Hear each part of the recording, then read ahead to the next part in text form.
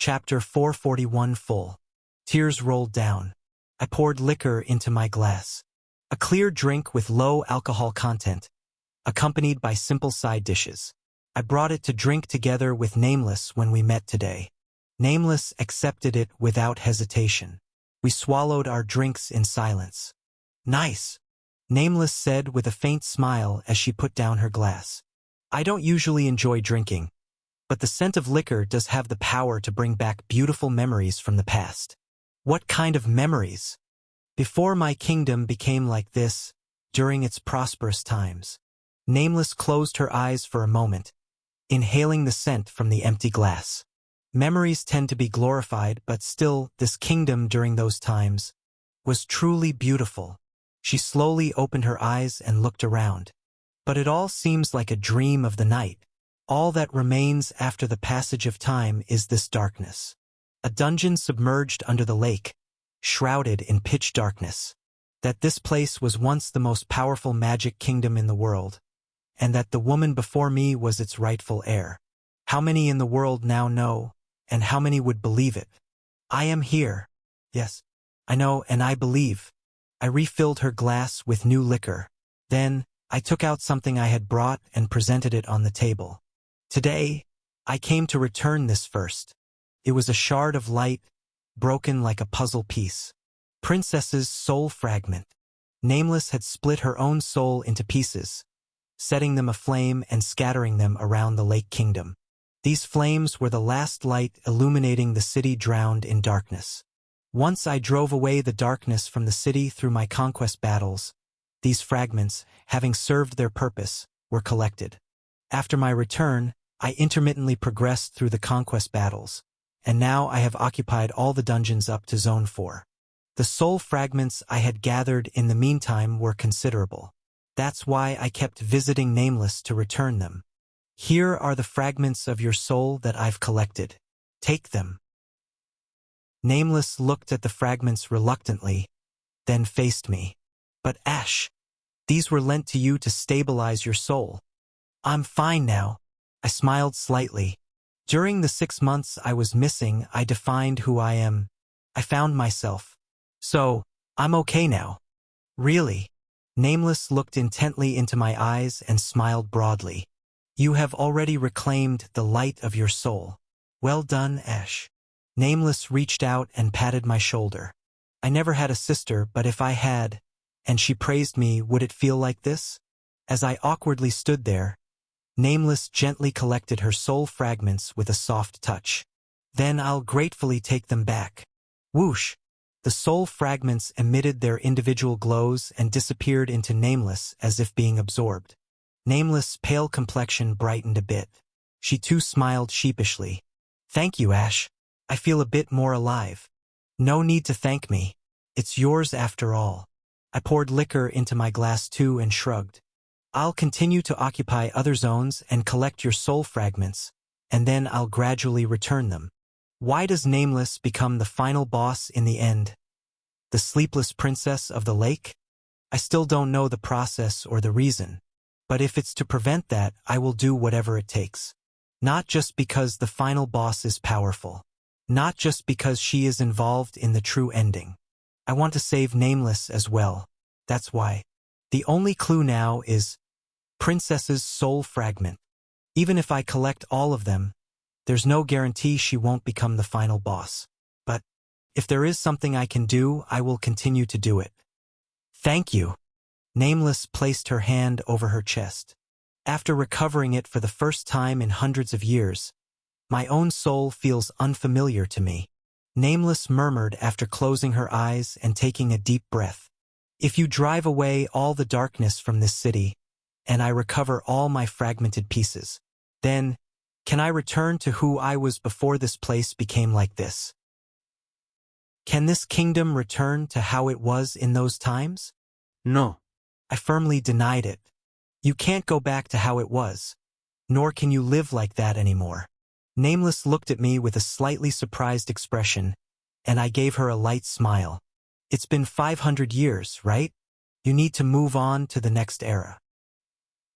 The world will change, Nameless. You too. should live as the new queen of the new Lake Kingdom, right? Nameless, who looked as if she had been hit on the back of the head with a hammer. Haha, I never thought about that. Finally burst into a hearty laugh. I always thought about returning to how things were before, never about moving forward into a new era. It's just a hypothetical story. But then, one of the most fun things is to drink the kimchi soup before the rice cake is even ready. If all this nightmare truly ends, and a new era comes, and you become the ruler of this Lake Kingdom, then what kind of ruler would you want to be? A ruler. Nameless stared blankly into space. That's right. I once imagined that. It's a story from the distant past now. It's okay to imagine. What do you think? After closing her eyes and pondering for a moment, Nameless said, I definitely had a sparkling dream, my own ideal of kingship, but I can't remember it. I had a feeling. She was lying. Her honest turquoise eyes were undoubtedly looking at her ideal, but she deliberately lied about not remembering, to avoid revealing her vision of kingship. Why would that be? If someday, my kingdom emerges from this darkness, if the brilliant sunlight from the outside world finally reaches the bottom of this lake, instead of the artificial flames I created by burning my soul, perhaps Nameless, has she already given up on such a day ever coming? Then I will tell you, Ash, what kind of ruler I wanted to be.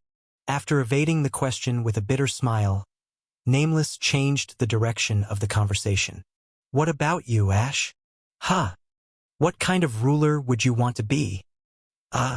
When all the monsters disappear and peace comes to this place, what will you do then? This time I was the one who was stunned. After the ending, it was a story I had never thought about. My thoughts had always been focused only on safely clearing these 3 years. But already in the latter half of the second year, the third year will soon come crashing in. The battle with Fernandez and the remaining Nightmare Legion commanders, and finally the showdown with the Demon King. Yes, that's the ending. What about after that? This place is not a game. It's a complete reality. I am Ash with only the memories of Retro Addict. So, even after the ending, I have to live. There won't be a game statistic screen, no staff roll, no the end text appearing. Life goes on. You too have sufficient qualifications as a sovereign, don't you? Nameless smiled gently. What kind of king would you want to be? I clenched my mouth shut and gripped my glass tightly. I have no intention of avoiding it, nor do I plan to pretend to be naive. With the rumors rampant that Crown Prince Lark is dead, if I engage in battle with Second Prince Fernandez and win, the imperial throne, needless to say, will fall into the hands of me, Third Prince Ash. Indeed, I did not mention it because it seemed unnecessary to say, but declaring war on Fernandez is no different from throwing my hat into the ring for the throne. And if I were to take the throne, after closing my eyes and organizing my thoughts, I opened my mouth with an awkward smile. Because it was none other than Nameless, I could speak comfortably. The royal path I wish to walk is, the next day, Crossroad, North Gate, clip-clop, amidst the peaceful sound of hooves, dozens of deer entered, each carrying a rider. The ones riding the deer without saddles were elves. At the forefront, the elf queen Skuld, riding the largest and whitest deer, admired the city. Just a few months have passed, but the city has developed quite a bit. All around the city, new barracks and various new buildings were rapidly being constructed. The city's development pace was extraordinary. It wasn't just about architectural techniques or the influx of population.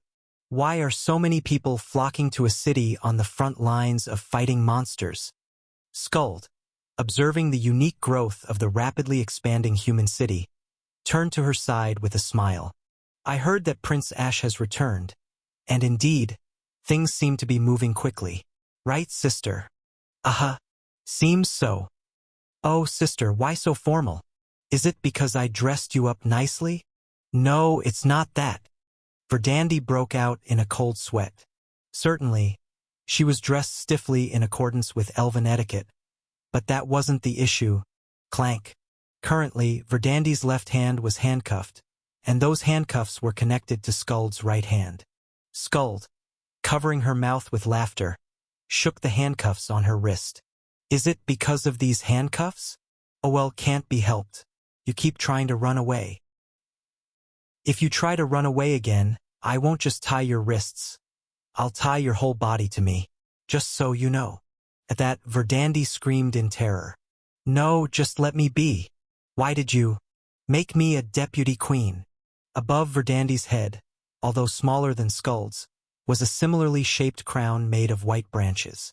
Skuld, fixing Verdandie's crooked crown with a grin, said, Sister, you are of the elven royal bloodline. You're more than qualified. Qualified my foot. I've been wandering around for 100 years abandoning my kingdom, and after those 100 years you brought back the Holy Grail, the seedling that could become the world tree of the next era. So, you deserve this treatment. But that's... All right, enough. Let's get going. Skuld whispered softly as they drove the deer further into Crossroad.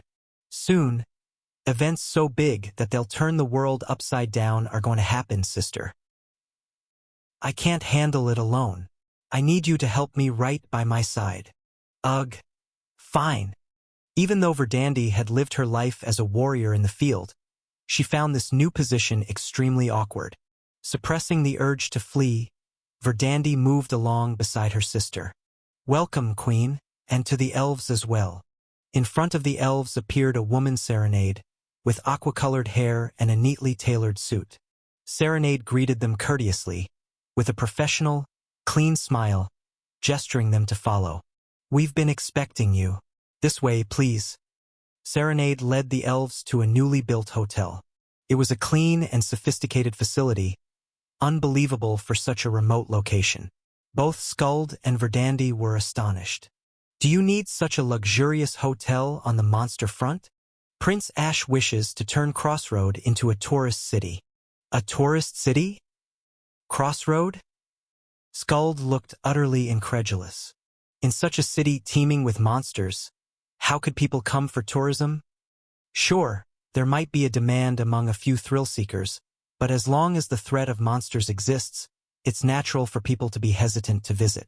Anyway, that prince can't tell if he's extraordinary or a bit mad. Skuld, shaking her head in disbelief, was led by Serenade. The banquet hall is this way. Please, come. Leaving the deer and other elves behind, only Skuld and Verdandie entered the banquet hall. And as soon as they stepped into the neatly arranged banquet hall, somebody save me. Kelly Bay, a dwarf artisan who had arrived earlier, burst out screaming. Kelly Bay? What's wrong? A flustered Verdandie blocked Kelly Bay and asked, and Kelly Bay, trembling, gestured towards the inside of the banquet hall. My son. Your son? You mean, the dwarf king? Yes, that damned traitorous child. Kelly Bay let out a wretched scream. He's trying to kill me dash. Before he could finish. Thud, thud. Exuding a terrifying murderous aura, Kelly Bay's youngest son, the dwarf king, emerged from inside the banquet hall. Chapter 442. Dad. The youngest son of Kelly Bay, the dwarf king Kellison, walked out of the banquet hall, his face flushed with drunkenness. His bushy beard and bulging eyes resembled his father's, but there was a crucial difference. Swish, swish. His hair was lush. Golden curly hair cascaded down, and Kellison sighed as he swept it back. In his hand, a broken liquor bottle gleamed threateningly. You called me a traitor, but do you know what betrayal of duty really means? Ha. Ha. Kelly Bay, hiding behind Verdandie, stuttered. Isn't that what you're doing right now? Violating the duties that should be rightfully fulfilled. That's what betrayal means. Kellison growled menacingly. You ran away from the throne, abandoning your family, and now, decades later, you return without a proper explanation and drag me here. As a prince and a father, you didn't fulfill your duties. Kellison menacingly waved the broken bottle in his hand. Perhaps the real betrayal was committed by you, Dad? Okay, okay, let's put that down and talk. All right? All I ever wanted was a modest life fitting for a dwarf. To buy a small cave, dig until I can dig no more. Kellison, grinding his teeth, approached Kelly. But my dream flew away because I was forced into this unwanted throne. You ruined my dream, Dad. I'm fulfilling it for you. I'm the one digging the tunnels now. It should be the father realizing the son's dreams. Why is it the other way around? Kellison grabbed his flowing hair. I've had to play the king since I was 13. Forced into marriage. I already have 4 kids. I'm even losing hair due to the stress of kingship. Can't you see my receding hairline? Is that something you say in front of me? Kelly spat out loudly, thrusting his gleaming bald head forward. And besides, did I ever give you the throne? Everyone just played hot potato with it, and you, being the youngest and weakest, were forced into it. Don't just blame me. Go complain to the other relatives and your older siblings. I already did. All the other relatives got a good punch from me. Oh, did they? Now you're the only one left, Dad. So, just one punch. Let me punch you just once. How can you even think of hitting your own father? This shitty. Hey, lock him up. The dwarf father and son continued shouting and running around the banquet hall. Watching this disgraceful scene, Elf Queen Skuld clicked her tongue. Just great. Such lowly brawling between relatives. The dwarves never change, even after all this time. Who is this? Only then did Kellison notice Skuld and, fixing his crown, grinned. Still playing queen while trapped in your autonomous district? Our little queen? Who are you calling little? You damn shorty. Skuld's forehead instantly bulged with veins. Listen, dwarf king. I've lived many times longer than you. Watch your words. Got it? Then Kellison clicked his tongue. Listen here. I'm 46 years old. So, dwarves live up to 500 years at most. So, in human terms, considering humans live up to 100, I'm about 10 years old. And your point. How old do elves live? If they don't die in accidents, they live forever. But usually, elves don't achieve eternal life and die. The oldest elf recorded in the documents lived for about 10,000 years. Right? So, based on 10,000 years, your age is about 300 years now, right? Then, in human years, you're about 3 years old? What? I'm like 10 years old in human terms, and you're 3. So, aren't you even younger than me? What kind of nonsense is that? Skuld's face went blank in front of this miraculous logic. The spectators could only sweat at the sight of such childish quarreling between leaders of their races. That's when it happened. The king of the merfolk, King Poseidon 13, is entering. TL note. Changed from mermaid to merfolk. King Poseidon 13 of the merfolk entered the banquet hall. His body was in a movable bathtub. He had returned to Crossroad just a few weeks after leaving, obviously to attend a formal meeting in Crossroad. Unlike his previous appearance, the merfolk king, adorned in proper royal attire, looked splendid. His body was adorned with pearls, shells, and jewels, and the bathtub he was in was also decorated with various gems. A crown woven from pearls adorned his aqua-colored hair. Skuld was taken aback by his arrival. King Poseidon 13? I thought all the merfolk had gone to a different continent. How easily can one abandon their homeland? That's what he says. Serenade translated for the king from the side using sign language. Then Kellison, stroking his beard, asked, King Poseidon 13? So, you're 13 years old. Nice to meet you. I'm Dwarf King Kellison, 46 years old. Since you're 13, I guess I'm a bit older, right? At that moment, King Poseidon, who had been communicating through sign language, opened his mouth. Talking nonsense. These kids trying to match up with me. Hey, do you know how old I am? It is genuinely a pleasure to meet you like this. Serenade, sweating profusely, translated? But no one believed that was the actual content. As the three kings of different races were squabbling over their ages, things began to calm down. Skuld exhaled a long breath and looked around. So, 3 of the 4 races blessed by the ancient gods have gathered here, but the last race is missing. Isn't anyone here from the beast folk? There is no one called king among the beast folk. Even during the racial wars, they participated as a tribal coalition. Maybe we should start the meeting without waiting. That's what King Poseidon suggests. That's when it happened. Boom! The doors to the banquet hall swung open forcefully, and a towering figure entered. With long, braided red hair, an X-shaped scar on his forehead, and a silver leather cloak on his back. He wore no crown, but instead, his arms were adorned with symbols of various beastfolk tribes. It was Cuchulainn. Am I late? I hurried as much as I could. Cuchulainn, looking sheepishly at the other waiting racial kings, scratched the back of his head. I'm Cuchulainn from the Leaf Wolf tribe. Recently, I gathered all the other beastfolk tribes and won a big fight. So, from today, you can call me the king of the beastfolk. His sudden appearance and self-introduction as the king of the beastfolk was immediately accepted by the other 3 kings. Not only because of the representative symbols of the beastfolk tribes tied around his arm, but also because they intuitively felt it. The fighting spirit emanating from Cuchulainn's entire body. The beastfolk are a race that venerates martial prowess. The strongest represents the race. The man before them undoubtedly radiated the presence of a strong leader, sufficiently qualifying him as the king of the beastfolk. Kellison approached Cuchulainn and bluntly asked, "How old are you?" "Excuse me?" Cuchulainn, confused, counted on his fingers, furrowing his brow. How old am I? I haven't hit 30 yet. Then I, being 46, am older. Call me Hyung, brother. TL note.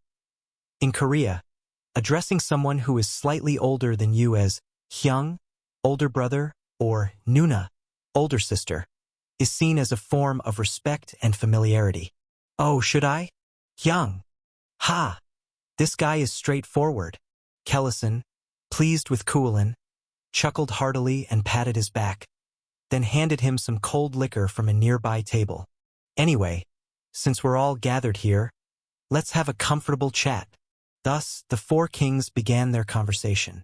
At last, relieved from the oppressive atmosphere, Celebi, Verdandi, and Serenade hid in a corner of the banquet hall to catch their breath.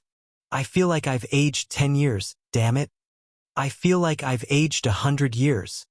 I can't afford to age as quickly as you two. Please look. Drinking the beverages laid out in the banquet hall, the 3 of them looked around. While the 4 kings of different races were the center of attention, other kings and leaders from various places had also arrived. Leaders from small neighboring countries and city-states that supported Crossroad during the previous fight with the goblins continued to enter. Even those who hadn't participated in that fight, but were intrigued by Ash's invitation, had come from afar. There are many impressive figures here. Only renowned leaders from the frontier. No matter how impressive, they're just rejects driven away from the central lands conquered by the Empire. What's Ash planning? Gathering these nobodies. Please lower your voice. Others might hear. The 3 of them continued their conversation, observing the attending kings. Then it happened. I wonder if everyone is enjoying their drinks. Click, click. With the sound of distinct footsteps, the organizer of this meeting appeared. Black hair, black eyes. A young man in a smart and comfortable suit. It was Ash-born Hader Everblack, the 3rd prince of the Everblack Empire. Without any extravagant jewelry or the common crown seen here, the young man's relaxed smile seemed to emit an aura not inferior to, perhaps even greater than, that of the other kings. Many in the banquet hall swallowed nervously at Ash's appearance. Skuld fanned herself and covered her nose, lost in thought. He's changed again since last time. After the fight with the goblins, Ash had seemed extremely vulnerable. But now he appeared completely stable. If his previous self was like a branch swaying in the wind, now he seemed like a great tree deeply rooted in the earth. Back then, he had the charm of a boy about to crumble, but now, he seemed to possess a charisma that wouldn't be out of place in the highest seat of power. Was it an innate trait of his royal lineage? Or maybe, welcome everyone. I am Ash-born Hater Everblack, the Lord of Crossroad who invited you here. Thank you for coming such a long way. Ash, bowing gracefully, smiled softly. It will take a few more days for all the invited guests to arrive, so the formal meeting will wait until then. I hope you can stay relaxed until that time. Everyone had anticipated this and had cleared their schedules accordingly. It would be more of a loss to wrap up a gathering of such leaders in just a day or two. Relaxed, huh? However, Dwarf King Kellison seemed to have different thoughts. This isn't the time for relaxation, Prince of Everblack. Ash slightly bowed his head towards Kellison, who stepped forward. Please speak, Dwarf King Kellison. The world is collapsing, not metaphorically but literally. Thud. Setting down the liquor glass he had been holding since his arrival, Kellison continued. After the Imperial Throne War, the Empire's capital locked its gates, and global logistics and industry halted. Amidst this, all kinds of ominous rumors are spreading worldwide. What rumors? Harbingers of doom. Kellison shrugged. End-of-the-world scenarios are a favorite topic among doommongers. I'm just a young dwarf of 46, but almost every 5 years, there's been a frenzy about world-ending theories. There were always sinister rumors. Plagues, famines, wars. People trembled in fear, but the world didn't end. Not until now. But this time it's different. You all must have felt the same ominous feeling. That's why you rushed here. In this world built on magic, intuition is sometimes more accurate than any other judgment. And everyone was feeling it. Something immense and ominous was about to happen. The sovereigns gathered here all sensed it. That's why, instead of the locked-in second prince in the imperial capital, they answered the call of the third prince from this remote southern land. Why have you gathered us here? If there's an agenda to discuss, let's be frank and get to it. To Kellison's question, Ash, with a slight smile, did not hesitate to state clearly. The reason I've gathered you here is simple. I ask you to lend me your lives. Kellison frowned. For the war against Fernandez? Are you aiming for the throne? And beyond that, Ash was unequivocal. The final showdown with the ruler of the monsters, the Demon King. So, it's not just a fight for the world's center, but also to lend a hand in battling monsters in this remote southern land. That's correct. Kellison clicked his tongue. Why should we do that? If you don't, we'll all die anyway. Ash was smiling, but the young man's eyes, although tracing a gentle curve, were chillingly cold. Let me be clear. This is not a suggestion.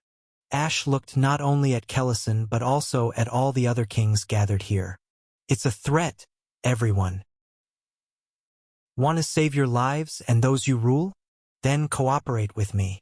Immediately after, Ash shrugged nonchalantly with a playful smile. Or we can all die together. Chapter 443. Or we all die together. At my words, the banquet hall froze over coldly. What broke the silence was Kellison's short laugh. Ha! Such a bluff. The dwarf king stroked his curly golden beard and glared at me. A monster causing the end of the world? Haven't we fended off such insignificant foes at this small front line for the last few hundred years? Even if you make such an exaggerated claim, it's because of that monster that Fernandez is causing such a havoc. I said calmly, hands clasped behind my back.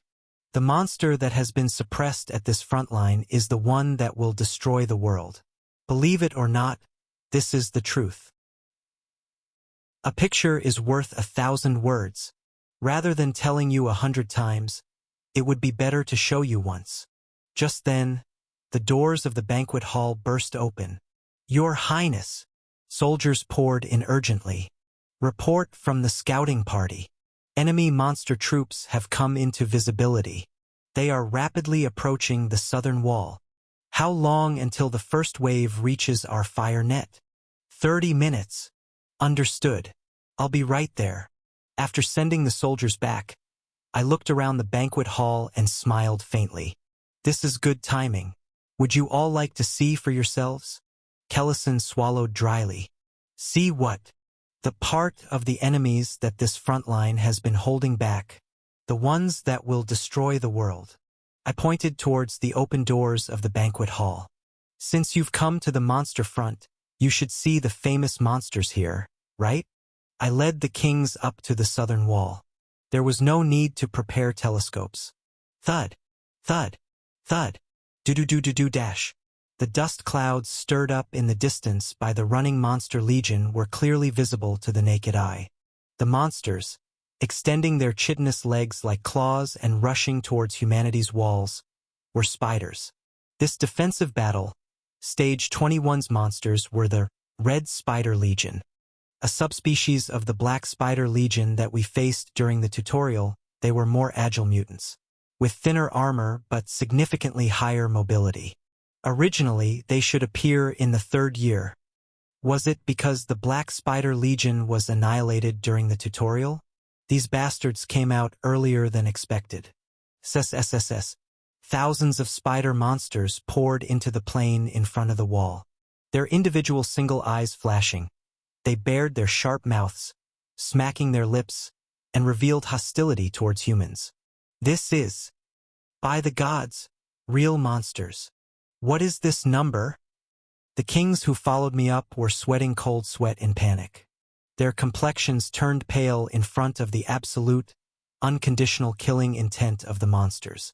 At least those who had come to aid during the Goblin Legion's wave had fought battles throughout this region, so they were a bit better off, but they were just as taken aback. Goblins are a concept similar to a natural disaster that still exists today. But the spiders standing outside the wall now were real monsters that only existed in ancient legends. This is Prince Ash. Kellison looked at me with a face slick with cold sweat. That, I get the intention, but isn't this too dangerous? Let's go inside. All forces dash.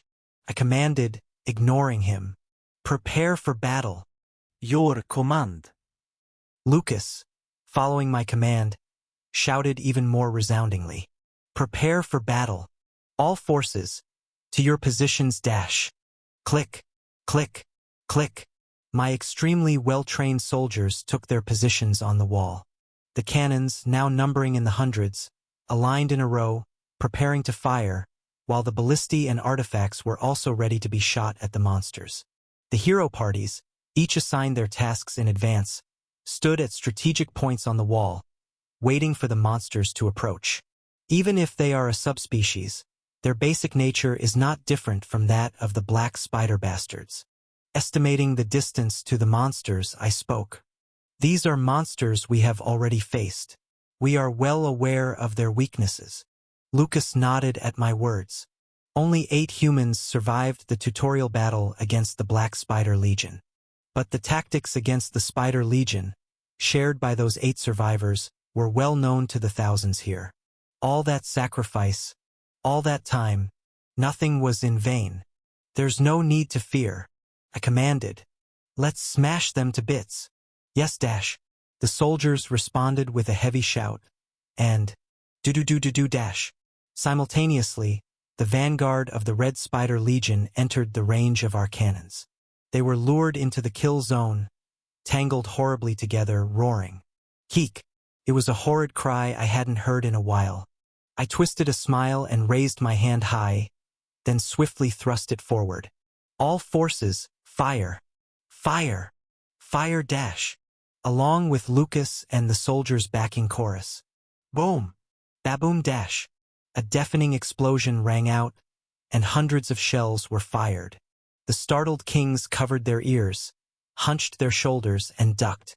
I smirked. They would have to get used to this noise quickly. The fired shells poured over the heads of the monsters. Boom! Kaboom! Causing tremendous explosions. Our crossroads pride, the crossfire, shredded the front of the Monster Legion. However, the Red Spider Legion is a top-tier monster legion. Stopping them with fire nets alone at the kill zone has its limits. Keek. Do-do-do-do dash. Sure enough, piercing through the thick smoke, they rushed out. The Red Spider Legion, a faster mutant than the Black Spider Legion with thinner exoskeletons. A direct hit by a shell meant instant death, but the chance of evading a direct hit was higher. Bang! Kaboom dash! Thousands of red spiders charged across the southern plain, cutting through the flames erupting in all directions. Hick! Wow, wow! The kings panicked, seeing the monsters rushing up close in no time. Some trembled their legs, some turned to descend the wall right away. Click! But the staircase down was tightly blocked by the melee troops, including Evangeline. Evangeline smiled broadly at the kings, who looked at me in confusion. I spoke indifferently. The safest place is right here on the wall, where our entire force is. Don't think about going anywhere, and watch till the end with your own eyes. This is the battle always fought here at the monster front. I thrust my hand forward. Ballista unit. Fire dash. Sisak. Thudu-du-du-duke. As soon as my command was issued, hundreds of ballistae on standby spat out large arrows. The soldiers' proficiency in equipment and aiming skills were unbelievably great, even to my eyes. The ballista arrows pierced through the red spiders, pinning them to the ground. Artifact unit.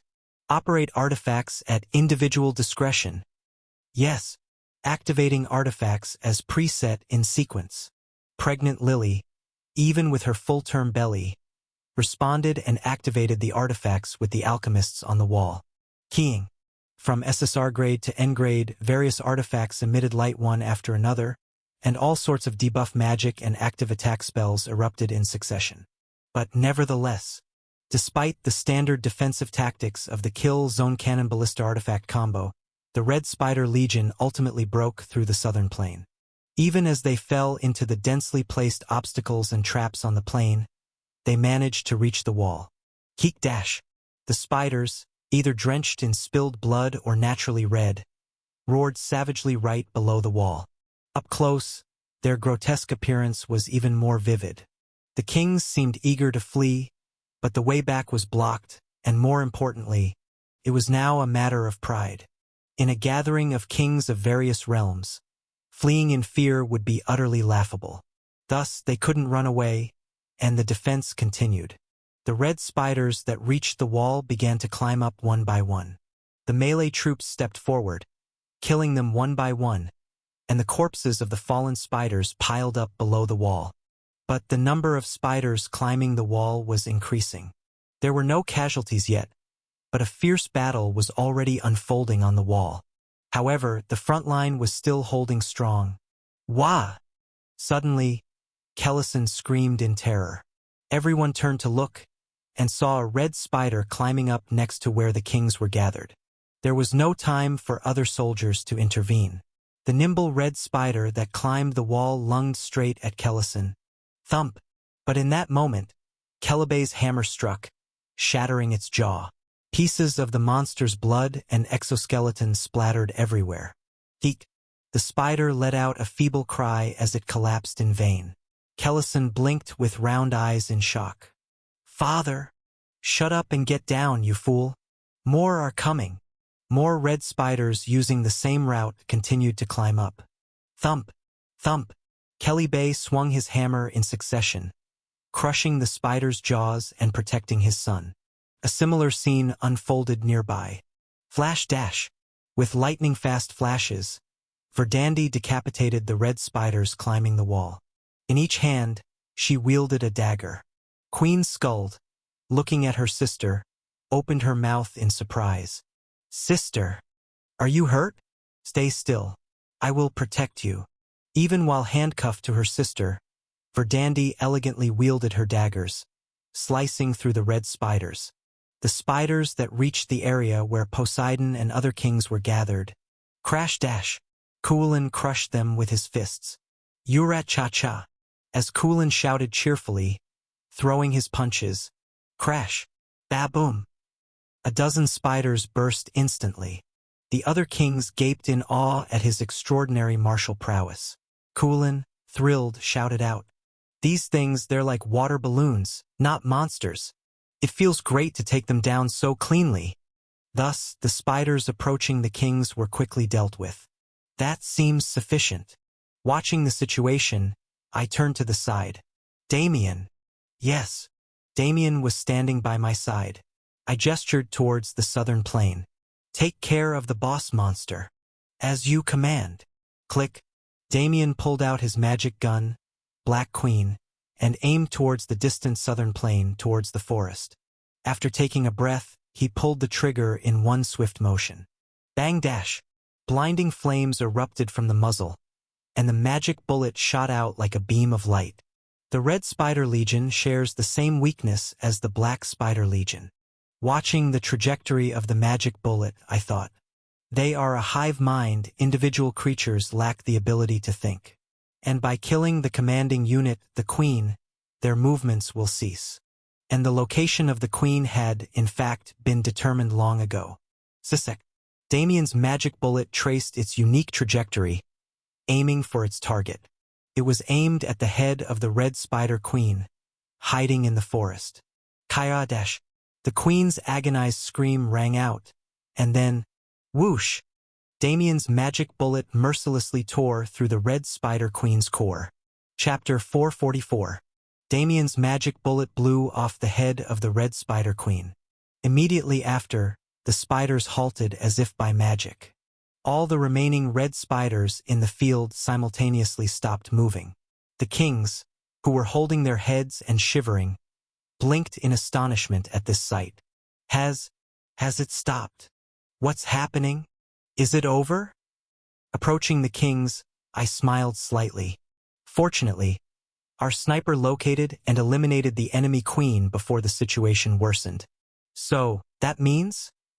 Yes, the current defense is over. I briefly looked down below the wall. The kings also glanced over hesitantly. The corpses of the spiders formed a mound. Even those still alive had stopped moving, standing still. Looking at this eerie scene, I added, in a few weeks, new monsters will swarm here. Again? In such numbers. Yes, we've had even larger invasions before. Anyway, for today, the situation is over. It's our victory. I turned to the soldiers and shouted, all forces, well done. Click. The soldiers all looked my way. I nodded heavily. The Spider Legion was the first monster legion I faced when I first came to the city. At that time, Crossroad lost thousands of troops. The scenes from the tutorial stage were still vivid in my memory. That brutal and tough battle, our allies dying.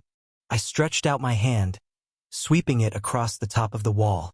But today, we had no casualties on our side. And the once terrifying and powerful Spider Legion fell like autumn leaves today. The red spiders ultimately couldn't overcome the wall, and our soldiers did not suffer even a minor injury. You have become strong. I shouted again with emphasis. We have become strong. I'm proud of you, my warriors. We have undoubtedly grown, and we will continue to grow. I smiled brightly, clenched my fist, and raised it. Today, let's eat and drink at ease. What dash? The soldiers cheered in unison. The walls of Crossroad were filled with the roars of victory, as deafening as the sound of the cannons. Turning away from the elated soldiers, I glanced at the kings and winked. I'm glad our front didn't show an embarrassing side to our guests. The kings were still in a daze. Having witnessed the overwhelming force of the monsters firsthand, survived an attack at close range, and then seeing it all turn into a victory with the soldiers cheering. It was overwhelming. They had a lot to process. I pointed to the stairs leading down from the wall. Let's go down. We should finish our discussion. Shouldn't we? After safely escorting the kings back to the hotel. While watching the cleanup of the front, Lucas asked cautiously, wasn't it unnecessary to clash with the spiders? Couldn't we have just had Damien snipe the Spider Queen from the start and end it? That's right. We had identified the Queen's location from the beginning. Damien was waiting to snipe on my signal. Catching the boss stops all movement, and that boss, the Queen Spider, has weak combat power. She's the type who commands safely from a distance, but for Damien, such long-range sniping is no big deal. We could have ended the stage much more easily. However, that wouldn't have had a dramatic effect. It was necessary to show them, to those who have been living safely from afar, not truly realizing the magnitude of this great threat. What a monster truly is. How deep the hatred they hold for humans is, right from the bottom of their souls. And what kind of battles the people of this monster front have fought and will continue to fight.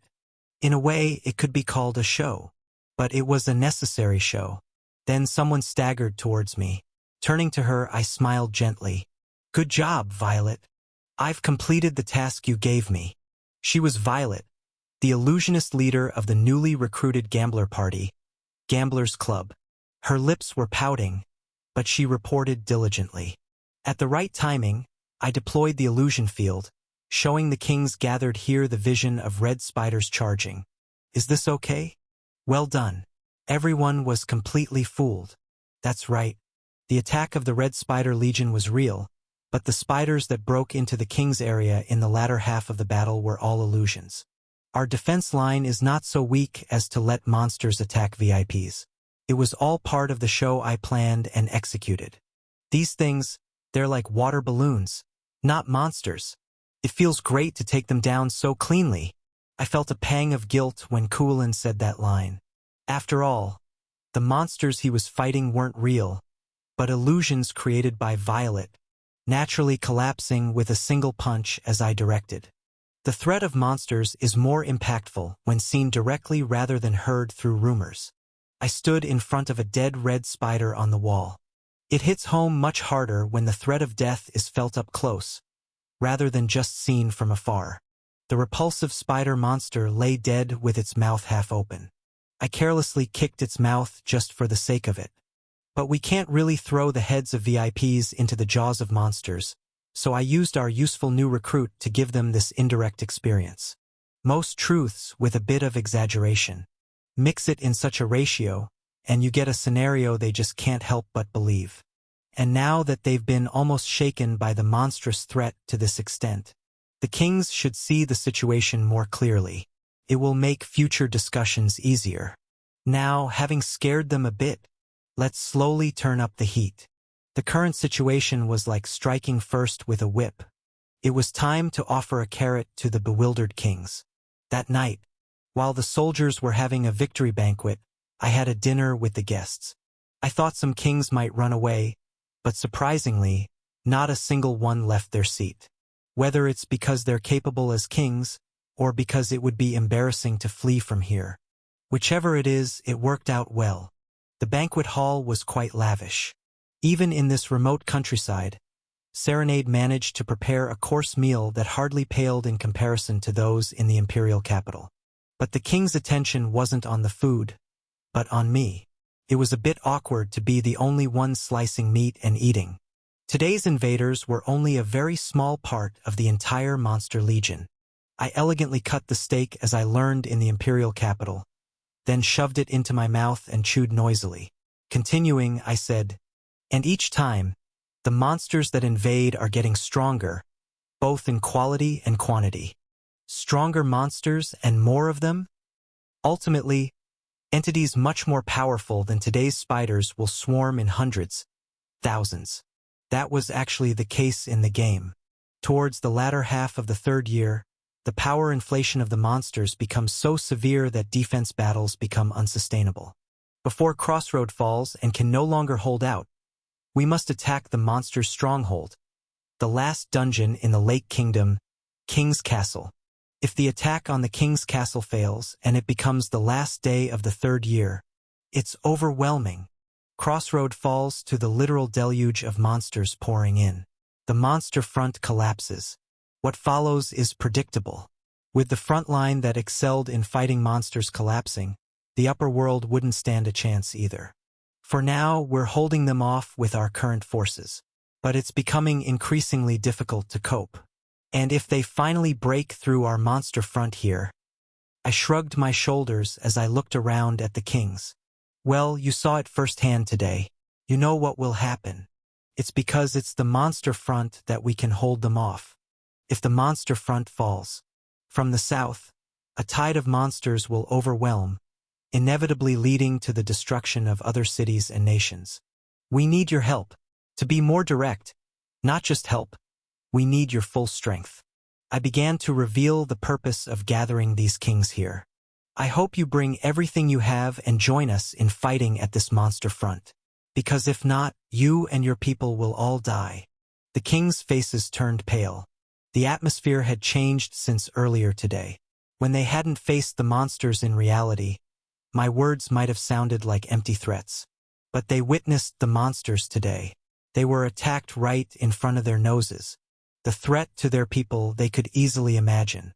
My purpose is not to engage in political strife with Fernandez. It is to protect this world. There's a real threat, and the world must be protected by all its people. Therefore, you must cooperate. There's a cause and justification. So, what's needed lastly? And if you cooperate, if you join us at the monster front, I will gladly provide what each of you desires. That's the carrot. Even facing such a huge threat, people still move for a carrot.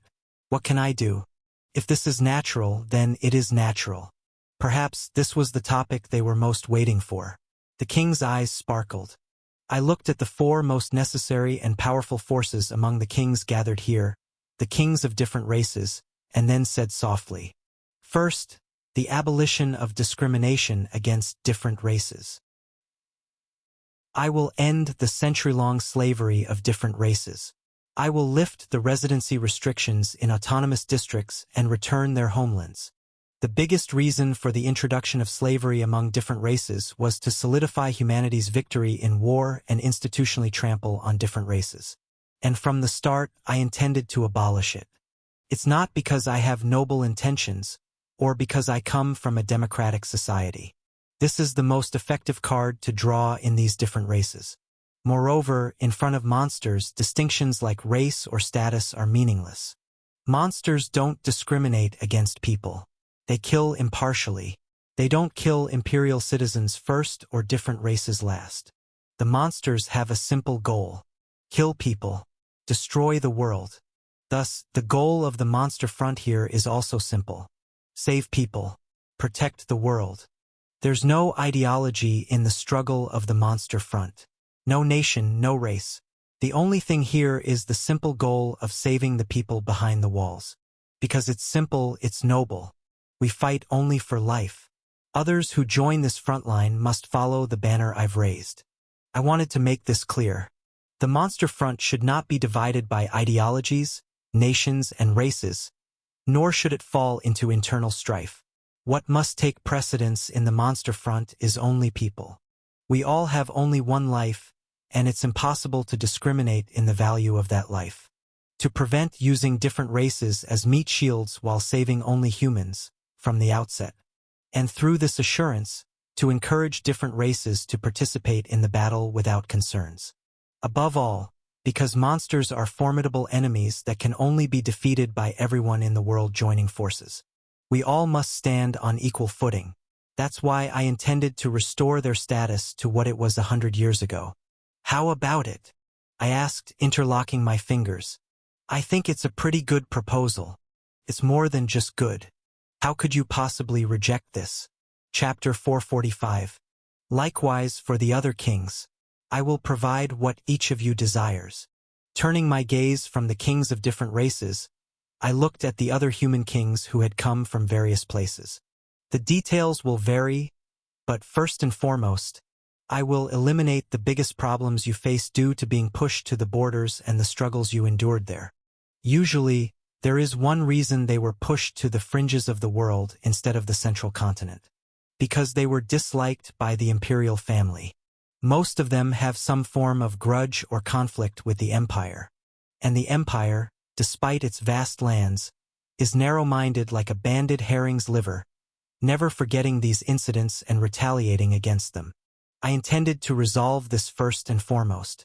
I will dismiss all unpleasant incidents that occurred between you and the empire, and any debts or obligations left by the empire will be forgiven and pardoned. I will also withdraw all kinds of economic sanctions.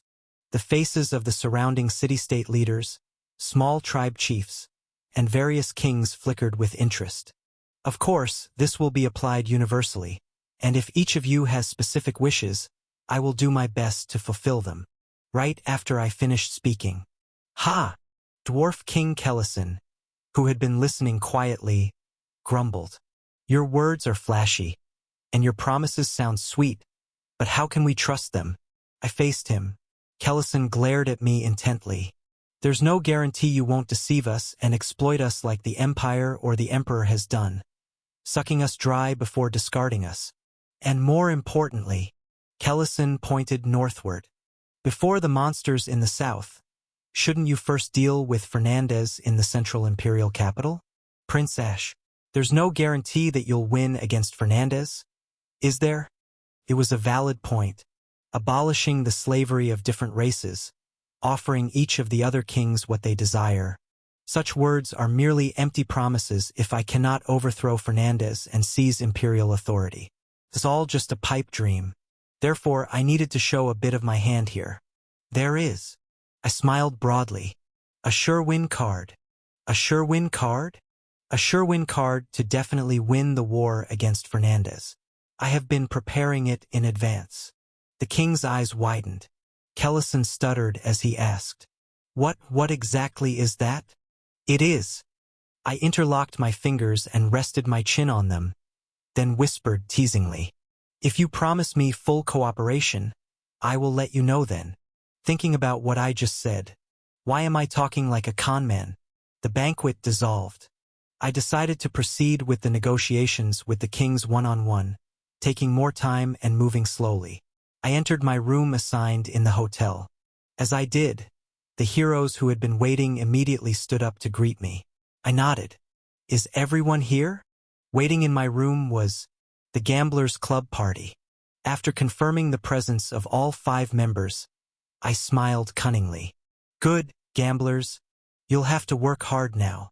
The composition of the Gamblers' Club was as follows. Illusionist Violet, Puppeteer Cobalt, Seer Lime, Mind Reader Orange, and the Card Shark Scarlet. At first glance, aren't they a lineup that could be incredibly useful in espionage? For the next few days, you 5 will have to read the minds of all the kings. I spoke sternly to them, who were looking at me with tense faces. We can overlook the kings who are cooperative in the negotiations, but those who are uncooperative, find out why, what their reasons are. I had no intention of letting any of the kings and their forces gathered here slip away. I was determined to make all the kings cooperate with my plan. If necessary, I would exploit their weaknesses, threaten them, and use whatever means necessary. To do this, I needed to understand what they were thinking. Being duplicitous is a basic trait of a ruler. I had to carefully scrutinize whether they were truly willing to cooperate with me. The only entertainment facility in this hotel is the casino. It's unimaginable that these kings, who carry such titles, wouldn't visit it. There might be exceptions, but I could personally invite or handle those cases separately. You will serve as casino dealers, entertain them, and gather information about them as my eyes and ears. I urged them earnestly, and especially investigate the uncooperative kings in depth. If necessary, you will need to approach them in different roles like hotelier, manager, concierge. Yes. Good. I wish you luck. I clapped my hands and smiled. Operation Casino Royale begins. Scarlet was a first-class card shark. First class doesn't just mean playing with card hands. It means being able to play with the opponent's mind as well. As a dealer, Scarlet orchestrated the entire card table, skillfully manipulating her opponents. The best hand given in a critical situation. All-in and victory. Those who sat in front of her without a thought were soon completely relaxed, cheering and shouting. What was the gambling report number again? Puppeteer Cobalt and Illusionist Violet were also capable of playing with the entire table alone. They too created thrilling victories for the kings, elevating their spirits. Alcohol and victory. Just as the soldiers outside the hotel were unwinding in their banquet, the indulgent kings gathered here were also easily relaxing.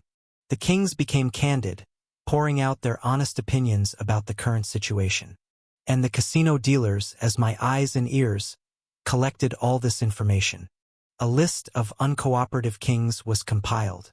Seer Lime used her clairvoyance to overhear their conversations in hotel rooms. Mindreader Orange pretended to serve them drinks, drugged their tea, and then read their minds. Cobalt's puppets hid throughout the hotel to monitor them, and Violet followed them, manipulating reality. So, just a day and a half later, the inner thoughts of most of the kings gathered here were revealed. Kings are mostly indulgent. Treat them well and they easily open up. I tapped the compiled information with my fingertips and muttered, suddenly feeling a chill.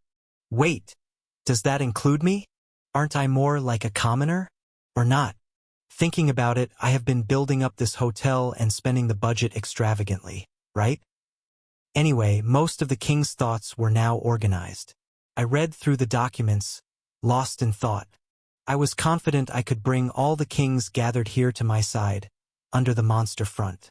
After all, they can't choose Fernandez.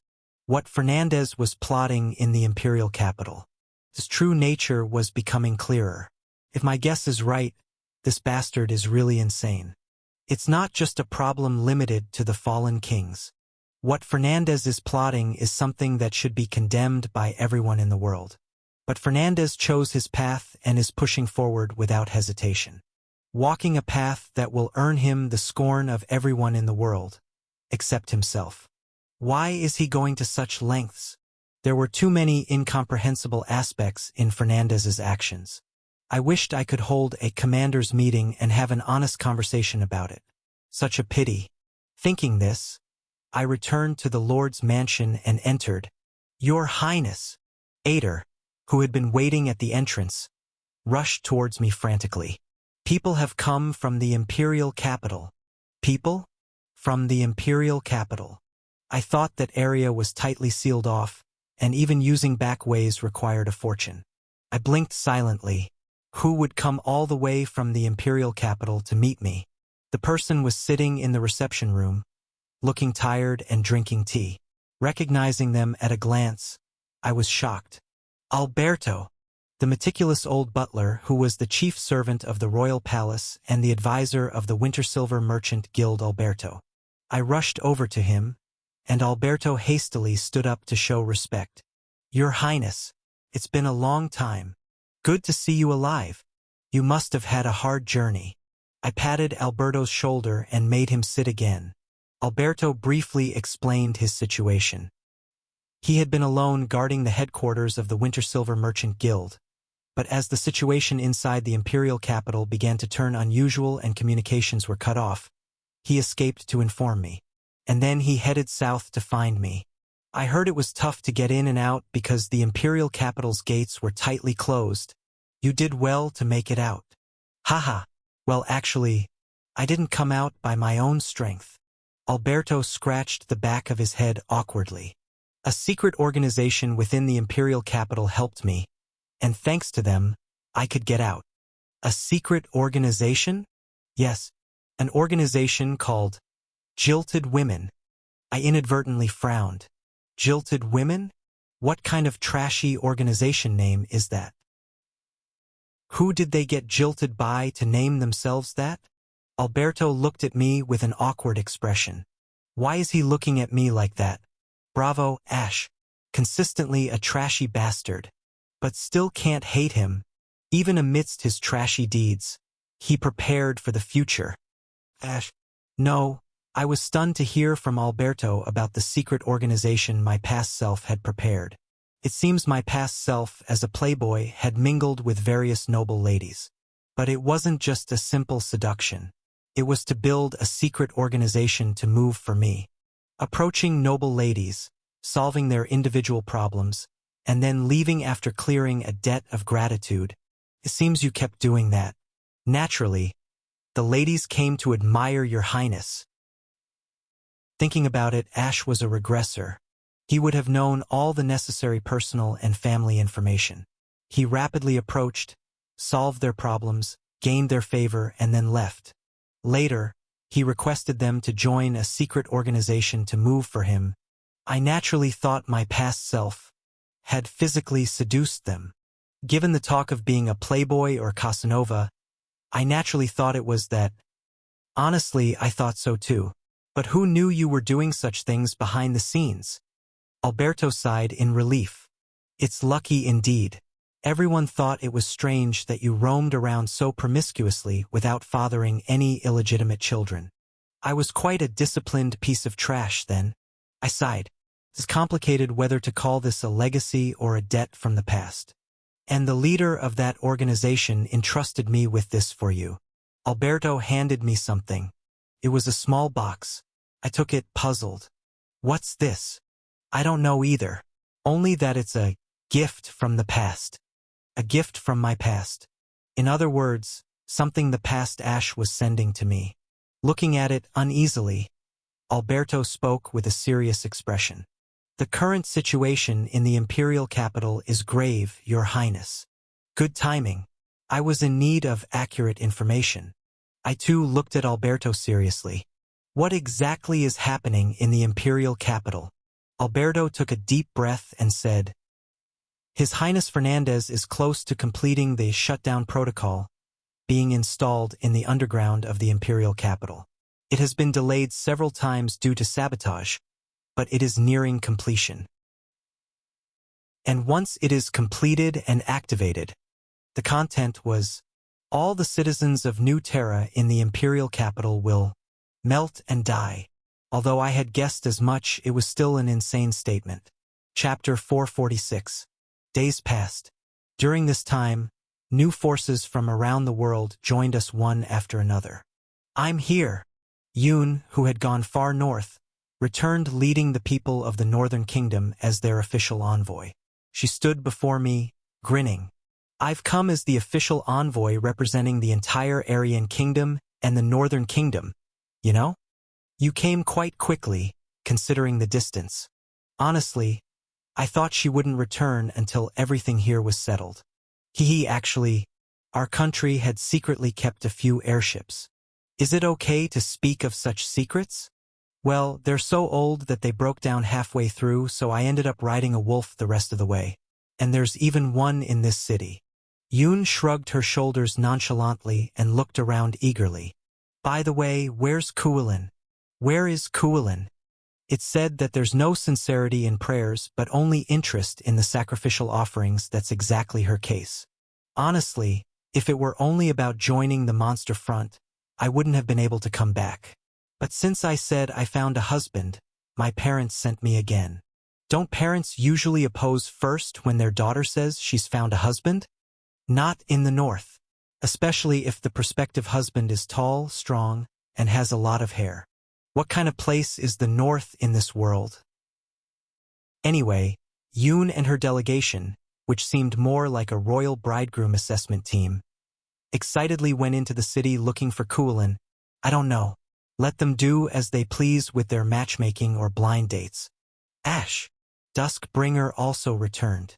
She brought back with her people from small countries unreachable by communication, descendants of the Western Kingdom, and leaders of states hostile to the Empire, perhaps thanks to the Bringer Duchy openly challenging the Empire. A large number of real fallen kings, those who had been dethroned by the Empire and living in hiding, also came with her. After introducing them, Duskbringer raised her chin proudly. I do have some influence. Feel free to praise me. I always had faith in you, Duchess. While Duskbringer and I had a warm relationship, the other fallen kings she brought were glaring at me with suspicion. Well, I am the third prince of the Empire, after all. You must be tired from the journey. Please, come this way. Since I had enough of being grilled, I smiled gently and led them to the hotel. After almost all the kings on the list had arrived, finally, Your Highness, Hannibal arrived. The shaggy-haired boy who had been Kelebe's assistant and performed spirit enchants. Hannibal, who had left the city with my permission to go to his hometown, returned neatly dressed. With his hair, once long enough to cover his eyes, neatly trimmed, he looked like a different person. Children grow up so fast. While I was thinking this, Hannibal respectfully bowed before me. Thank you for agreeing to the demands of our half-blood community, Your Highness. Thanks to that, we were able to quickly gather a consensus and come here. It wasn't a big request. There was no need to ponder over it. Hannibal is a member of Half-Blood, a community of mixed-race individuals hidden throughout this world. These people, suffering even more discrimination and persecution than different races, are often abandoned at birth. Even if they survive their harsh childhood, they spend their lives hiding their identity. We don't have a country or a nation. All we have is an underground community formed in secrecy. This is often due to spirits residing within them. There's an old tale that spirits cherish orphans. I thought it was just a tale to give hope to orphans, but apparently, half-bloods actually have a significantly higher sensitivity to spirits. When Your Highness mentioned gathering forces to face a great enemy, I thought we should contribute even if our strength is small. Hannibal pointed to 4 boys and girls who had come with him. They were all spirit users. A party of 5 spirit users had now joined my ranks. Although our numbers are few, these are the best among the half-bloods at commanding spirits. We will do our utmost to support Your Highness and the monster front. Only those who act can seize opportunities. I smiled. You and your friends have seized an opportunity. The demands of these half-bloods were simple: improving the treatment of mixed-race individuals. I was more than willing to meet this request. Come in, spirit users. We'll be starting a meeting soon. The visibly nervous children hesitantly entered the hotel. I watched them with a smile. I began individual meetings with the kings. Knowing what each of them desired, I didn't hesitate to present my conditions. Most of them accepted my offer. Having seen the monsters and felt their threat, they set aside their other interests to promise cooperation. However, there were not a few who doubted and wanted to refuse me. They intended to leave the meeting without joining my forces. I'm sorry, but I can't just let them go. I already knew their inner thoughts. Over the past few days, I had deployed the Gamblers' Club party, using illusion, puppetry, clairvoyance, and mind-reading to uncover their true intentions. Not to mention the game's information. I was aware of each fallen king's recruitment conditions as well as their adversarial conditions. In other words, I knew their weaknesses. Using this, I proceeded with both threats and persuasion. I held their weaknesses and pressed them, armed with evidence. You say I secretly amassed slush funds without my citizens' knowledge. How rude. Where is your evidence? You claim I'm in an illicit relationship with our country's Minister of State. Absurd. Where did you pick up such baseless gossip? Ha ha ha. Look here, Prince Ash. Why do we, of the same kind, do this to each other? Backstabbing is a basic right of leaders, isn't it? At first, they all tried to resist, but eventually, all right, fine. I'll cooperate fully. Just please don't publicize that matter. Please keep it a secret. I have a remarriage wedding planned next year. If the affair comes out, it's all over.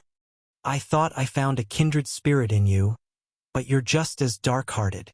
Let's see how long you can keep up this charade of being good. Damn it. In the end, they all gave in. It was easier than expected. The ones who had been stubbornly resistant when I tried to woo them gently folded quickly when I fiercely threatened their vulnerabilities. By any means necessary, I will unite everyone under one force. With a mix of carrot and stick, a blend of coaxing and threatening, I concluded agreements with the leaders of all forces. And after this process was completed, on the final night of the meeting, with all participants gathered at the banquet, I finally disclosed Fernandez's purpose. Fernandez intends to melt and kill all humans within the imperial capital. My calm statement froze the air in the banquet hall.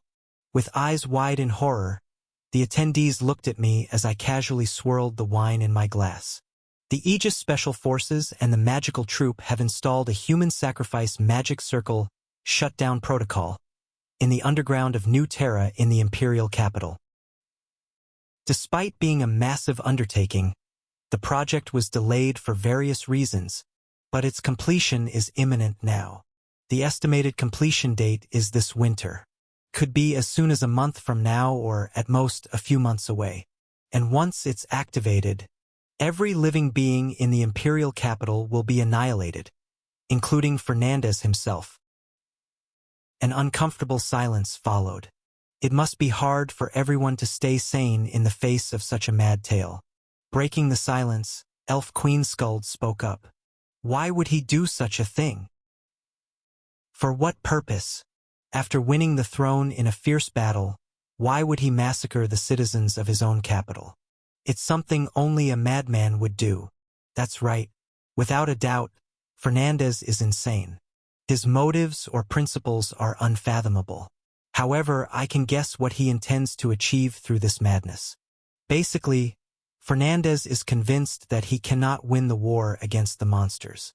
I don't know why he made this judgment, but his conviction seems solid. He was the type to declare surrender even before trying to fight. His original reason for wanting to become emperor was to beg for his life from the representative of the monsters as the representative of humanity. However, the Demon King rejected his surrender. Then, as a second best, or rather, the worst option, Fernandez chose this method. The shutdown protocol burns the body, but the soul remains there. And in the imperial capital of New Terra, there is a tree that can connect to the spirit world, the black thorn tree, ever black. You mean? That's exactly it. I sighed deeply. Fernandez plans to kill all the people of the imperial capital, taking only their souls to seek refuge in the spirit world. That's his plan. This is the true nature of the final Arkansas. Fernandez has concluded that he cannot win against the impending doom. Yet, he decided to continue the legacy of the empire and the survival of humanity by any means necessary, even if it meant living without physical bodies. As long as the spirit continues, even if only the souls could escape. That was his decision. In some ways, it could be seen as attaining eternal life. Bitterly, I recalled the magic city submerged under the Lake Kingdom. That great magical kingdom too had fallen into such a state in its quest for eternal life. The empire on the surface, though different in form, was seeking to become essentially the same. Through the shutdown protocol, sacrificing living humans as offerings will generate immense energy. If you offer the lives of all residing in the imperial capital, the amount of energy harvested would be unprecedented. The shutdown protocol itself can be seen as a burnt offering ritual.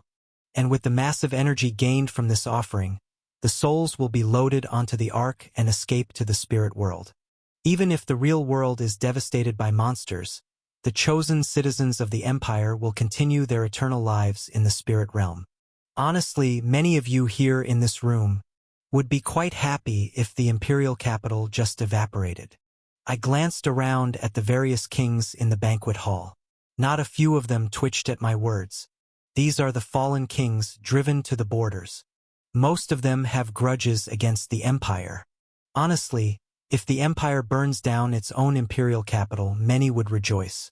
But everyone, without a united front from the entire world, we cannot win the war against the monsters. Even if all the small countries join forces. Eventually, without the full strength of the Everblack Empire, which currently holds sway over the world, the power of the Alliance would be reduced by more than half. We need to reclaim the imperial capital and retrieve the control of the empire. And give that madman Fernandez a good, hard punch in the gut for devising such a crazy plan. Can we stop it? Of course. Responding to Skuld's trembling voice, I smiled confidently. With your full cooperation, we can definitely stop it. Fernandez's conspiracy, the invasion of the monsters. We will thwart them all and move beyond the third years ending into the world that follows. That's why I'm here. So, after days of coaxing, cajoling, beating, and threatening, all the kings and leaders present at this meeting promised their cooperation. Especially after hearing Fernandez's insane plan, any remaining doubts seem to have vanished.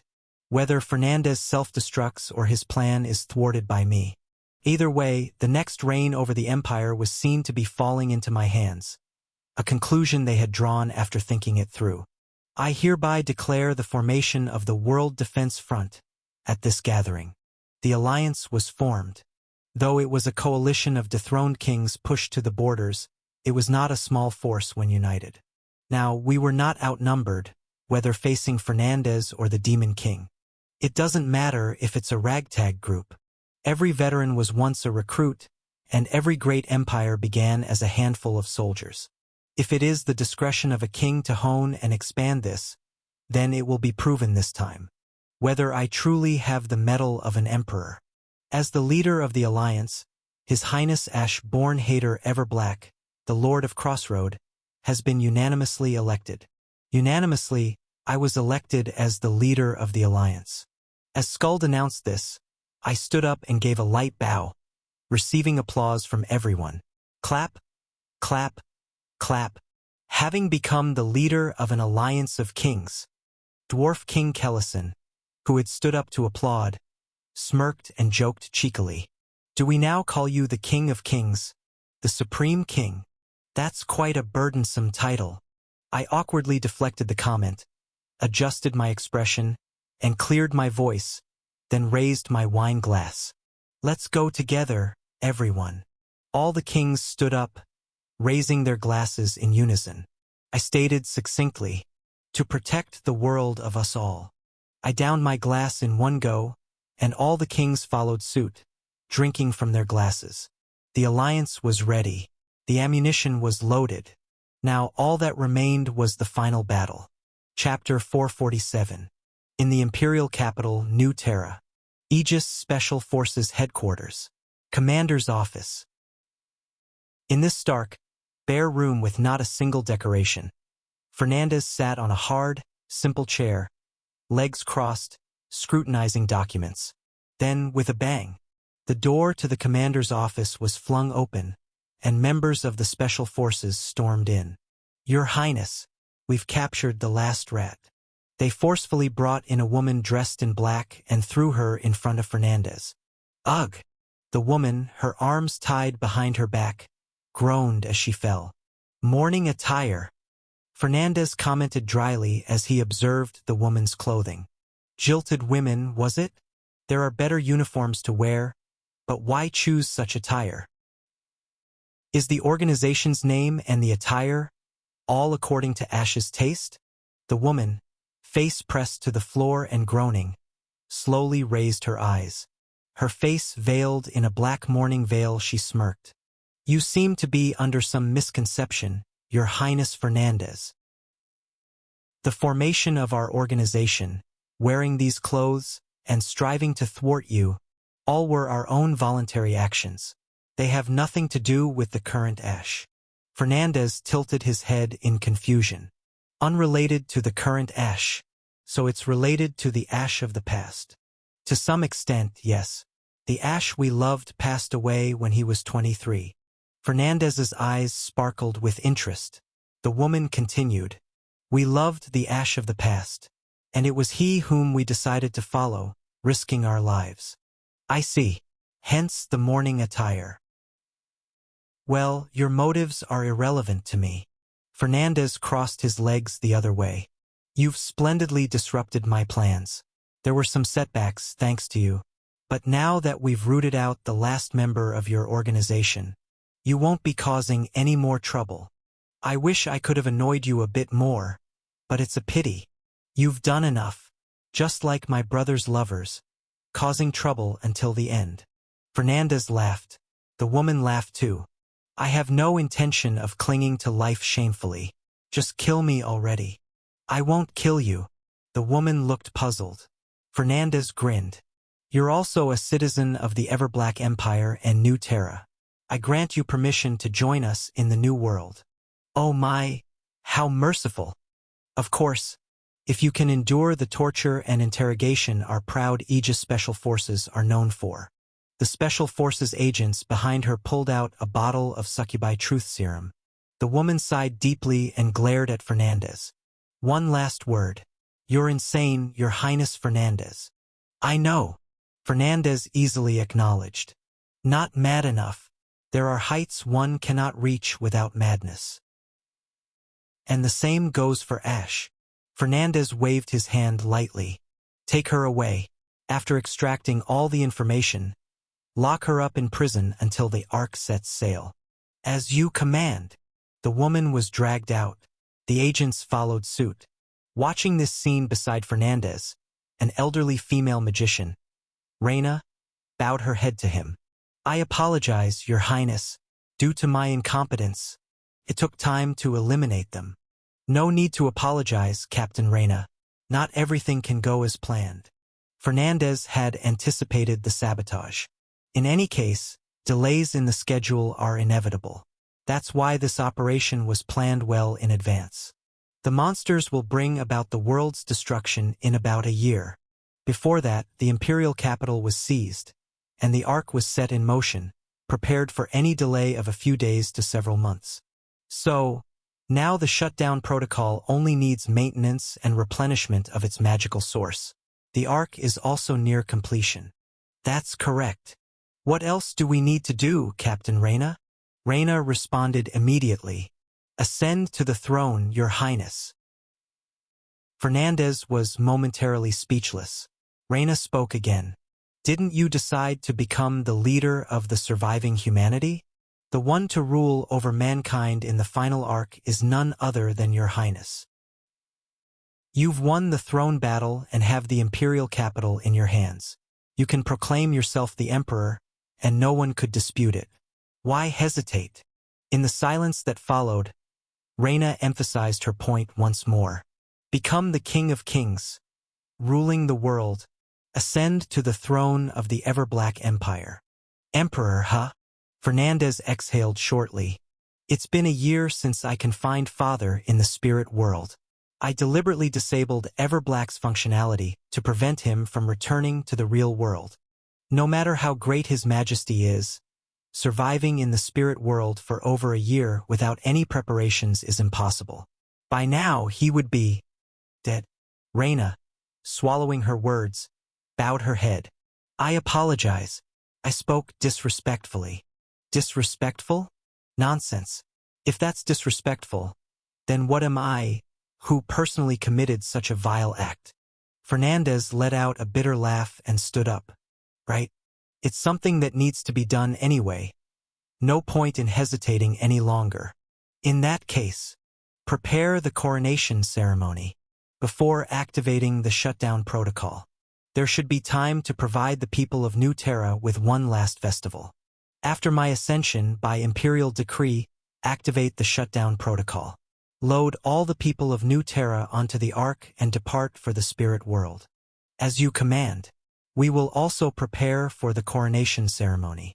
I'm counting on you. Reina saluted precisely and left the commander's office.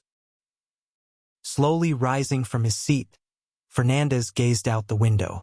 The streets of New Terra were desolate. Everyone must be cursing him, locked up in their homes. An emperor hated by all his citizens, and who massacres them. Fernandez laughed bitterly. I'll go down in history as the worst tyrant ever. Slowly removing his monocle and placing it on the table, Fernandez observed the cityscape he loved with his blood-red eyes. It doesn't matter. His gaunt fist clenched tightly. The only way to ensure everyone's survival is this. Even if he was misunderstood by everyone, even if he bore all the infamy, in the end, everyone would recognize that the last King of Kings, Emperor Fernandez of Ever-Black, had made a decision that preserved humanity. You intend to stop me, don't you? Fernandez murmured softly, looking towards the southern sky. Let's settle this, Ash. The time had come to put an end to the long-standing enmity between the brothers. At the southern end of the world, under the Black Lake, the Lake Kingdom, deepest part of the 10th Zone, King's Castle. At the long table in the audience chamber, only 3 of the Nightmare Legion commanders remained. Ranked 3rd, the Grand Sorceress of White Knight. Ranked 2nd, the Demon Guard Commander Cromwell. Ranked 1st, the Black Dragon Nightbringer. These 3 paid no mind to the empty seats at the table. Though collectively called Nightmare Legion commanders, there was a significant gap between these 3 and the other 7. Regardless of whether the remaining 7 legions were annihilated or the entire Lake Kingdom collapsed, it wasn't much of a concern to these 3. They each had the confidence to obliterate humanity without a trace if they took action. However, there was something they were all concerned about. The three stared blankly at the empty throne. The Demon King's seat was vacant.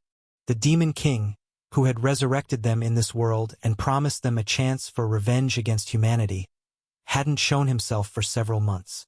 Even though an imperial meeting wasn't summoned, they gathered here every day, hoping to be granted an audience, but the Demon King still did not face them. The King of Kings. With golden eyes flashing through his disheveled black hair, the Black Dragon Knight Bringer spoke in a resonant voice. How much longer will he remain in seclusion? Has he finally tired of this childish play? Just wait a little longer. The reply came from the Guard Commander Cromwell. With red skin, white hair, and deer horns, she was a direct subordinate of the Demon King, also in charge of the demon guards protecting this castle. This is the last game, so there's no more chance. The King of Kings is still delving into people's nightmares. He's been searching through the nightmares of the Lake Kingdom's residents for over 500 years. Is there still a nightmare he hasn't found? The Demon King had thoroughly searched through the nightmares of the Lake Kingdom's residents, refining the fear embedded in them. Monsters that had invaded humanity and were repelled. Even after being defeated, the fears embedded in the residents' minds, genes, and souls. The Demon King forcibly extracted these memories to resurrect them. All these monsters were revived through this process. After conducting this process for over 500 years, most of the world's monsters had already been resurrected. Yet, the Demon King was still wandering in search of someone in the nightmares. It might have been more than 500 years. Finally joining the conversation was the Grand Sorceress White Knight. Both Nightbringer and Cromwell looked at White Knight in surprise. A lich wearing a crown adorned with beads, his face covered with a large talisman. Grand Sorceress White Knight had never spoken aloud until then. White Knight moved his lips beneath the talisman and continued. The King of Kings is a transcendent being. Perhaps he has been doing this since even before this time. Before? How is that even possible? White Knight remained silent, saying no more. Nightbringer looked at the throne with eyes filled with ennui. TL note. New word to learn. Anyway, it means there's no progress, right? No matter how formidable the monster the King of Kings is looking for, it's frustrating to see a leader wasting time on a futile endeavor. The King of Kings claimed that title, so shouldn't he complete the task we all started together? As Nightbringer's voice mixed with strong dissatisfaction, Cromwell glared at him sharply. Nightbringer, don't tell me you're thinking of rebelling against the King of Kings. What's stopping me? If a leader cannot fulfill his role, it's only natural for the stronger ones below to take over. Nightbringer sneered. Being the King of Kings means that all those under him are also kings, and those who wear crowns do not tolerate anyone above them. If you truly plot a rebellion, Cromwell's deer horns emitted a burst of red magical energy, as if ready to attack Nightbringer at any moment. I must annihilate humanity. Nightbringer stared unblinkingly at the demon. If anyone tries to extinguish the flames of my vengeance, I will annihilate them, even if it's the being who resurrected me in this place. Black energy surged around the Black Dragon. Just as the two commanders of the Nightmare Legion seemed poised for a clash. Sorry for being late. A relaxed voice suddenly echoed. I've been rather busy with many tasks. I hope you'll understand. As the three commanders of the Nightmare Legion turned their eyes, a dark shadow had already taken its place on the throne. The Demon King, the King of Kings of the monsters. A white crack appeared in the middle of his face, formed of shadows, creating a sardonic smile. So, what were you discussing? Chapter 448. So, what were we talking about? Despite having heard the entire conversation, the Demon King deliberately asked. Nightbringer didn't back down either. We were discussing your purpose. Oh? My purpose. Lately, it seems you have no interest in the annihilation of humanity. You've cast everything aside and are fervently searching for nightmares. Reading the fierce momentum of Nightbringer, the Demon King continued to laugh. Nightbringer shot back. Do you truly intend to annihilate humanity? Who exactly are you searching for in the nightmares? Let's make one thing clear, Black Dragon. Immediately after, a vivid darkness poured out from behind the Demon King. There is no being who desires the destruction of this world more than I do. It was a darkness so intense that even the world-renowned Black Dragon Nightbringer flinched. Eventually, Nightbringer realized the true nature of this darkness. Hatred. It was an abyssal, bottomless hatred. I cannot forgive this world. A world that did such things to that person deserves to drown in my darkness. But the next moment, the swirling black hatred vanished without a trace. The 3 Nightmare Legion commanders, who had been holding their breath, could finally catch their breath. But my revenge is for the salvation of that person. Suddenly, the Demon King was back to his usual self, lounging on his throne with a playful smile. If I cannot save that person, the destruction of humanity means nothing to me. But if I can save that person, the destruction of humanity will complete the salvation. Soon enough, humanity will be annihilated, and you will march out when the time comes. Don't doubt it, just wait. Nightbringer frowned, gazing intently at the Demon King. So, who is this being that the Demon King is searching for in the nightmares? The Demon King didn't speak further on the subject and gestured towards the Grand Sorceress White Knight. White Knight, you will march out in the upcoming Great Winter Flood. Prepare in advance. White Knight quietly bowed to accept the order. Behind the masked face, the Grand Sorceress thought, it's unfortunate for the Black Dragon who so desires destruction. But there will be no turn for him. She too wished for the world to disappear. The day immediately following the king's meeting. Thump! In a gathering of the heroes under my command, I pounded my fist on the blackboard and shouted, it's a flag design contest. Everyone looked at me in stunned silence. Lucas was the one who finally asked, Pardon. A flag design contest. A flag design contest. After repeating the same words 3 times, I finally explained. Now that the new Alliance World Defense Front has been formed, it's only natural we need a flag to represent it. It might seem like unnecessary formality or pomp, but no, flags are quite important. They make history. Besides, our monster front also lacks its own flag. I pointed sharply towards the hotel. The heroes all looked in that direction. Flags of various countries and forces visiting this time fluttered proudly. But our monster front was the only one without an original flag. Instead, the Empire's flag, adorned with a sword and rose, fluttered diligently. At that moment, Evangeline tilted her head. Before you took over, the Southern Front used our family's flag. Should I lend it to you again now that things have come to this?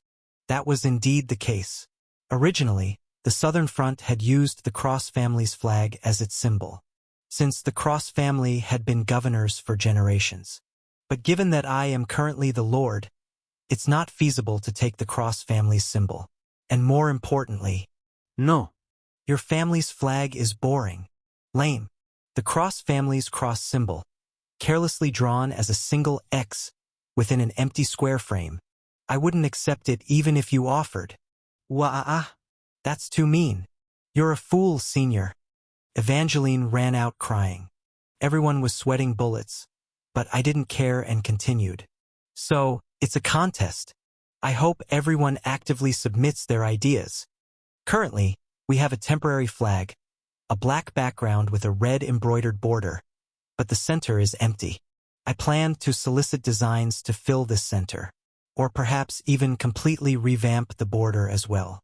The Monster Front and the World Defense Front represent no specific nation or ideology. We have gathered purely to protect this world from destruction. Of course, if you look into the intentions of the kings of various nations, each has their own desires for joining under my command. But ultimately, the noble cause is to prevent the world's destruction and save everyone. I hereby call for designs for a flag that symbolizes our monster front and extends to the World Defense Front. But it seemed no one was as serious about the flag as I was. Everyone wore half-hearted expressions. Ahem. Clearing my throat, I continued. The person who comes up with a good idea will receive a prize. A prize? What kind of prize? Evangeline, who had run outside, popped her head back in and asked. Such a cheeky one. I crossed my arms and announced the prize with a powerful voice.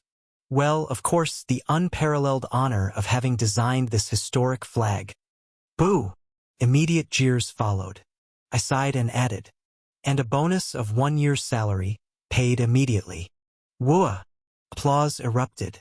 The heroes, now beaming, jumped up from their seats and clapped standing. These money grubbers. Can't they care a bit more about honor? Now fully back inside, Evangeline, who had somehow procured paper and a brush, raised her hand again to ask. When does the contest start and end? We don't have much time. We need to depart towards the imperial capital within a few days. Any further delay and we wouldn't be able to stop what Fernandez is planning in New Terra. So, the deadline for the flag contest is until this evening. What? That's too rushed. The heroes grumbled in discontent, but I added one more thing. In return, the prize will be paid out immediately this evening. That's the way. Ideas should always be spontaneous. Awesome. Let's start drawing right away. Soon after, the heroes were crouched or sprawled out in various parts of the mansion, busily drawing flag designs on the papers they had been given. This looks like a scene from an elementary school art contest. I walked around with my hands behind my back, sneaking peeks at what the heroes were drawing. Let's see. First up, Lucas. He was drawing some kind of highly metaphysical three-dimensional structure on a large piece of paper.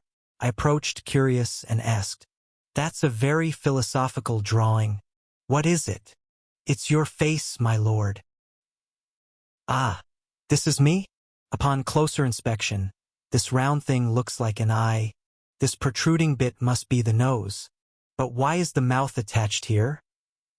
Anyway, if I had to evaluate it, it's innovative. I don't know why he had to innovate my face, though. I touched my face just to make sure.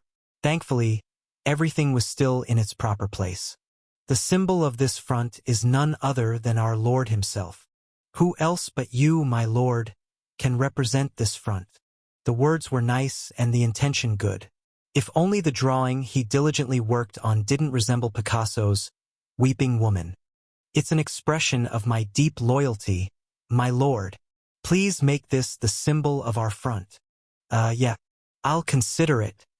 Your loyalty is unmatched, but your drawing skills are probably the worst. But if it's full of sincerity, then it's okay. I patted Lucas on the shoulder, encouraging him to finish it, and he gleefully focused more on his drawing. Next, let's see. Right beside, Evangeline was squatting and diligently drawing something. Approaching to take a look. Oh, what's this? Quite impressive, isn't it? Unexpectedly, she had quite the drawing skills. Evangeline beamed with pride as I expressed my slight amazement. I've been drawing since I was young. If I hadn't become a knight, I might have been a painter. Indeed.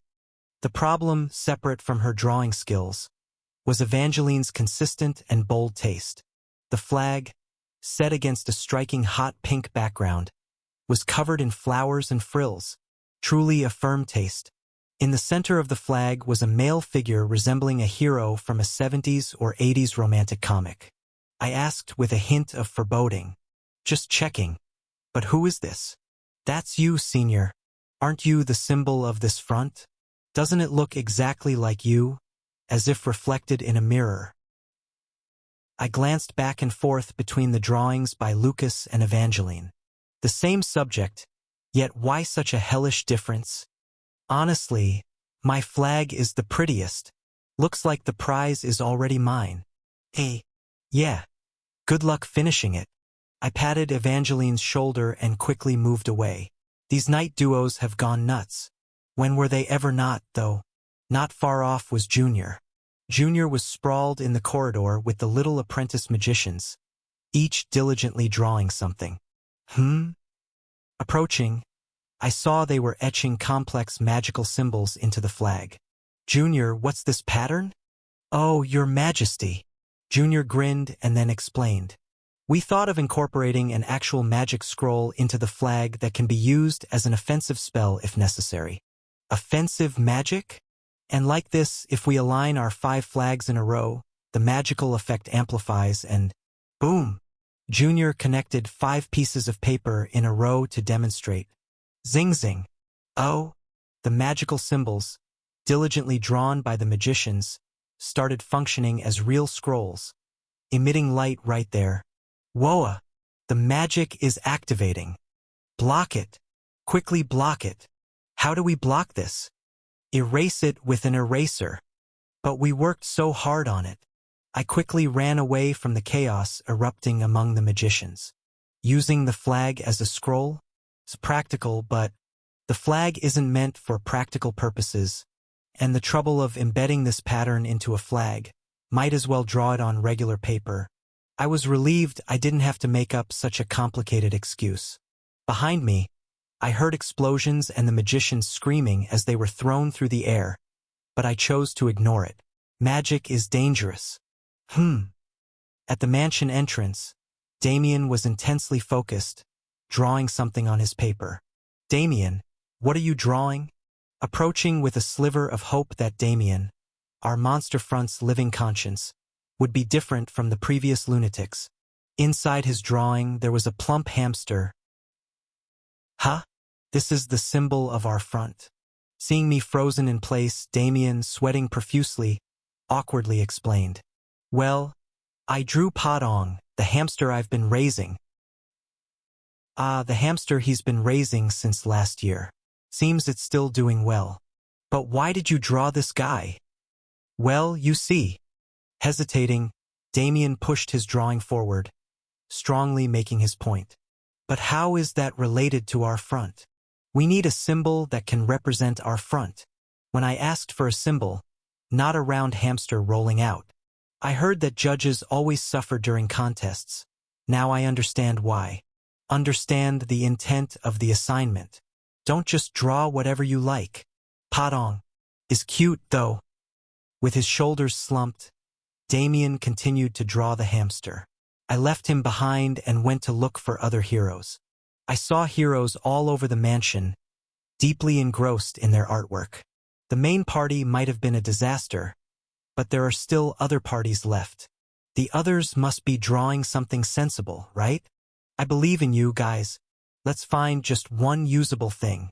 Just one. Chapter 449. I didn't find a single one. All the other colleagues also submitted designs that were way off the mark. And yet, they were all so smug about it, which was the most ridiculous part.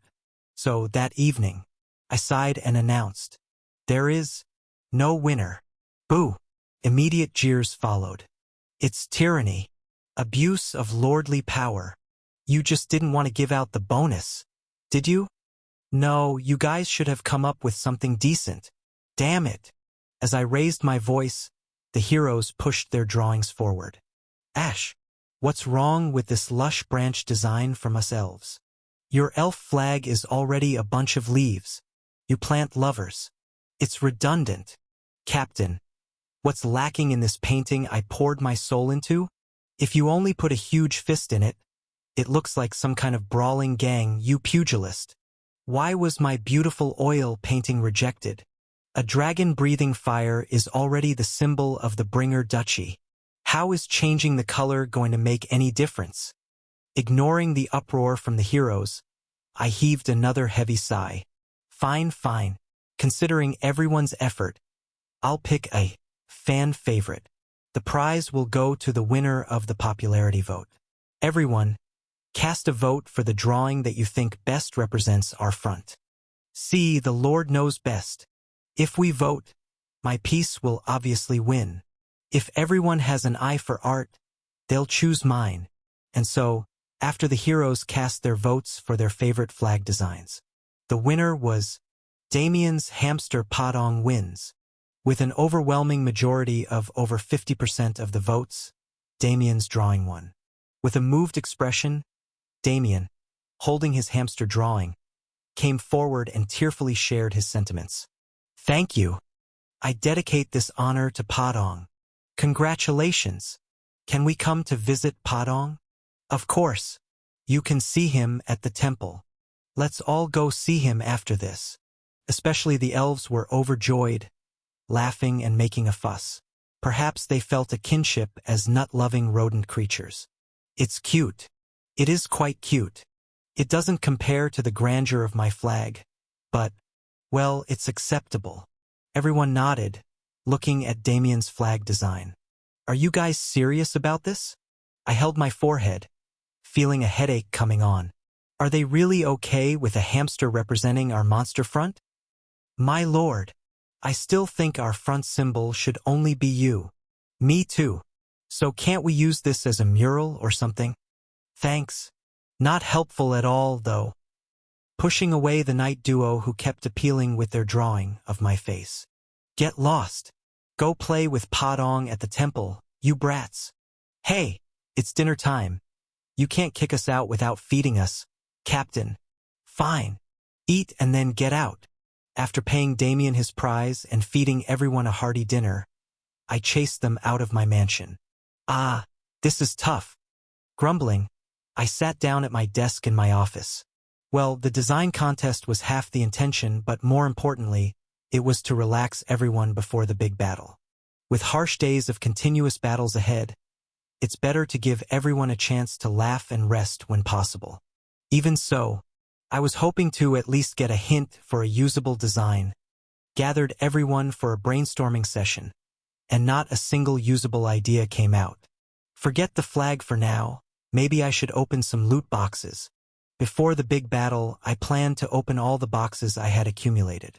Pirates Random Reward Box 10. SR Rank Reward Box 3. 10 Pirates Reward Chests acquired at Stage 20, and 3 SR grade chests from Stage 21 rewards. As expected of those pirate bastards, even their reward chests are a trick. The Pirates Random Reward Chests, as the name implies, yield random rewards. From N grade to SSR grade, the rewards are randomly determined, and the item table is slightly different from the regular chests. If lucky, one might obtain rare items not available in ordinary reward chests.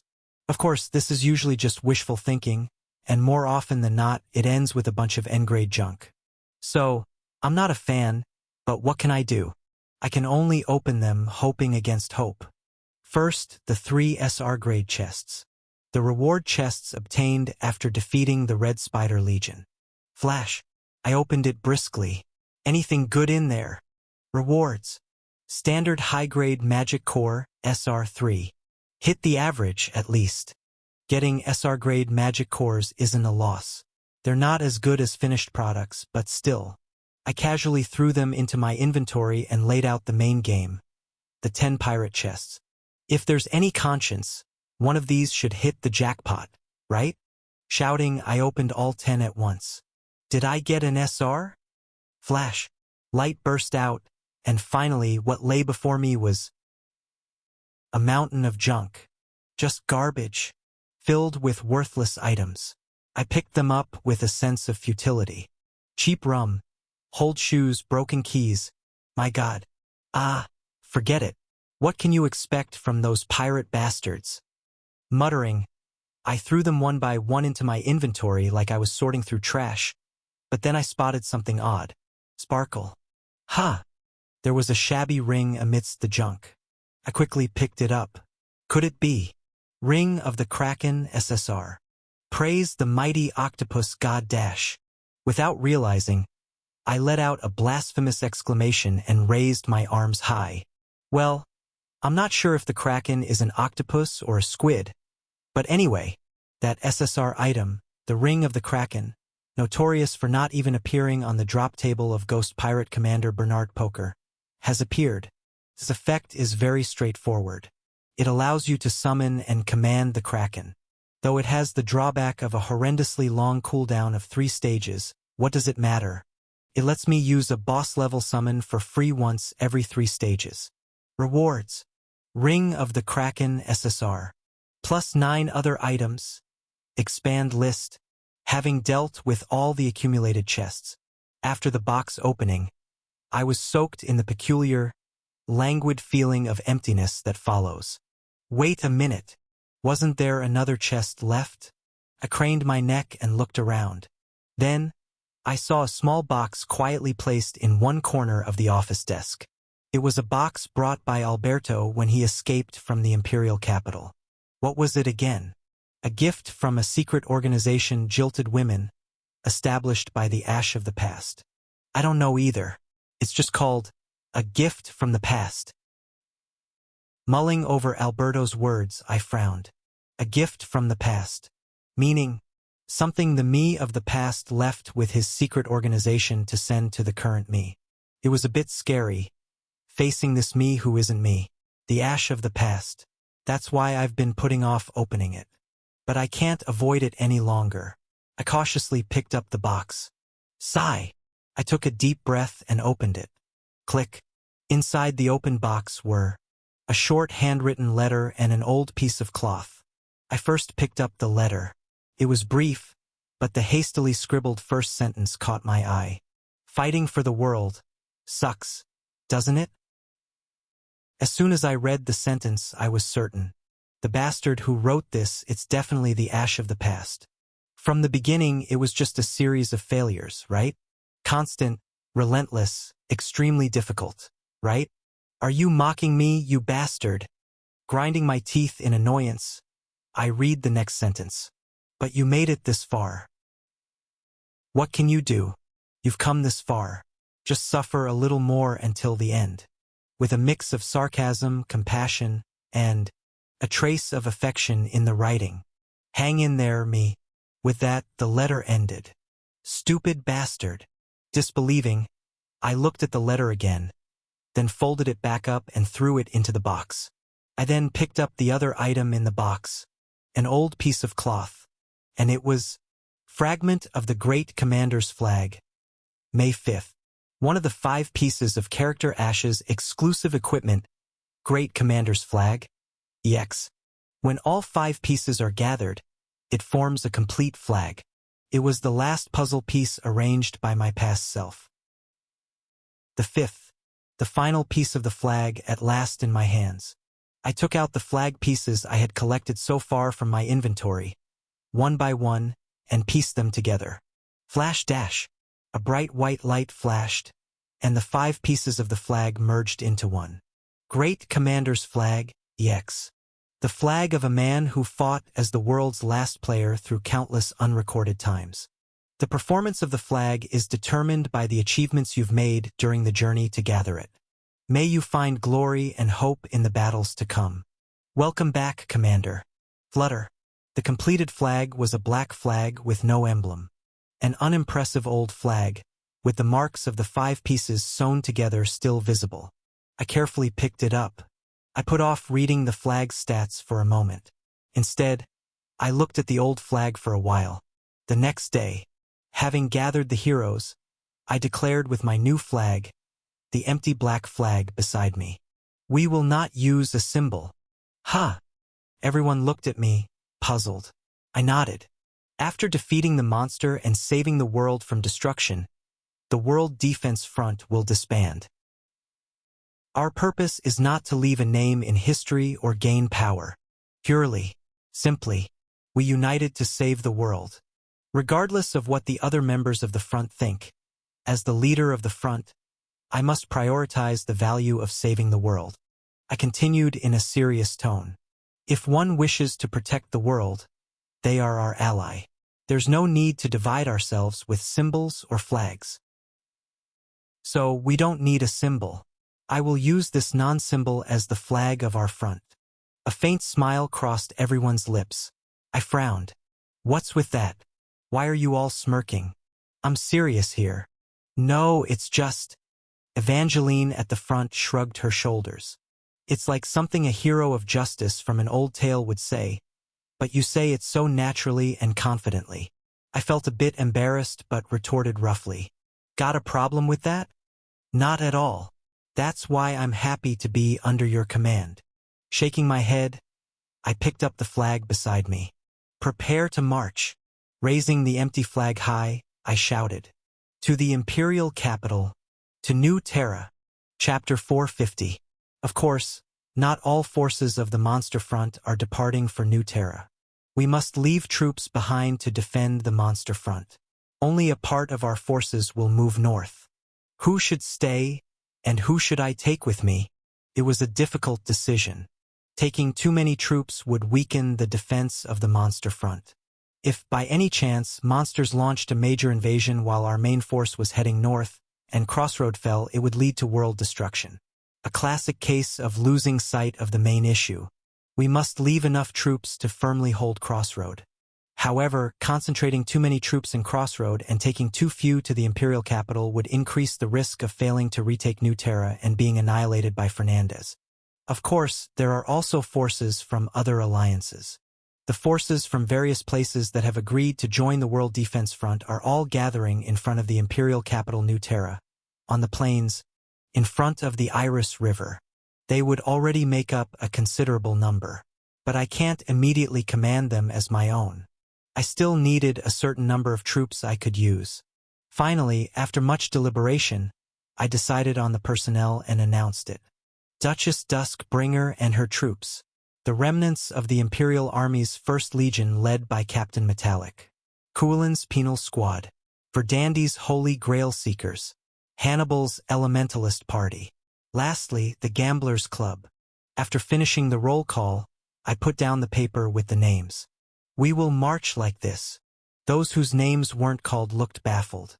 Evangeline was the first to raise her hand. Sir, our names weren't called? The rest stay. What? My subordinates looked at me in stunned disbelief. I repeated firmly. The rest stay. Keep Crossroads safe. Duskbringer, as the Duchess of Bringer Duchy commanding several small nations and forces, must participate. Captain Metallic, as the leader of the Imperial Army's First Legion, had joined me initially to avenge Lark. He must come. Kuelin is the king of the beast men. Verdandy is the deputy queen of the elves. As representatives, their participation is confirmed. In the same vein, Kelly and Serenade too, the father of the Dwarf King and the spokesman for the Merfolk King. They decided to come along because of the issue with operating the airship. However, as they are not combatants, there's no need to mention them here. Hannibal, as the representative of the half-breeds, I'm taking him too for political considerations. The Gamblers Club, they were originally recruited for the operation against Fernandez. Naturally, they are included. So, these are the absolutely necessary personnel. Conversely, the rest don't have a compelling reason to be taken along. I intended to leave as many troops as possible in Crossroad. However, before Evangeline could finish her objection, I gestured for her to step back and Lucas, stepping forward, spoke in a serious tone. Isn't this too risky, my lord? I gestured for him to continue. Lucas went on. I'm not suggesting you take the entire force. We fully understand the importance of defending Crossroad here. But wouldn't you need at least your main party directly under your command? The main party, though they have been operating separately for a long time, they still hold a sense of belonging as one party. Undoubtedly the strongest combination of the Monster Front. Me, Lucas, Evangeline, Jr., Damien. The problem was that each of the 5 members of this main party was too well developed. Each was extremely useful, but that also meant their absence would significantly impact the Monster Front. If I'm not there, Lucas has to act as the commander of the Monster Front. Lucas is the only one capable of controlling the entire Monster Front here. Therefore, naturally, Lucas must stay. Evangeline is now the commander of the Monster Front's infantry. With her overwhelming defensive and breakthrough capabilities, this Lady Knight can protect our allies and penetrate through monsters, allowing the infantry to fight with remarkable efficiency at the forefront.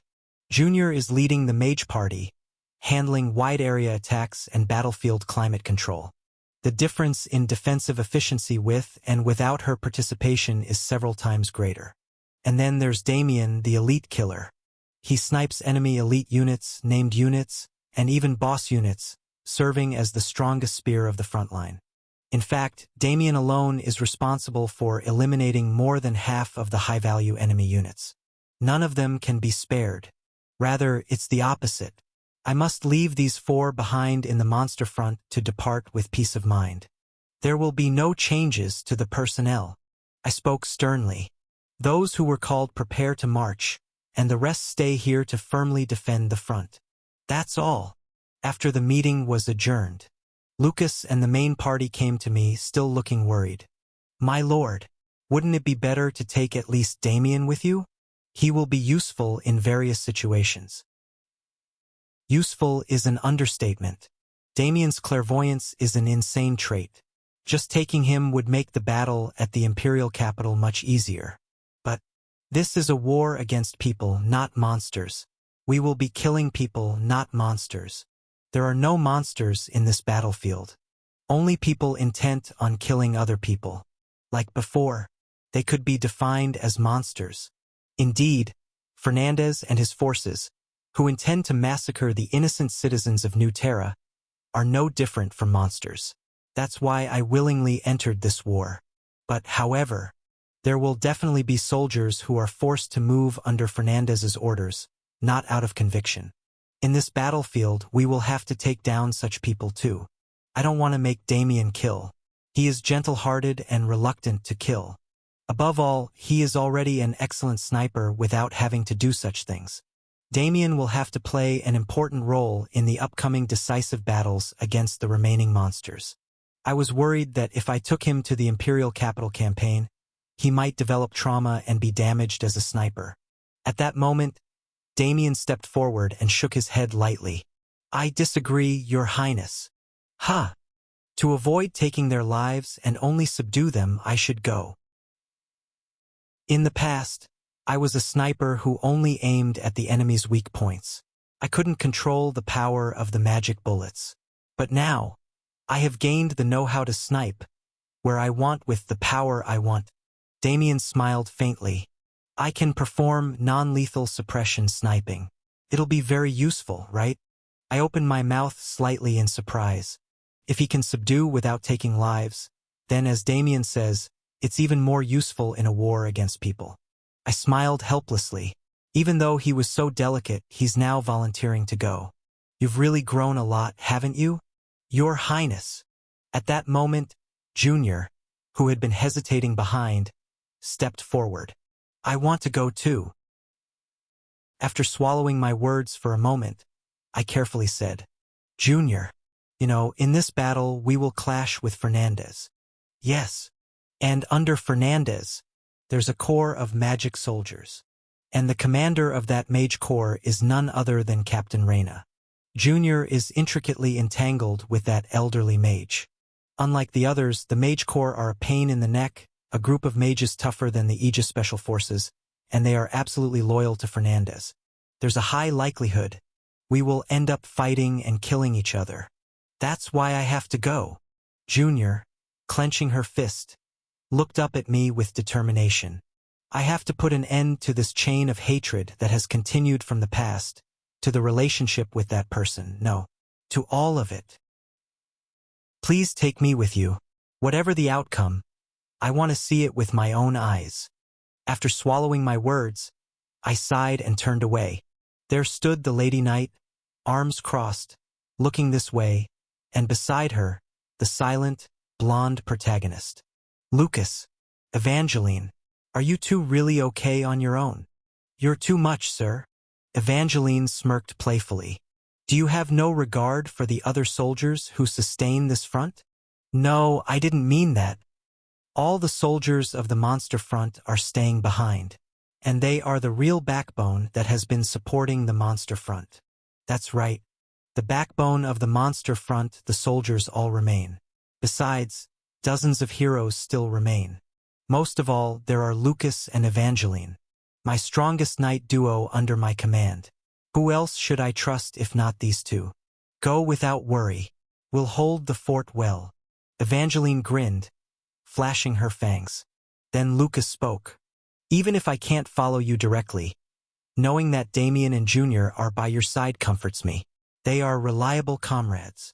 Lucas bowed his head slightly. I'll wait for your safe return. Trust us, my lord, and go to the southern front with a peaceful mind. Thanks, guys. I expressed my gratitude with all sincerity. I looked around at my comrades, patting each one on the shoulder. Even as we prepared for our brief parting, we smiled at each other. The future was uncertain and fraught with anxiety. But my trust in the comrades with whom I had traversed hell together was stronger than that anxiety. Lake Kingdom, Zone 8. The Mage Tower. Flash. I arrived here again via the teleport gate. You're here, Ash. The Cyber Lich, now fully a friendly NPC. White Knight was waiting for me. With a skull-shaped face on the monitor screen of the machine, she spoke to me through the speaker. I've been waiting, just finished in time. The parts of the guardian beasts brought by the 4 kings of different races to this meeting. The root of the elf's world tree, Evergreen. The branch of the dwarf's golden vein, Evergold. The fragment of the merfolk's blue coral, Everblue. And the leaf of the beastman's cursed maple, Evered. As soon as I had secured these, I immediately handed them over to White Knight, who had been synthesizing Everblack using these 4 tree fragments. Following her lead to the Arboretum, I muttered, "The Empire has long struggled to find and destroy these 4 trees. They burned the World Tree, dug up the Golden Vein, covered the Blue Coral with lime, and logged the maple outright. The attack on the Leaf Wolf tribe was also because the Empire wanted to log this tree. It was truly fortunate that each race had at least a fragment of these guardian trees. The World Tree was thought to be dead, but a part of its root was barely alive. The Golden Vein was meticulously split and hidden by the dwarves, and the Blue Coral, although it lost the grandeur to cover an entire island, the merfolk transplanted and maintained its lineage in various places. The cursed maple tree, due to a strange twist of fate, Kualin, who had lived trapped inside it, knew about its secret inner space. The tree had long been logged, but within the hidden space, covered in fallen leaves, a sapling maple was growing. I made Kualin do a terrible thing. Despite the absence of pleasant memories, Kualin silently gathered the maple leaves and fragments. White Knight murmured softly as I thought about this. I may not know much about the outside world, but if they tried to destroy those 4 guardian trees, there must have been various reasons. Either for the persecution of different races or to prevent the creation of a new Everblack. And inside the Arboretum, guided by White Knight, a long, thin branch resembling a staff floated in mid-air, sustained by magical power. The black, thorny tree. But here in the Lake Kingdom, the technology of that era has been perfectly preserved, and thus a new one could be created. Everblack. My surname, the name of the Empire, and the guardian tree of humanity. I carefully grasped the thorny staff. Recognizing its owner, the Everblack staff wrapped around my hand. Currently, the number of people who can use that tree is limited. It seems the Emperor who owned the tree hundreds of years ago had set up some special configurations. And White Knight observed as I held the staff and then uttered, "You are qualified, Ash. Right? One of those acclaimed guardians of the Empire, after all. Since it's made from a fragment and not the tree's main body, and given there wasn't enough time to root and sprout, that staff will only be able to perform a fraction of Everblack's functions. As the guardian tree of humanity, Everblack has many grandiose features. A beacon of magic, roots extending into the spirit world, and so on. But none of that matters to me. There is only one reason I need this tree. What exactly do you plan to do with that small branch?" Instead of answering White Knight's curious question, I just grinned slyly. Then I replied, "Victory. Now it's time to go all out in this battle." Chapter 451. Preparations for the campaign were proceeding smoothly. Given the long journey to New Terra and the urgency of time, the preparations for the expeditionary force had to be completed quickly. Fortunately, as Crossroad was a fortress city, military supplies were abundant. Ample provisions of military horses, armor, rations, and consumables were gathered. Equipment was distributed to the departing heroes and soldiers, and the order of march was set, and so the preparations were complete. Now, the day before leaving for the imperial capital. Evening. Ash. Duskbringer came to look for me at the Lord's mansion. I greeted her warmly. Duchess, what brings you here? After scanning the surroundings with sharp eyes and ensuring we were alone, Duskbringer asked in a hushed voice. It's about Fernandez's spy, the one who calmly infiltrated our ranks. Aren't you going to deal with it? Are you planning to keep him with you? Indeed, there was already a spy from Fernandez's side infiltrated in our camp. Duskbringer had noticed the spy's presence and promptly informed me. After cross-verifying testimonies and evidence, it was certain the individual was Fernandez's spy. However, I had not taken any action. I had left the spy within my camp. Not yet. We need to use him at a more decisive moment. Effectively. I smiled slyly. I have a plan in mind, so don't worry too much. Duskbringer watched me silently with furrowed brows, then eventually let out a small sigh. I'm worried, but I trust you'll handle it well. Do you fully trust me now? When have I not? Duskbringer chuckled and waved her hand, walking out of my mansion. Tomorrow we depart. It will be a long journey, so rest well. It's rare for you to visit. You should at least have a meal. I've decided to dine with my people tonight. Duskbringer's face bore the dignified look of a ruler. The fate of Bringer Duchy also hangs in the balance in this battle. My soldiers and citizens, they're all trembling with anxiety. I shall reassure them. Ash, live up to my trust in you. Don't worry. I stood tall and spoke with conviction. We'll win. You're always so confident, and you've always proven it with results. Duskbringer, showing her pointed teeth in a smile, said, I trust you this time as well. With that, she walked north towards Crossroad, where her people awaited. Many people trust me who's been recklessly making promises. I must honor their faith. Watching her retreating figure, I turned my gaze towards the inner city. But a spy, huh? Fernandez, who's been up to all sorts of sly tricks since the first year. It would be more strange not to have a spy at this critical juncture. Naturally, I had anticipated Fernandez sending a spy, and I had devised a scheme to use him to our advantage. You must have had some fun using spies so far, huh, brother? I grinned, showing my teeth. This time, I'll deliver a proper counterpunch. The temple. When I visited unexpectedly, the priests rushed out in surprise. Your Highness, you've come. Among them was Zenes, the newly appointed head priest. He appeared to be off duty, dressed in a casual sleeveless tee and shorts, and with a scruffy beard on his chin. He truly looked like an uncle. Zenes, how is it? Is Crossroad to your liking? As I asked casually, Zenes, flustered yet composed, replied, Yes, Your Highness. Honestly, I was worried it might be uncomfortable living in this remote southern region, but it's much more pleasant than I thought. The people are all so kind and I'm glad to hear it's not too bad. Keep up the good work for our city. I grinned and firmly grasped his shoulder. I hope to have a long and good relationship with you. Zenes blinked in surprise. I patted his shoulder and passed by. Encouraging the temple to function properly in my absence was one purpose of my visit, but there was another reason for coming today. I knocked on the door of a private room inside the temple and entered. Lily, I'm here. Your Highness. Lily, who was lying in bed, looked at me with a surprised face. Lily was already 9 months pregnant. She was staying in the temple due to severe abdominal pain. I sat in the chair next to the bed and gestured with my chin. How are you feeling? I'd like to say I'm fine, but to be honest, the labor pains are continuous. It's tough. Haha. Lily sighed deeply, rubbing her swollen belly, causing so much trouble for his mom even before coming into the world. I worry how much of a troublemaker he'll be once he's out.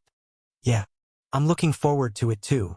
No, I want you to worry, not look forward to it. We looked at each other and chuckled. I glanced at the calendar on the wall. Has the due date been set? No. Normally, it would be 10 months for a human child, but for a half-blood, it varies, maybe as soon as a month, or it could take several more. You'll have a hard time for a while. Your Highness and everyone else are the ones who are really going to suffer. We're all heading to our own battlefields. The expeditionary force, including myself, to retake New Terra in the Imperial capital. The defense forces staying in Crossroad to fend off monsters. And Lily here to give birth to her child. I'll definitely come back victorious. So, I smiled broadly. I hope you and your child safely overcome this battle. Lily will give birth while the expeditionary force is away. I won't be able to be by her side during that time. That's why I wanted to leave her with words of encouragement before departing. I also want to be a good godfather to your child. What? Lily's eyes widened at my words. Godfather? Your Highness. I feigned a hurt expression. What, you won't let me? No. Of course, it would be an honor for me and my child. But I'm just overwhelmed. Lily hastily gestured with her hand, and I grinned. Then leave it to me. It's a promise. It was something I had been thinking about for a while. Becoming the official guardian of Lily's child. Sure, there would be gossip if a prince volunteered to be the godfather of a half-blood child. But that's just gossip, isn't it? Lily is my comrade, and so is Godhand. This child is the offspring of my two comrades. If there's something I can do, I will gladly do it. I'll be back, Lily. I reached out my hand to Lily. Lily awkwardly grasped it, and we shook hands. Let's meet again safely. Yes, Your Highness. Please return safely. Lily smiled too, a much more mature smile than when we first met. Since I was at the temple, I met several other people. I encouraged other priests who had been serving since the first year. I made offerings in front of the goddess statue. I also met Damien, in the middle of a tearful farewell with the problem hamster Podong. Podong had grown alarmingly fat, almost like a ball. What had he been eating? During my absence, you'll take good care of Podong, won't you, head priest? Oh yes, don't worry. I'm good at treating animals as well as people. I even took on the role of a veterinarian in my previous post. Listening to the conversation between Damien and Zennies, I chuckled. Podong needs to start a diet. I also met Torkel. He was still diligently cleaning as always. Now, it seemed completely natural to him. Even though I had given Torkel a new helmet, he still wore his old, blunt one in non-combat situations. I will devote myself to protecting Crossroad and the temple. Please go and return safely. All right, I'll be back. It seemed like it would take more time to resolve Torkel's trauma. I just hoped he would deal with it on his own. And Torkel, I whispered to Torkel, you're getting along well with Zennies, right? Torkel flinched and then slowly nodded. After making a round of the temple, I stepped outside. Nodding to Zennies, who came out to see me off, I said, Zennies, while I'm gone, take good care of the injured. And please look after Lily and her child. Yes, Your Highness. Have a safe journey. After giving one last look at the disheveled head priest who bowed politely, I turned away. Leaving the temple, I visited other facilities in the city, encouraging everyone to take good care of Crossroad in my absence. And so, the last evening passed. The next day, morning. We're departing. After shouting, I mounted my horse and called out to the soldiers in the rear. Let's go. To the Imperial capital, New Terra. Yes, dash. Heroes and soldiers followed behind me. We departed through the north gate of Crossroad. At the north gate, Lucas, Evangeline, and other heroes and soldiers who were staying in the city came to see us off. And then, Lord, have a safe trip. Show the South the strength of the Prince. Return safely, dash. Citizens gathered like clouds on both sides of the north gate, waving their hands towards us. As I took in the familiar faces, I drove my horse forward. Was I a good lord to these people? I don't know. As an administrator, I was clumsy, and as a commander, reckless. I wasn't as experienced as the Cross family lords who had ruled this city. but the citizens trust and follow me. I also want to be a good person to them. Their lives depend on my actions from now on. And I want to save everyone. Not just Crossroad, but more countries, more people. To save them. To see tomorrow together. To reach the world beyond the ending. Hiya! I spurred my horse forward. Heroes and soldiers orderly followed behind me. With a blank banner fluttering, we headed north. Thanks to the Silver Winter family completing road construction earlier, the journey was comfortable. When I had traveled south to Crossroad from the imperial capital by land before, it took 3 weeks. But now, with well-paved roads, it took less than 2 weeks, even with a larger group. During the march, Duskbringer deployed her forces in all directions for reconnaissance, but we encountered no enemy attacks on our northward journey. Fernandez's army is not blocking us. Duskbringer muttered in wonder. I cynically replied, they must think it's enough to defend just around the imperial capital. During the imperial throne confrontation, Fernandez's forces had also been depleted. Above all, Fernandez was now fully focused on controlling New Terra in the imperial capital. He was blockading the city, restricting the movement of citizens, and implementing the last arc plan in stages. He wouldn't have the luxury to send forces to stop us. If they form a defensive line, it will be right in front of the imperial capital. I narrowed my eyes.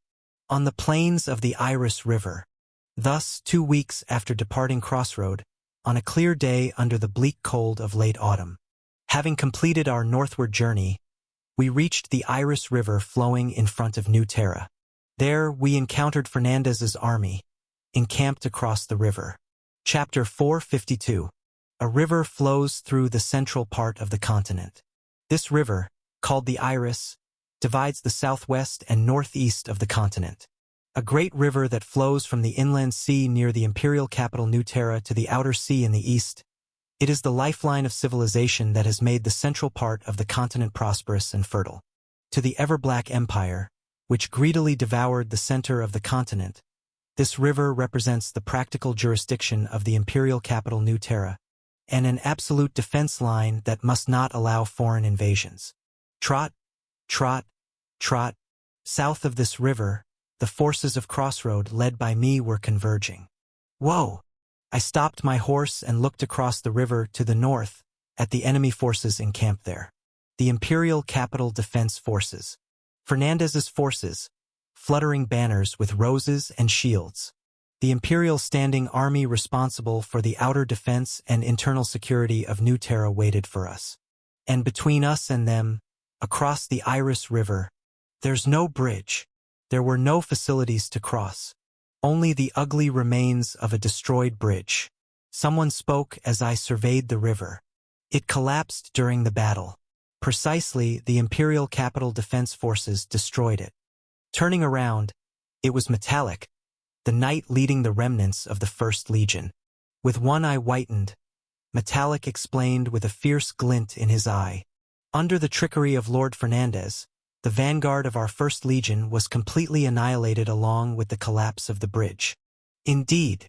Therefore, afterward, we had to take a long detour to cross the river and head to the imperial capital, stretching the front lines.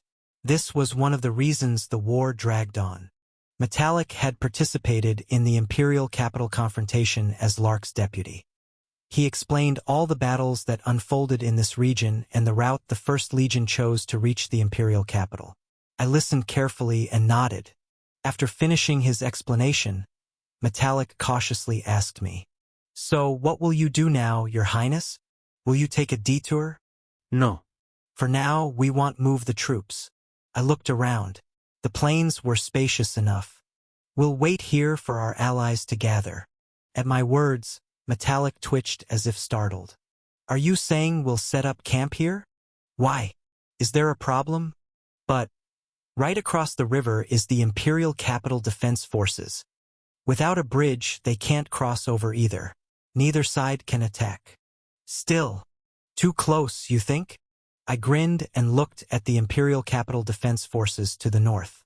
Despite the river between us, the distance between the two armies was close.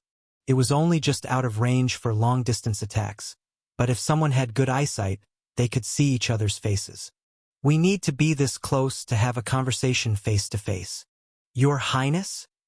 Enough. Set up the camp. I raised my voice. We will wait here for the arrival of our allies. Prepare the camp dash. The night we set up camp. The soldiers were anxious to camp with the enemy so close, but I didn't care. I knew they wouldn't attack us now, because right now, on this side, your people are hiding among us.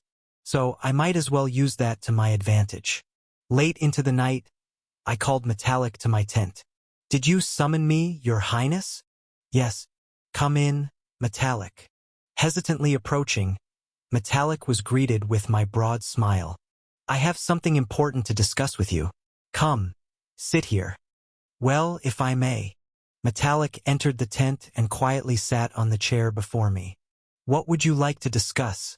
And as soon as Metallic sat down, the heroes under my command who were waiting in the tent sprung out and subdued him. In an instant, his arms and legs were bound, and he gritted his teeth towards me. What is the meaning of this, Your Highness? The sight of him, covered in scars with one eye turned pale, was like facing a wild beast. Intimidating indeed. But knowing his true nature, his fierce appearance wasn't scary at all. Though you look like a seasoned veteran of many battles, your actions are no better than a rat's. Metallic. I leaned in closer and smirked at him. I've known for a long time that you're a spy. That you entered my ranks under false pretenses. That you were waiting for the right moment to stab me in the back. I knew all of it. Confused, Metallic muttered in defeat. How did you know? The answer came not from me, but from Duskbringer, who stepped forward. Within the 1st Legion of the Imperial Army, the 1st Heavy Cavalry Division was practically Lark's personal guard, wasn't it? Duchess Bringer. If Lark had been captured and killed, you men would have chosen death as well. But here you are, safe and sound, which wouldn't make sense otherwise. Duskbringer smirked. Fernandez must have released you. Did you think we wouldn't know? The Bringer Duchy had waged war against Lark and his 1st Legion. They knew better than anyone who the 1st Legion were and how they operated. After all, they were the ones who trampled over Bringer Duchy. From the beginning, Duskbringer had doubts about Metallic's survival, and his investigation confirmed the truth. Metallic slowly lowered his head. So this is how it ends. I had planned to subdue him with Eye of Command if he resisted strongly, but surprisingly, he gave up resistance immediately. A tired voice came from the defeated knight. Kill me. Typical of knights to always ask for death. Listen, Metallic, let's talk a bit more. Crouching in front of him, I spoke in a subtle tone. You, a loyal servant of Lord Lark, why did you join Fernandez? That's what I want to know first. After a moment of silence, Metallic slowly began to speak. Lord Lark is still alive. Everyone in the room widened their eyes in shock. I listened quietly, and Metallic continued. Right after Lord Lark was captured, Fernandez threatened us. If we didn't surrender immediately, he would kill Lord Lark. We pretended to surrender and observed the situation. Then, Fernandez came to our 1st Legion and threatened us again. If we didn't go to the southern front to act as spies, he would kill Lord Lark immediately. To keep Lord Lark alive, the remnants of the 1st Legion were leashed by Fernandez, forced to act at his bidding. We moved out of loyalty, but it's true we submitted to Lord Fernandez and plotted against you, Your Highness. Metallic closed his eyes. Kill me. End it cleanly. I have a proposal for you, Sir Metallic. To him, submissively awaiting my judgment, I whispered softly. A way to save both Lord Lark and screw over Fernandez. Metallic's head, which had been bowed, lifted. A faint glimmer of life returned to his pale, dead eye. I smirked. How about it? Will you listen to my proposal? Several days passed. Under the banner of the World Guardians Front, set up south of the Iris River, the forces of fallen kings from all over gathered. The 4 major non-human races, along with kings and rulers from the frontiers.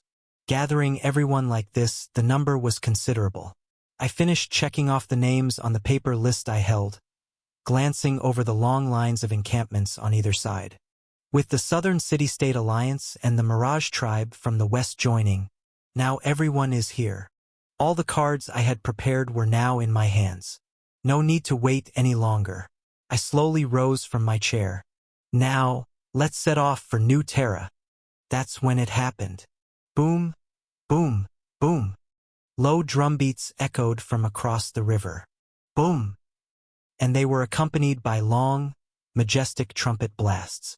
The Imperial Capital Defense Forces, which had remained motionless during the past few days as we gathered on this side, suddenly started playing music. And it wasn't just music. The Imperial Capital Defense Forces began to orderly split to the left and right. Watching this, I furrowed my brow. My dear brother is coming out sooner than I thought. At this sudden movement from the Imperial Capital Defense Forces, the kings and soldiers of our alliance looked over in confusion. Then, from the neatly split ranks of the Imperial Capital Defense Forces, a soldier ran out and shouted towards us. The supreme, noble, and lofty sovereign of this land, who has built paradise on earth as the chosen of the goddess. Wait, I've heard this line before. The only emperor of the great ever-black empire. Long live the emperor. Long live Dash. The Imperial Capital Defense Forces shouted in unison. The loud chants of long live echoed throughout the area. I couldn't help but smirk in disbelief. As far as I know, this intro was reserved for just one person in the whole world. Regardless of my grumbling, the soldier across the river continued. Fernandez Emberkeeper Everblack, His Imperial Majesty, presents himself Dash. And then, he appeared. Clip-clop, clip-clop, riding a white horse, dressed in black and gold uniform, with a blood-red cape trailing behind, and a radiant golden crown on his head. Adorned in the splendid regalia of an emperor, my second brother, Fernandez, slowly made his way to the center of the Imperial Capital Defense Forces. As Fernandez approached close to the riverbank, he smiled brightly. I too faced my brother with a wide grin. Finally lost it, have you, dear brother? Declaring yourself emperor. Fernandez calmly adjusted his crown. The imperial throne is a seat to govern the world, representing humanity. In these unprecedented times of crisis, it cannot remain vacant forever, can it? If father has gone missing, shouldn't your first thought be to search for him? Isn't that what a real son would do? A commoner's son might, but we are royalty guardians. We must consider the fate of the nation and the future of the world before our father's life. Always so slick with your words. I rolled my eyes. Fernandez softened his voice, exuding a gentle demeanor. It's been a while, Ash. Have you been well? Thanks for the concern, brother. It's overwhelming. An emperor still caring for his little brother. I won't beat around the bush. Surrender now. I will save you and all your people. Fernandez extended his hand towards me. You've always been on my list of people to save. I know about the countless years of battles you've fought. I frowned. Fernandez, he knows that this world has repeated itself. Indeed, there's much I need to dig out from this brother. After such a long and harsh time, fighting until your soul was about to break, it would be too cruel to have no salvation in the end. So, come to me, Ash. Let's leave together, to a new world, to a new paradise. Fernandez spoke tenderly, but I silently raised my fist and then slowly extended my middle finger. This is my answer. Fernandez seemed puzzled. In this world, this gesture might not be particularly offensive, but what does it matter? Eat shit. My salvation lies neither in surrender nor in escape. My salvation is something I fight for and win with my own hands. I growled. There's no way I'll crawl under your feet. You'll end up shattered in the end, Ash. I don't care if I do. I tightly gripped the flag in my other hand, the symbol of the World Guardian's front, a blank black banner. I'm already in pieces. I've resolved to live in pieces. There's no reasoning with you. Fernandez shook his head, then scanned my camp. Then I have no choice but to capture you by force. What? By the name of the Emperor Dash. Fernandez shouted in a sonorous voice. Seize the traitor. Then, click, click, click. As if on cue, various forces within my camp suddenly drew their weapons and pointed them at me. Led by the remnants of the First Legion, a significant number of the fallen kings who had joined from various places betrayed me and took an aggressive stance. What's happening?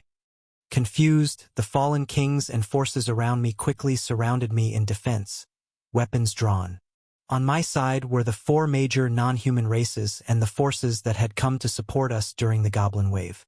Except for a few fallen kings, more than half of the others, following Fernandez's orders, were pointing their weapons at me. From the beginning, or perhaps later on, they had been swayed by Fernandez. Politically, they must have judged that the second prince, who had taken control of the central region, would have a stronger grip on world power than the third prince from the south. The invasion of monsters and the end of the world seemed like distant tales, but power was a more immediate concern. In an instant, the World Guardians front was split in two. I clicked my tongue at the sight. Everyone, I muttered softly. Are you sure you're on the right side? There have been so many times throughout history where choosing the wrong side led to downfall. And all of you have chosen the wrong side. That side is a rotten lifeline. I slowly put my hand into the pocket of my coat. In my hand, I grasped a branch of Everblack. Chapter 453. Swoosh! I pulled out a branch of Everblack from my pocket. As I suddenly brandished the black thorny staff, those around me looked puzzled. Most seemed to think, what can he do with just a twig? However, a few realized what I was holding and were shocked. That couldn't possibly be? The most astonished was Fernandez on the other side of the river. No wonder. As far as Fernandez knew, the only such tree was in the Imperial Palace. He had no idea that this tree was originally created in the dungeons of the Lake Kingdom, that its crafting method was preserved within those dungeons, and that the scattered non-human races had the materials for this tree. Since I've been crawling around the southern outskirts, I managed to get my hands on one, Lord of the Central. Mockingly, I brandished the branch of Everblack, swiping it through the air next to me. Creak! The space split open. Using the power of Everblack, I had opened a temporary portal to the spirit realm. I inserted the end of the branch into it. Swish! The branch, absorbing the power of the spirit realm, instantly extended its tips into the depths of the other world, like spreading roots. You must have had a tough time fighting alone against them in that place for so long, haven't you? I grinned and spoke towards the open portal. Now come back and rest. The people of this world need your care. The man isolated in the spirit realm. The true leader of the empire. My trump card for this war, and at the same time the most powerful one. Father! As I called out to him, crash! I felt a strong grip seizing the end of the branch. I pulled back on Everblack, causing the extended branch to rapidly retract, and the man holding its end was pulled into this world. But, as the man set foot in this world, the portal to the spirit realm closed. Whoosh! Simultaneously, the branch of Everblack in my hand turned to ash and disappeared. It seems a small branch like this is only good for a single use as a lifeline, a single beacon. It doesn't matter. The main objective has been achieved. The man who returned to this world slowly opened his eyes. Between the disheveled black hair, eyes shining with an unhuman brilliance, golden and sparkling, appeared. A man sculpted by the gods from gold instead of clay. The half-owner of this world. The only emperor of the Everblack Empire. Traha Peacemaker Everblack had returned from the spirit realm. Sigh! He looked up at the sky, swept his feet over the ground, took a deep breath, and ran his hand through his disordered beard. Even rolling in the mud, this world is better. My father, the real emperor of the Everblack Empire, laughed hollowly. There's no lie in old sayings. Panic ensued. Not only the people on the south side of the river but also Fernandez on the north, and even the Imperial Capital Defense Forces under his command were all frozen. The Emperor, thought to be dead after his disappearance, had suddenly returned. It's a fake. One of the soldiers from the First Legion, who had been pointing their spear at us, exclaimed. His Imperial Majesty has been missing for over a year. There were widespread rumors of his death. It's impossible for him to appear so suddenly. It must be a fake. A fake, is it? The Emperor turned towards them and chuckled. That's an interesting story. If there is a fake who can impersonate me, I would very much like to meet them. Ak? With the natural aura of a supreme being emanating from behind him. The Emperor, while walking towards them, whispered softly as he looked around. I am a unique existence. Even if a fake could mimic my appearance, they could not replicate the light that my soul possesses. Who dares to call me a fake? Let anyone come forward and present their evidence. No one stepped forward.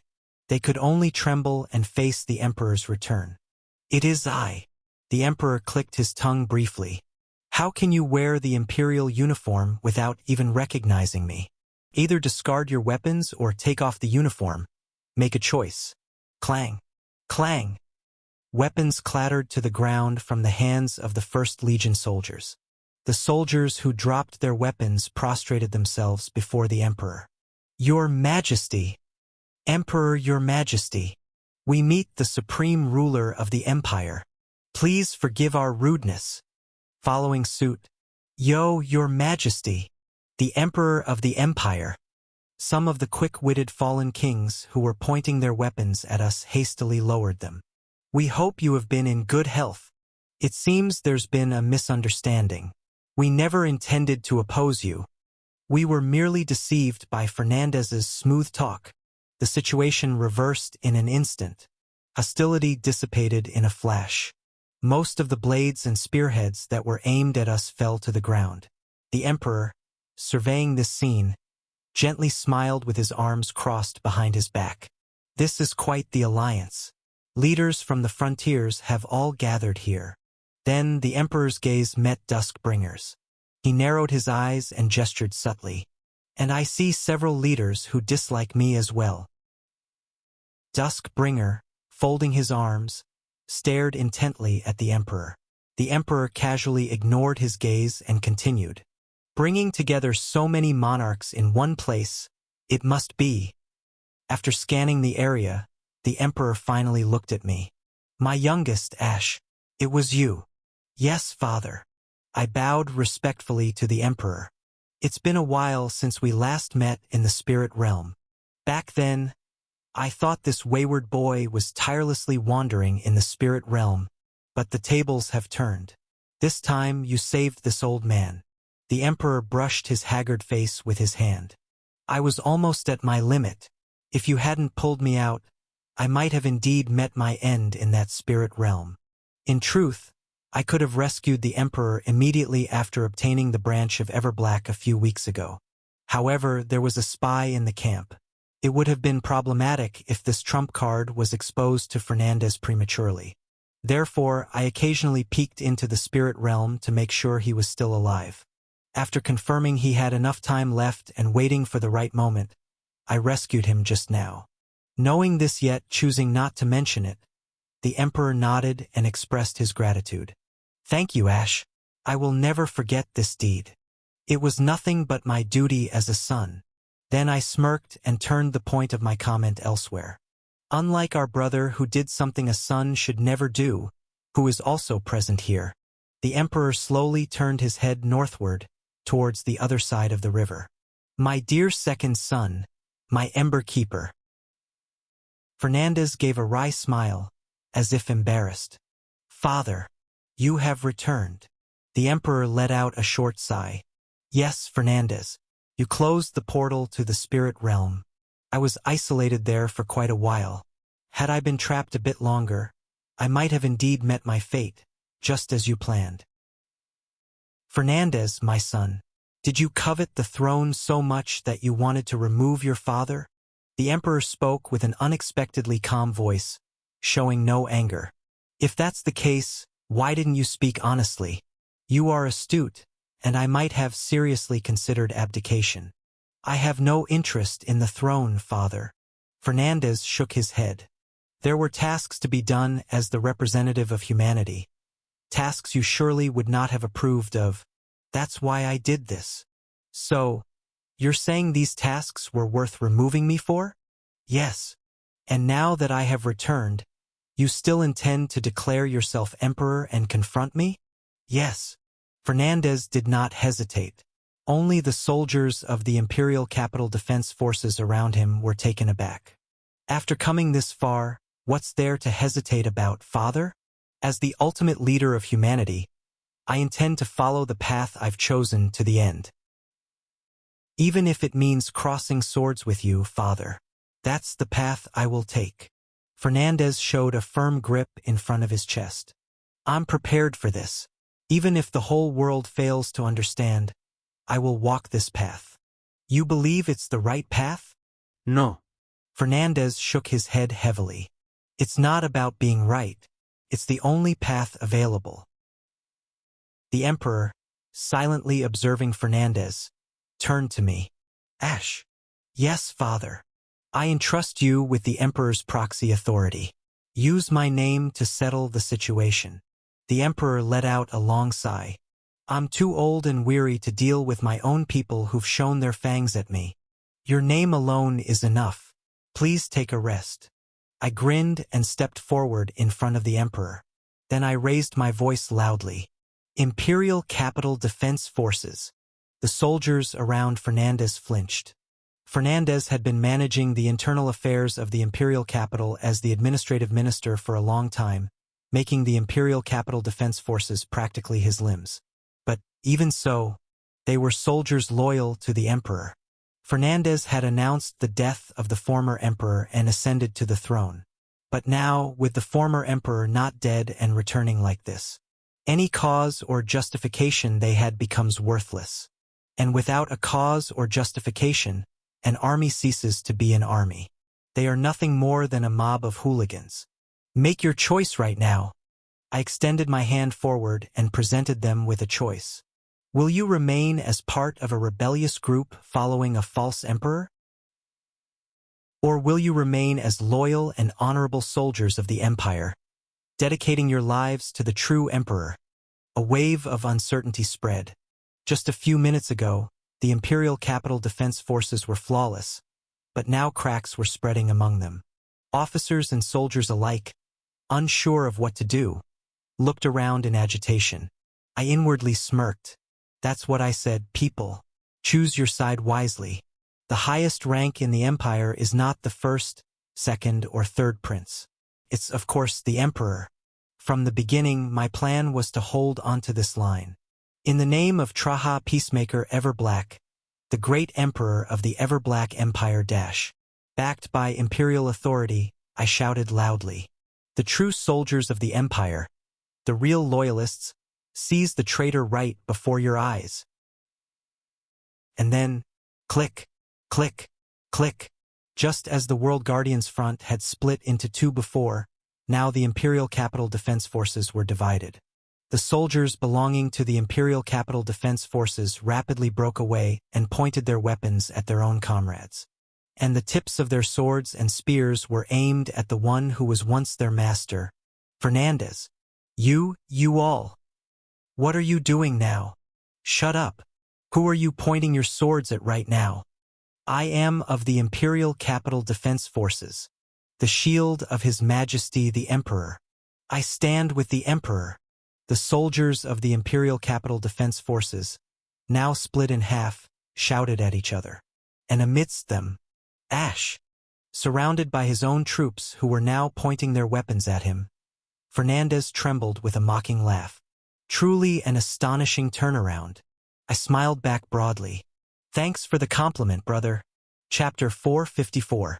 As the Imperial Capital Defense Forces on the north side of the river began to fight among themselves, on the south side, where the World Guardians front was located, the divided factions quickly regrouped. Prince Ash, you know our intentions, right? We didn't mean to betray you. We just needed to survive. The leaders of the forces that had briefly pointed their weapons at me groveled and begged for forgiveness. I just smirked and said nothing, while they all sweated profusely. Their reason for initially betraying me and siding with Fernandez was simple. They believed Fernandez would dominate the world in the future. But now that the Emperor had returned, and I stood backed by him, everyone realized that it was advantageous to rejoin my side.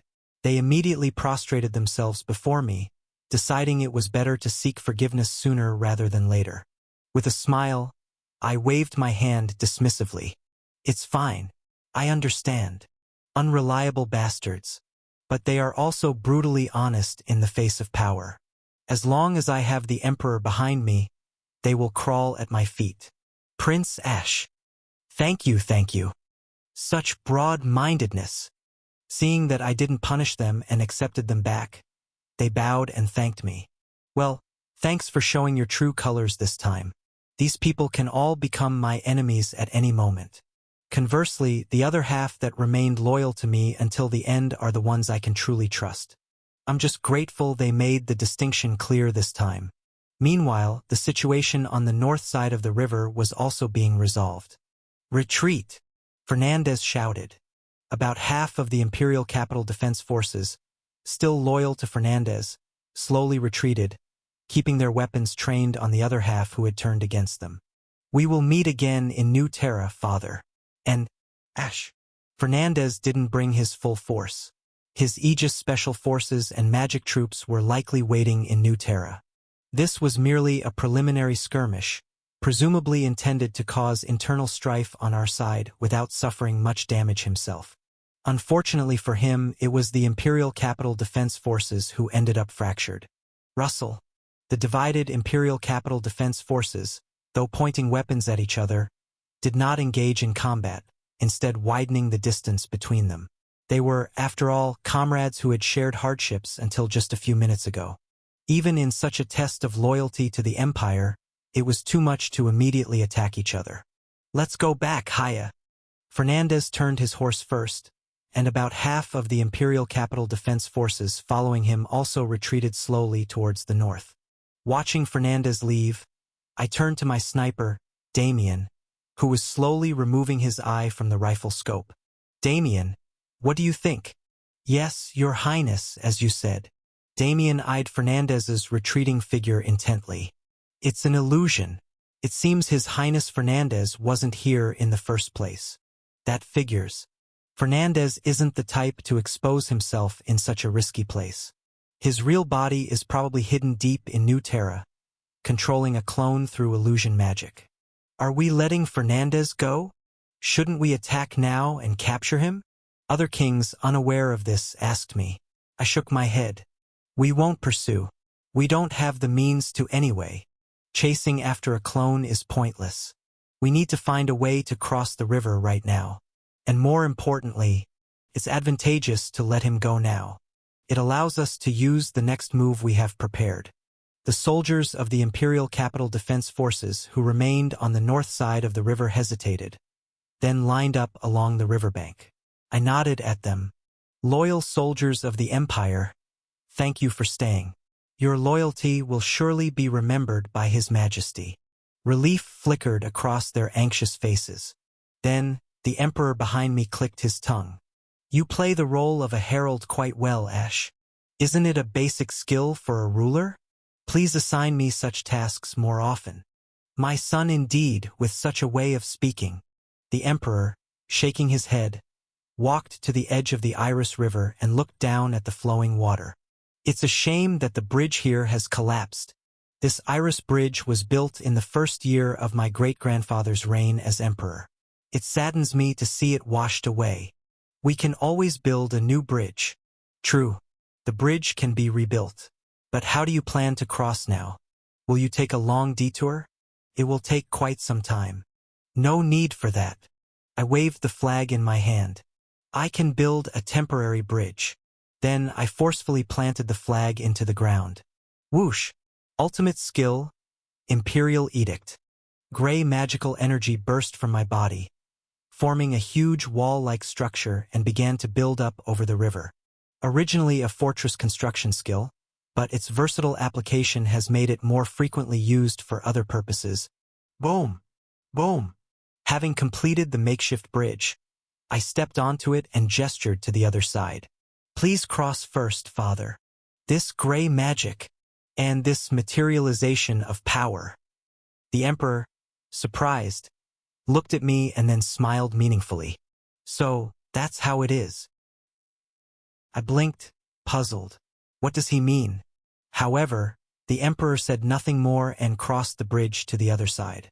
What are you hinting at? Dropping cryptic hints like that. Through the bridge I created with Imperial Edict, everyone from the World Guardians front crossed the river. We didn't immediately march to the Imperial capital. The Emperor had just returned to this world, and some of the Imperial capital defense forces had joined us, so we needed to reorganize. Don't worry about me. This level of fatigue is nothing. Although the Emperor said so, his legs were trembling. Stop pretending and rest. Even someone as great as you needs recovery after being stuck in the spirit realm for so long. So, after crossing the river and not going far, we set up camp and decided to rest for the day. In any case, given the recent events, it was also time to reorganize and reinforce discipline among all the kings of the Alliance. We set up a large tent and prepared a bed. The Emperor, trying to act unfazed, almost collapsed as soon as he touched the bed. Watching my motionless father, I broke out in cold sweat. He hasn't passed away, has he? What insolence! Is that how you speak to your father? I was just worried you had died, given how you collapsed. I barely survived the spirit realm, and now you think I die from mere fatigue. I'm just a bit tired. Rest well. I'll take my leave. Wait a moment. The Emperor mumbled, his face buried in the pillow. While I was away, how did the Empire end up like this? What is Fernandez scheming in the Imperial capital? Tell me everything in detail. You can hear it after you rest. Before hearing the story, it seems I won't be able to rest comfortably. Tell me everything. I sat next to the Emperor, who buried his head in the pillow, and briefly recounted recent events. The battle between Lark and Fernandez. Lark's defeat. Fernandez's conviction that the world would be destroyed by monsters. Fernandez's installation of a shutdown protocol beneath the Imperial capital. His plan to melt all citizens of the capital and escape to the spirit realm, among other things. After listening to my story, the Emperor was silent for a while before he slowly sighed. I thought I knew everything in this empire. If not omnipotent, I believed I was close to omniscient. But I was arrogant. I didn't even understand the true feelings of my own son next to me. It's not too late to correct it now. Everything can be set right before it goes too far. That's why I came here. I am exhausted, Ash. The Emperor slowly turned and lay down properly on the bed. Deep fatigue, like that of a mere mortal, was evident on his mythic face for the first time. I'll need to rest for a while. While I'm asleep, can you continue to act as my proxy, as the Emperor's representative, and stop your brother? Of course, Father. That was my intention anyway. Having the Emperor's name to back me is an added bonus. Then I'm counting on you. I trust you can handle it. How much authority does being your proxy grant me? All of it. The Emperor's voice began to fade. The Emperor has authority over everything in this country. It's not something that can be cut off or partially delegated. By making you my proxy, I am essentially granting you all my powers. Until I take back the authority, you are no different from the Emperor himself. Use that power to protect this empire. The Emperor's eyes fully closed. I will rest a bit then. Sleep well, Father. By the time you wake up, everything will be resolved. The Emperor fell asleep. Breathing in and out like an ordinary human, he slept. The classic dad move. Pretends to sleep but grabs the remote when you try to turn off the TV. The typical move of a retiring king.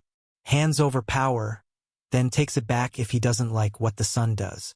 But this time, the Emperor truly seemed deeply asleep. Meaning, this time he had actually entrusted me with the power, the imperial authority. I may not be the most dutiful son, but while father sleeps, I can at least solve these worries. Standing up, I rolled up my sleeves. Shall we get this over with?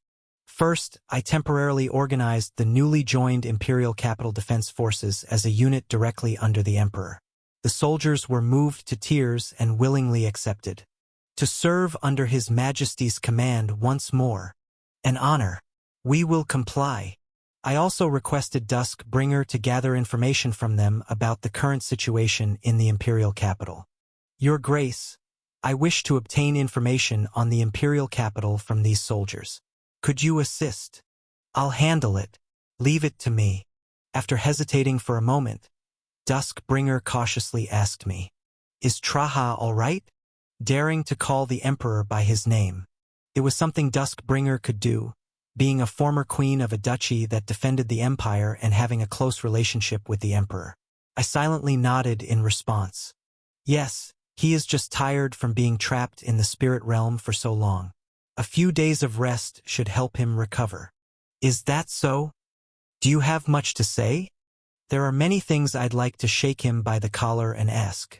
But more than that, Duskbringer gave a bitter smile. In my memory, Traha was always a young and youthful emperor. But today, he suddenly seemed aged. The emperor is over 60 years old now. Even though he is a superhuman who transcended human limits and maintained the appearance of an early 40s, his appearance aged rapidly after the hardships in the spirit realm. Perhaps now his appearance finally matches his age. The flow of human life is fearsome. It feels like just yesterday when Traha, then a young emperor, was fussing about the birth of his child. The time when he was pondering over your middle name as a newborn feels like just yesterday. Duskbringer looked intently at me. Traha has become old, and you have grown up to be a young man. Haha. Maybe when he opens his eyes again, I too will have aged, with a beard hanging down. I would like to see that too. I responded playfully, but Duskbringer smiled sorrowfully. How natural and beautiful it is to age with the flow of time. How heartwarming it is that human history continues. While everything moves on, I alone remain preserved in my old form here. Soon after, Duskbringer let out a loud ha and fanned her face with her small hand. This old woman is getting sentimental again. Don't mind me. Duskbringer quickly changed the subject. But now that you've split the Imperial Capital Defense Forces, what's your plan? We have crossed the Iris River. The Imperial capital is now within reach. The problem lies in the solid defenses of New Terra. Dozens of airships, a magic system, and the Aegis Special Forces and magic troops guarding the heart of the Empire. A frontal assault would result in our destruction. We move on to the next phase of the plan. I looked around the plain as darkness slowly descended. After a day full of events, night comes again. And rats move in the night. I plan to use these rats. We'll infiltrate the key. The key? Yes. To Duskbringer's puzzled look, I grinned. The key that will unlock the tightly closed door of New Terra. Chapter 455. The next morning, there were deserters from the World Guardians Front's camp. Metallic and the remnants of the First Legion, along with a few fallen king factions, had disappeared. They fled during the night before I could interrogate them thoroughly. It seems the deserters from last night have all fled to Fernandez. I announced the deserters to the remaining kings and grinned. All of you who remain have decided to uphold the banner of our World Guardians Front. That's how I can interpret it, right? All of them have chosen the Emperor over Fernandez. Well, that's one way to see it. There might still be some who are hesitant, but the last chance to leave for Fernandez's side is gone. Those who remain will now, willingly or not, be mobilized for a frontal conflict with Fernandez. It's a pity we lost those deserters. We could have extracted a lot of information if we had captured them. One of the kings commented. He was right. If we had strictly guarded them, we could have captured them. But that would have interfered with my key infiltration operation. I deliberately arranged for lax security and, even after receiving reports of the deserters' movements, chose not to stop them. I quietly watched them frantically flee north. In other words, I let them go on purpose. Those I sent away will guide us into the imperial capital. I glanced northward, hoping the fleeing deserters would quickly reach New Terra. Imperial capital, New Terra. South Gate. Clip-clop, clip-clop. A group of soldiers on horseback appeared in front of the tightly shut gate. Exhausted and weary, they were the deserters from the World Guardians front from the previous night. Leading them was Metallic, the commander of the 1st Legion of the Imperial Army, with a stern face. Yeah. They stopped in front of the closed south gate. Whoosh! A bleak wind blew. The outskirts of the city, surrounded by massive walls, showed no sign of life. Instead, click, click. Magic defense mechanisms with menacing lights aimed their muzzles at the detected living beings. Gulp! Everyone swallowed nervously. Even though they knew it was a formal procedure, being targeted by mechanical devices capable of ripping living beings apart was not a pleasant feeling. Though everyone looked tense, a few among them seemed particularly nervous. 5 soldiers at the rear of Metallic's 1st Legion. No, soldiers in disguise would be more accurate. Shit, how did we end up here? A woman with violet hair gritted her teeth in frustration. How the hell did we get dragged into this shitshow? She was Violet, the leader of the Gambler Party Gamblers Club. The 5 heroes of the Gamblers Club had infiltrated, disguised as soldiers of Metallic's unit, blending into this group. Violet, her face dripping with cold sweat, glanced slyly at the south gate of New Terra. The magic defense mechanisms on either side of the solid gate seemed ready to spew magical flames at any moment. Wiping her sweaty palms on her hem, Violet recalled a conversation with Ash a few days ago.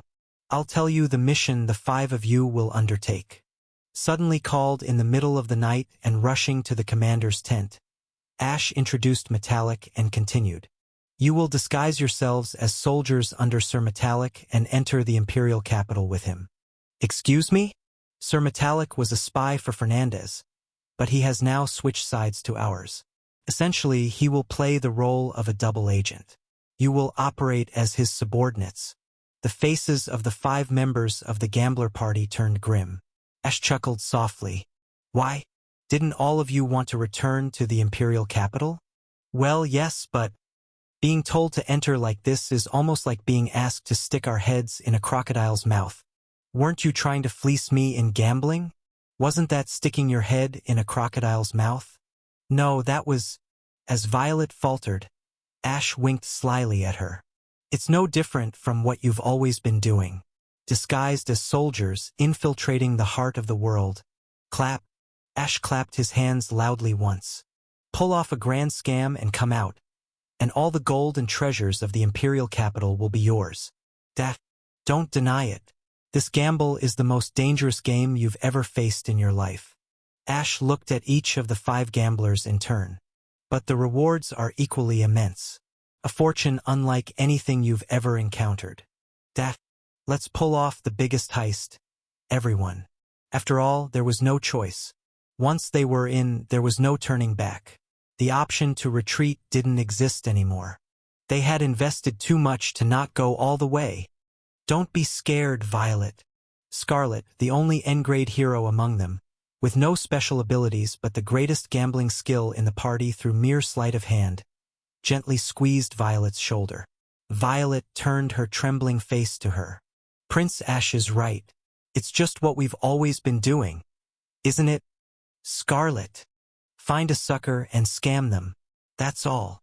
Looking up at the still-closed southern gate, the young gambler's eyes glittered with an odd yearning. To con the fake emperor, who aims to rule the world, in New Terra, the largest city in the greatest empire in the world. What greater opportunity could there be for a gambler? Ash was right. Gamblers are a group addicted to risking their lives, a bunch of perverse psychopaths.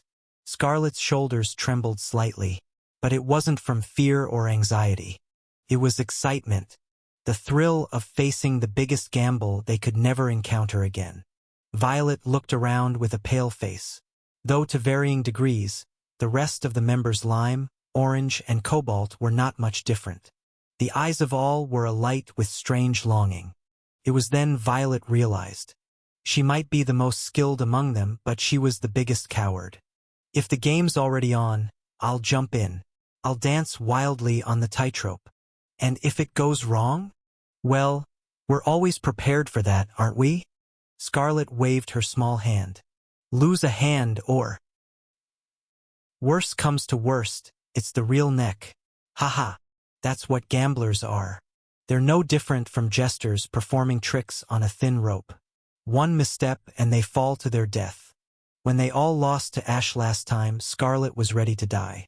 But Ash spared them all and took them under his wing.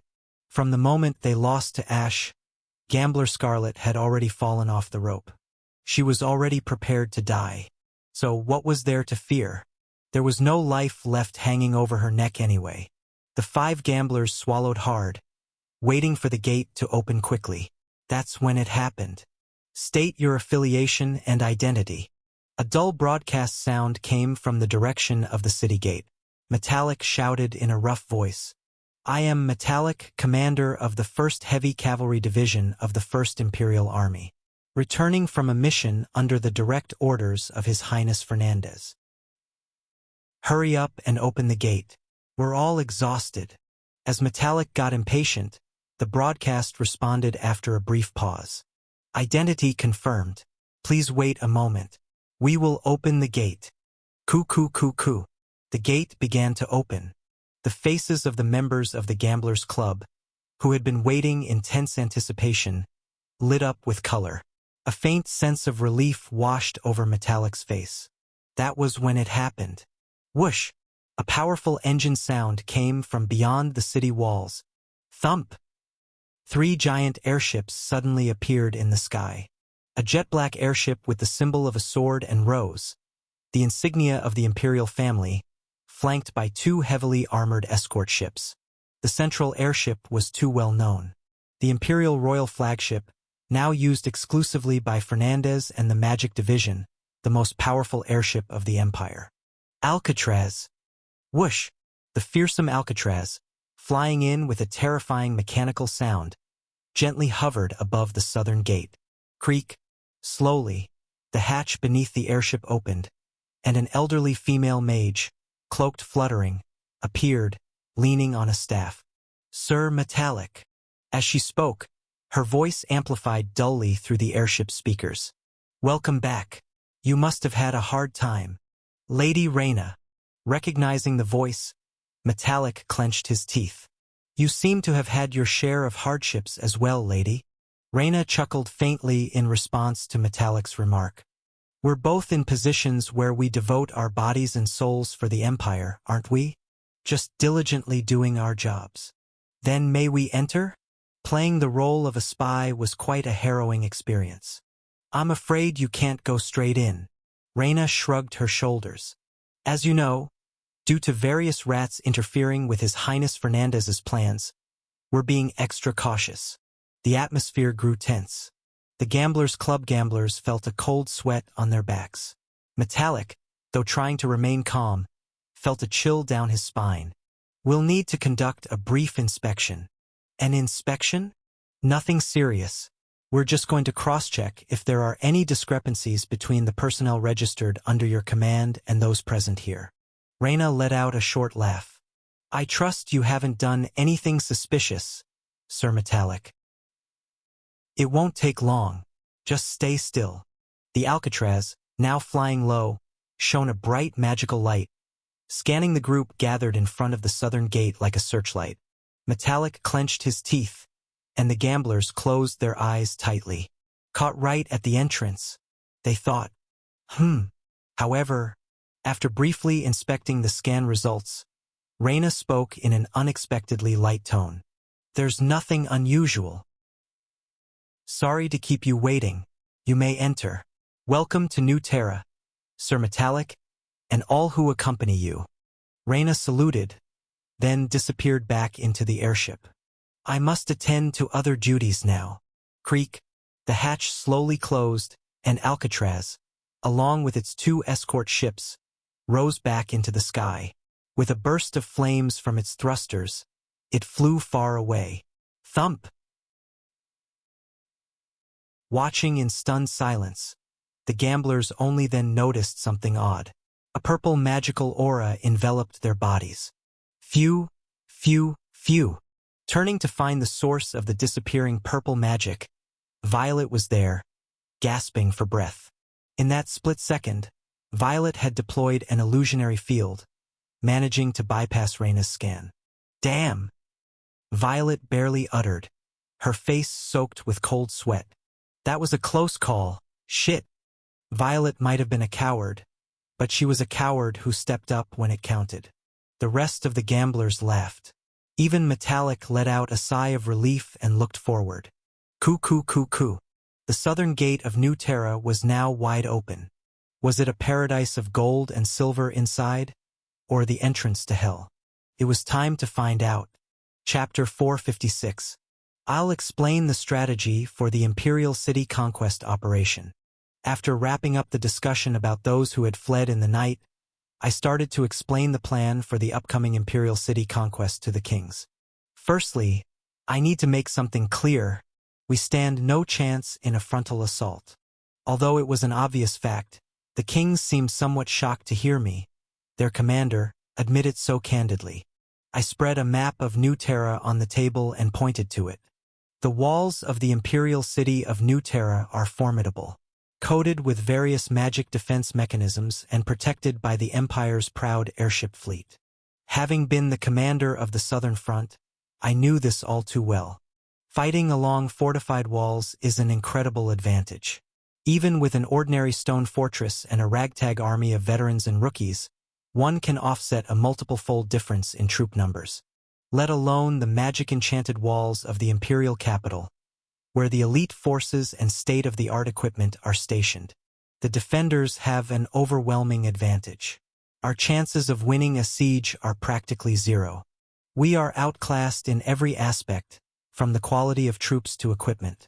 A direct siege is practically impossible. The enemy defeated Lark, the elite of the elite. In contrast, we're a ragtag group of dethroned kings from the borderlands, having never trained or fought together. Is there a more fitting example of bringing a knife to a gunfight? A head-on conflict would result in our certain annihilation. So, despite all this, you brought us here, Ash. Does that mean you have a cunning plan? Duskbringer asked. I nodded. I've infiltrated a key into enemy territory. The dual-agent Metallic, along with the Gamblers Club, had been deployed inside the Imperial City. They will conduct various operations to open the back door of the city, allowing our elite force to enter. I pointed past the walls on the map, directly at the heart of the city. We'll infiltrate the Imperial Palace and neutralize Fernandez. Sounds like a tough mission, yet you speak of it so lightly. Whether it's difficult or not isn't the issue. It's about whether we can achieve it or not. That's all that matters. With Emperor Traha on our side, Fernandez's cause and legitimacy are as good as gone. In a normal wartime situation, we would have waited, let the enemy's morale deteriorate and internal conflicts arise. With the Emperor on our side, and Fernandez attempting to kill his father and usurp his brother, he's bound to lose public trust. We could have relied on a war of attrition, allowing the Imperial City to crumble from within. The problem is Fernandez's plan, the activation of the shutdown protocol. We don't have much time left.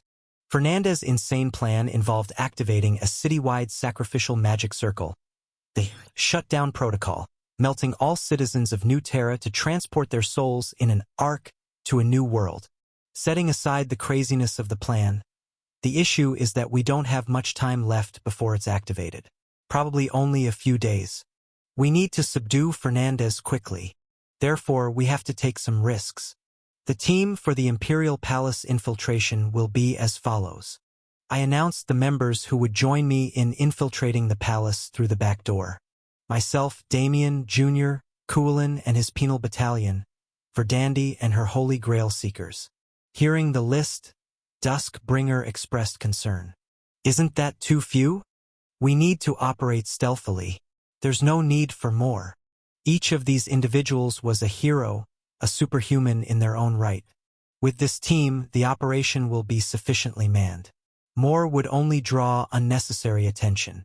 To all others, Please draw the main enemy force's attention at the southern gate. Duchess Duskbringer, I entrust you with the command. Duskbringer nodded. I continued. The key to this operation is to subdue Fernandez. In other words, you only need to distract the enemy's main force. Do not risk your lives unnecessarily in battle. They all need to be available to fight alongside me in the upcoming war against the beasts. It would be a waste to lose lives in this internal conflict. It seems like the brief on the operation is complete. I will communicate more details as we advance north. I looked around at the kings and nodded. Now it's a race against time. Let's move. After marching northward vigorously, by evening, the imperial city of New Terra began to come into view in the distance, the center of global trade and logistics and the largest city in the world. Naturally, the outskirts of the city, beyond the walls, were settled by citizens. Lush plains stretched endlessly with fields and homes. However, there was no sign of life.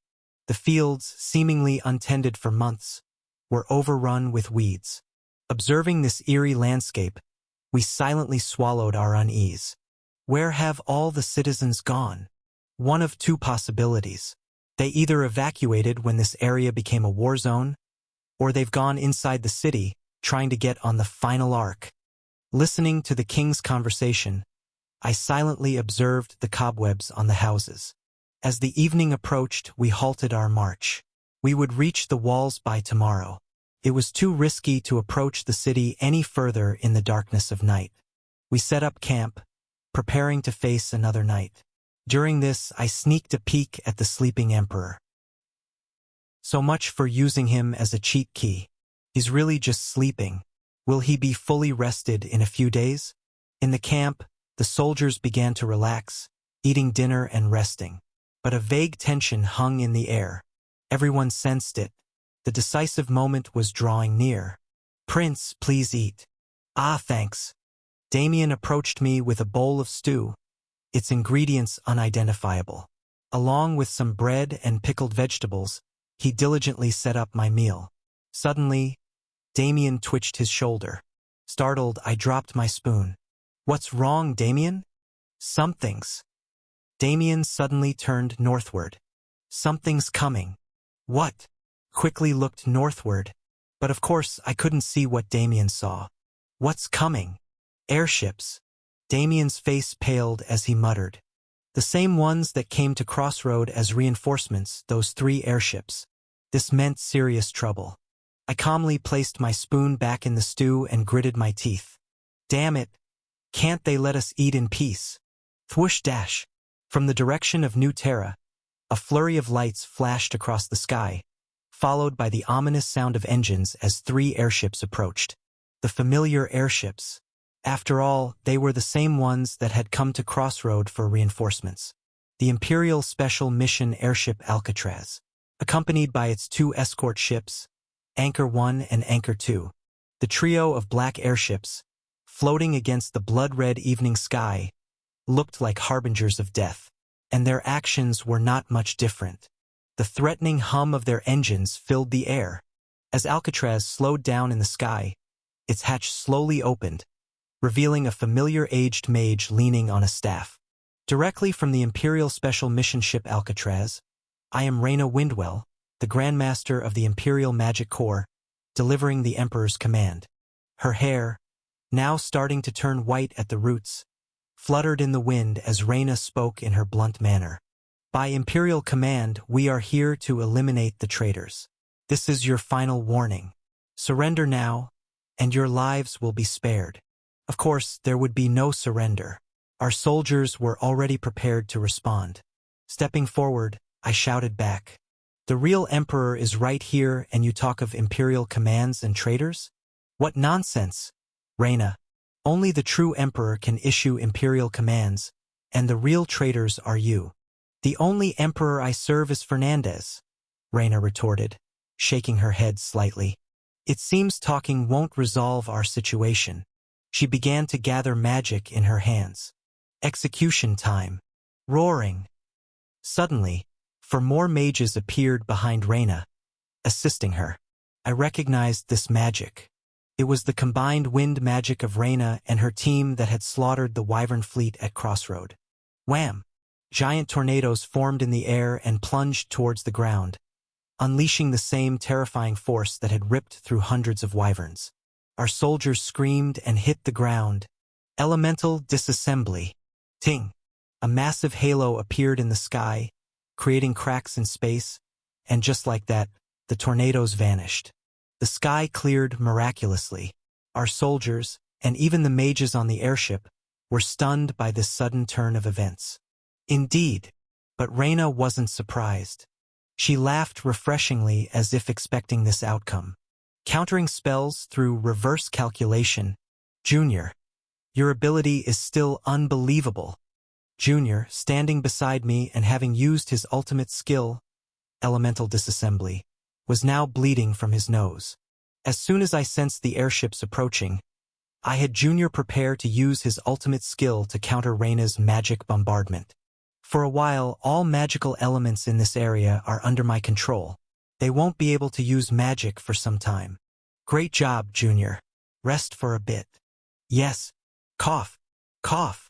Junior coughed up blood mixed with phlegm from the recoil of using his ultimate skill, but he still glared at the sky. Reyna and Junior's eyes met. What thoughts were running through the minds of these two mages? Unknown to me, but as a commander, I had a duty to perform. Anchor 1 and Anchor 2. Prepare for bombardment dash. With magic now ineffective, Reyna quickly switched tactics, ordering the two escort ships to attack. Clank! Clank! The two escort ships extended their gun ports, aiming at us. The ends of the gun ports began to glow red. In a few seconds, they would be ready to fire at us.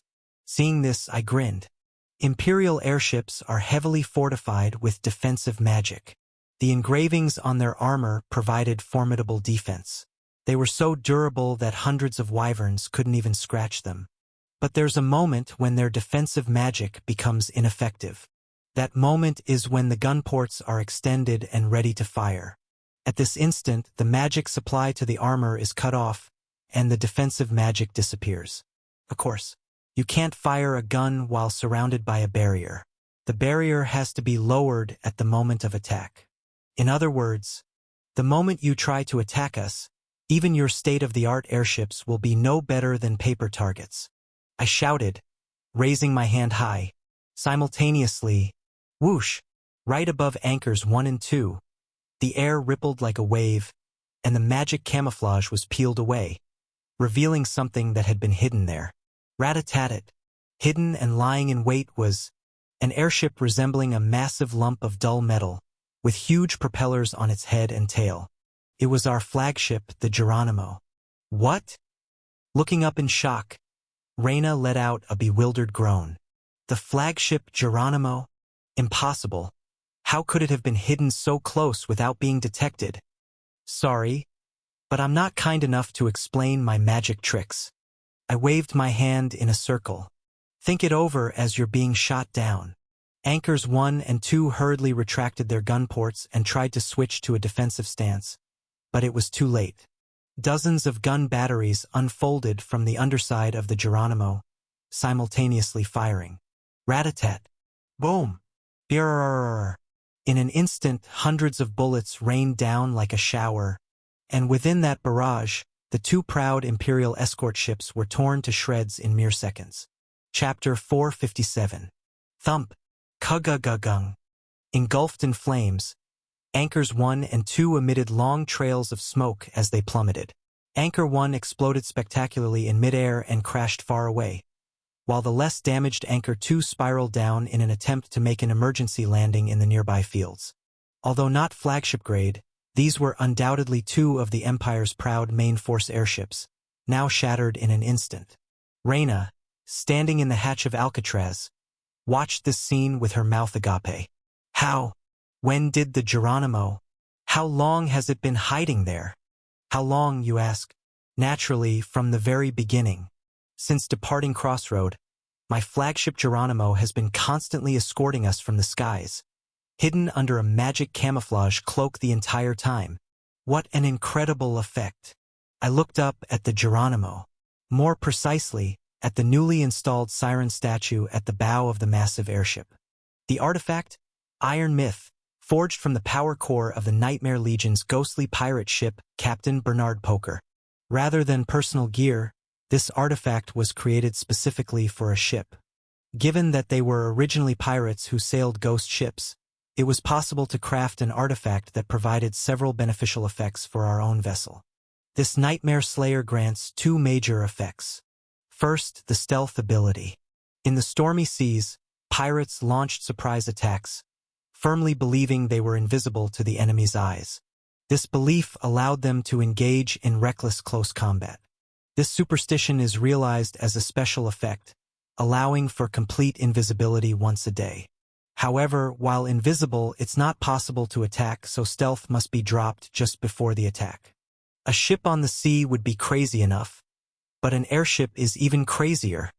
Unlike regular ships constrained by the surface of the water, airships move in the air. In other words, they can utilize the X, Y, and Z axes.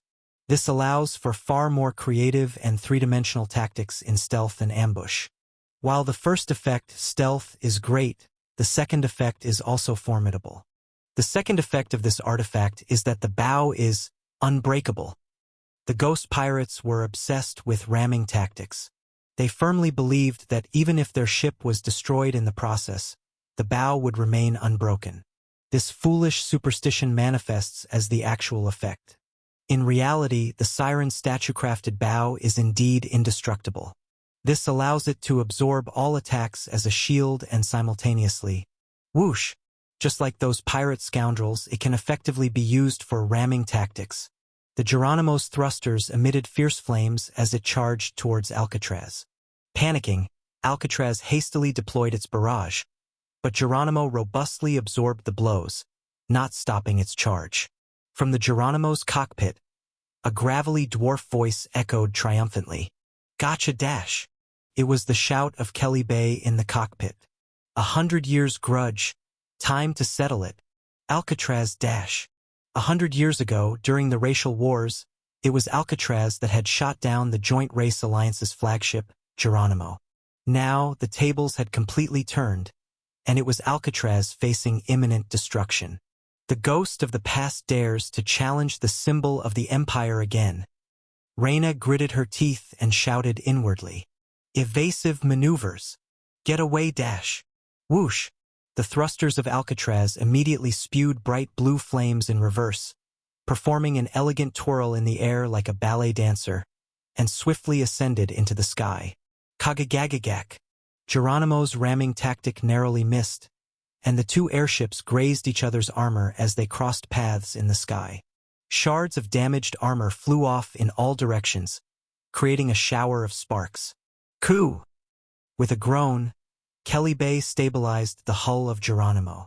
However, by the time Geronimo regained control, Alcatraz had already soared to a dizzying height. While Geronimo moved like a raging bull, Alcatraz was as graceful as a ballerina. "Come down here, world's strongest ship. It's different from 100 years ago.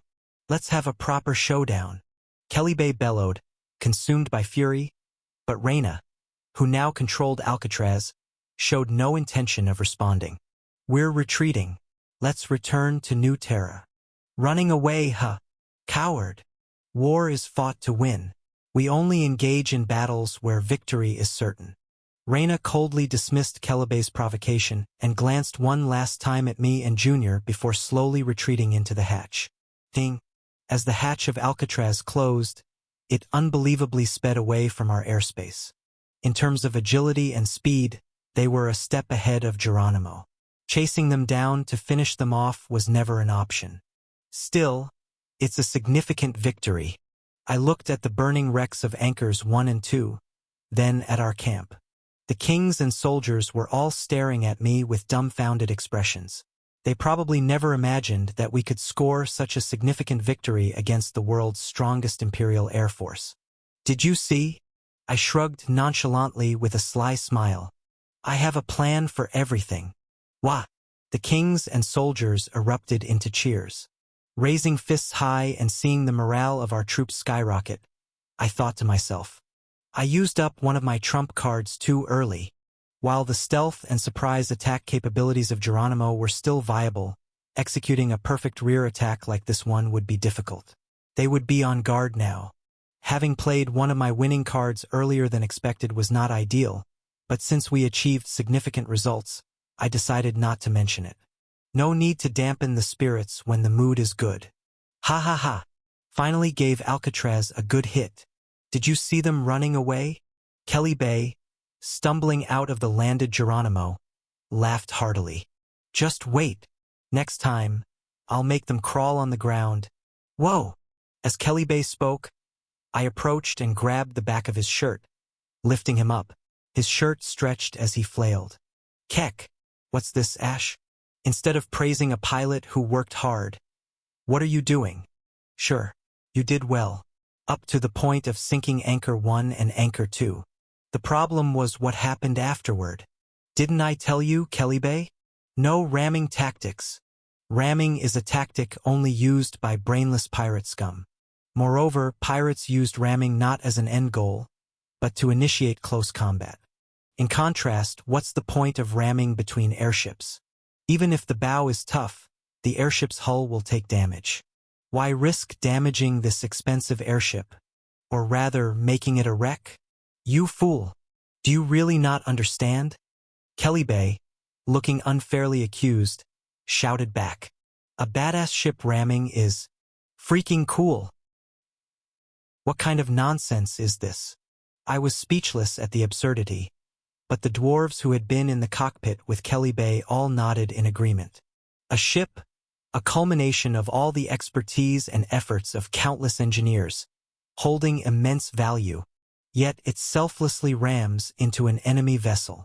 It's the epitome of a sweaty, dreamlike fantasy. Not recognizing this, our commander seems to be more romance-ignorant than I thought. TSK, TSK. I stood there, suddenly labeled as a romance ignoramus, and opened my mouth slightly. Kelly Bay chuckled and continued. Alcatraz was already surrounded by a magic barrier at that time. In such a state, Alcatraz is virtually impenetrable by any attack. He was right. Even Damien's sniper shots couldn't penetrate it. The defensive power of Alcatraz with its barrier active was insanely high. But with this statue on Geronimo's bow, Iron Myth, there was a possibility of piercing that barrier. Indeed, magic operates on a system where stronger spells and more solid concepts take precedence. The concentrated belief of successful ramming in this Nightmare Slayer could conceptually nullify Alcatraz's barrier. From that perspective, it wasn't entirely a reckless move. Besides, I took this risk because I was confident we could repair it. As soon as Kelly Bay finished his sentence, dozens of dwarves appeared from the camp, each carrying tools, and rushed towards Geronimo. Ah, to see this ship alive again.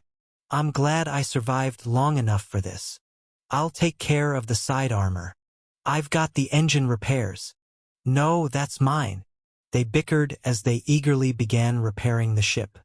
There are hundreds of dwarves in your World Guardian's front. A little damage to the airship is nothing to worry about. Kelly Bay spoke proudly, but I gently shook my head. Still, try not to overdo it next time. The ship can be repaired. But the people on it, Kelly Bay, now voluntarily a pilot, is too valuable to lose. Kelly Bay then chuckled, slapped my back, and ran towards Geronimo. I turned around, another person weighing on my mind. Junior stood silently on a nearby hill. I quietly approached and stood beside her. Junior, coughing into a blood-stained handkerchief, looked at me. How are you feeling? I'm fine, Your Highness. I can still fight. I looked at her with concern. Junior's life had a time limit. She should have died months ago, but Raina, during her stay in Crossroad, treated her. We thought she was cured, but she still coughed blood when overexerting. Illness is like that. Even when you think it's gone, it can come back.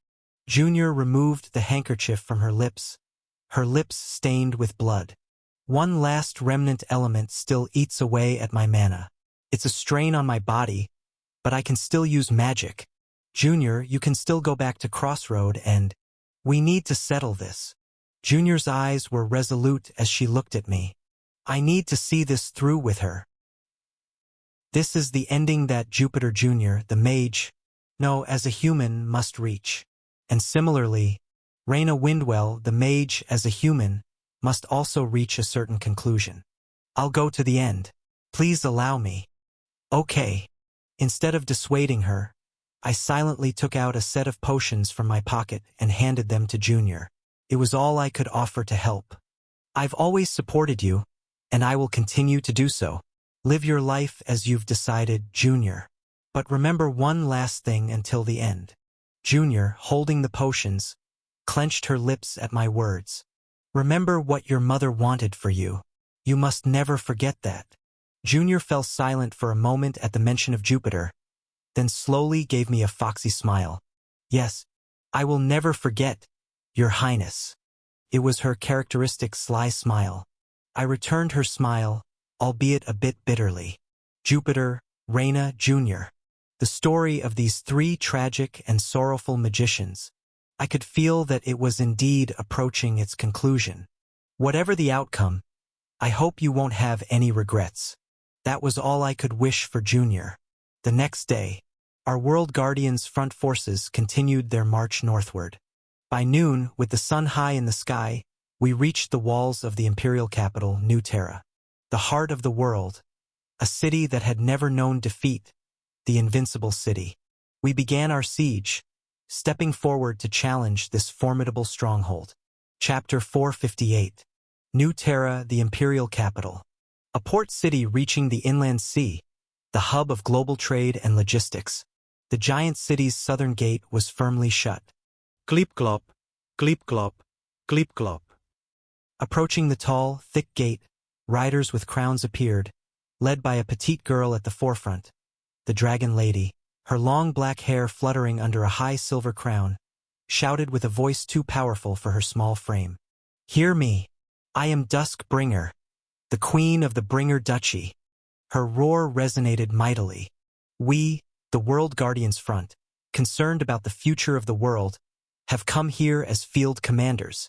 However, the high walls remained silent. Unperturbed, Duskbringer continued. Fernandez, you patricidal traitor, listen. Surrender now. You can still avoid becoming a criminal in history. Still, there was no response. Fernandez remained unseen, so Duskbringer shifted her target. Soldiers of the Empire. Though invisible, she addressed the Imperial soldiers assumed to be on the walls. The true Emperor, Traha, Peacemaker ever black, stands with us. You are deceived by a false emperor. Silence. Do not choose to be the sinners of history. Decide now and open the gates. Protect your citizens, families, and comrades. Duskbringer opened her small mouth. If you refuse our warning and do not open the gates, between her sharply pointed teeth, magical light gathered like flames. We will break it down by force. Preparing her dragon breath, Duskbringer roared. As a descendant of the guardian dragon, once the protector and shield of your nation, as the queen of the ruined Bringer Duchy, I will not hesitate to burn down your gates. Flash. From Duskbringer's mouth, condensed magic shot out as a beam. One of the powers granted by the dragon blood, the primordial magic radiation, dragon breath, hurtled towards New Terra's southern gate. Then, boom! It was blocked. A magical barrier spread across the wall, emitting a distinct blue light, completely neutralizing the red breath. Damn! Duskbringer spat out a small flame from her mouth in frustration. Ancient protective magic. It won't break with just a few hits. However, the dragon breath had its effect. Artifacts on the wall deploying the protective magic discharged their power, sparking and falling silent, perhaps realizing they could not allow continued dragon breath attacks. Creak. The gate began to open. Aha! Finally ready to talk with me? Duskbringer was delighted, but it wasn't an opening for dialogue. Click, click, click. Troops in neatly arranged armor poured out from the open gap. They were the Imperial soldiers who sided with Fernandez. Flash. Whir. Simultaneously, the mage corps appeared on the wall. Dozens, hundreds of magical artifacts took an offensive stance, aiming at Duskbringer, and sleek airships slowly descended from the sky, lowering their altitude. Ha! Stirred up the hornet's nest. Have we? Watching the Empire's true force finally reveal itself, Duskbringer laughed. But then reports came in from behind. Report, Your Grace. Imperial troops have appeared from the rear. What? It's an ambush. Those flags belong to the Empire's 2nd and 3rd Corps. They're surrounding us from the rear. Surprised, Duskbringer turned to see the situation behind. As the lieutenants reported, a series of legions that had suddenly appeared in the distance were now broadly surrounding us. The 1st Legion was responsible for guarding the Empire's borders, and the Imperial Capital Defense Forces protected the vicinity of New Terra. The 2nd and 3rd Legions, meanwhile, were tasked with safeguarding the rest of the Empire's territory. These troops had already been summoned to the Imperial capital and were awaiting Fernandez's orders. So, they never intended to conduct a passive siege from the beginning.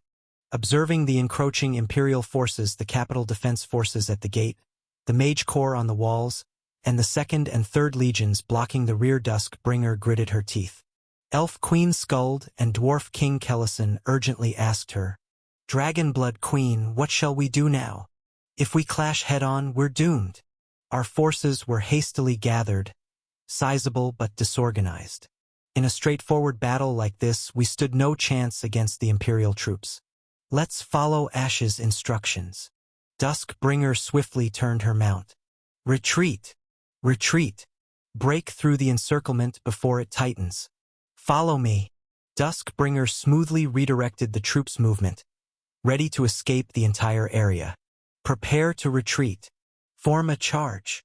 The forces, as poorly trained as they were, formed up as instructed. The Bringer Duchy's knights, the strongest single force among the gathered kings, took the lead, followed by the rest of the forces. Let's break out. Charge. At Duskbringer's command, the World Guardians' front troops began to flee. The 2nd and 3rd Legions of the Imperial Army, comprised of heavy knights, were slow to react. Clear the way. Before the encirclement could tighten, the World Guardians' front's troops dashed out, breaking through the gap between the 2 legions and fleeing southward. High on the city walls, Reyna watched this unfold, running away after ringing the doorbell like a child. What is this? Reyna, won't you order a pursuit? Her lieutenant, puzzled, inquired. Reyna didn't respond immediately, furrowing her brows in thought. Ash is no ordinary foe. He must be plotting something. Reyna tried to grasp Ash's intentions. Is he trying to lure us out? Running away after approaching the gates likely aimed to provoke pursuit, a reasonable assumption. If we recklessly pursue and fall into Ash's trap. Just yesterday, the Geronimo had displayed unknown stealth capabilities. If we call back the troops outside. No. It was a well-established encirclement, and the fleeing troops represented most of the World Guardians' front's power. Taking some losses but striking now is the right move. The enemy forces were nothing more than disorganized peasants. Not a unified army but a clumsy group escaping awkwardly. Ash may be formidable, but the forces he's gathered are nothing special. Just an inflated balloon, waiting to be deflated with a needle's prick. Reyna made her decision and issued her command. Expand the encirclement with the 2nd and 3rd Legions catching them from behind, and let the Capital Defense Forces use their mobility to cut them off. Reyna ordered, utilizing the heavy infantry of the 2nd and 3rd Legions to slow down the World Guardians' front, while the cavalry-heavy Capital Defense Forces rapidly circled around to hit their rear. It was a tactic to encircle and annihilate the enemy. The air fleet should follow slowly, one beat behind. Beware, the enemy has stealth airships. Always be mindful. Yes, expect traps from the enemy, but be prepared for losses. Reyna extended her hand forward, issuing the command. For the future of the Empire, advance. The World Guardians' front's escape was short-lived. Though the 2nd and 3rd Legions were initially broken through, They tenaciously clung on, slowing down the World Guardians' front, while the capital defense forces swiftly intercepted their path in their territory. Finally, in the southern plains, far from the walls, the World Guardians' front was encircled by the 2nd and 3rd Legions and the capital defense forces. Panting heavily at the front of the disorganized troops, Duskbringer caught her breath. Above the completed encirclement of the Imperial Army, the air fleet was cautiously following, scanning the skies. We're completely surrounded. Are we going to collide head-on?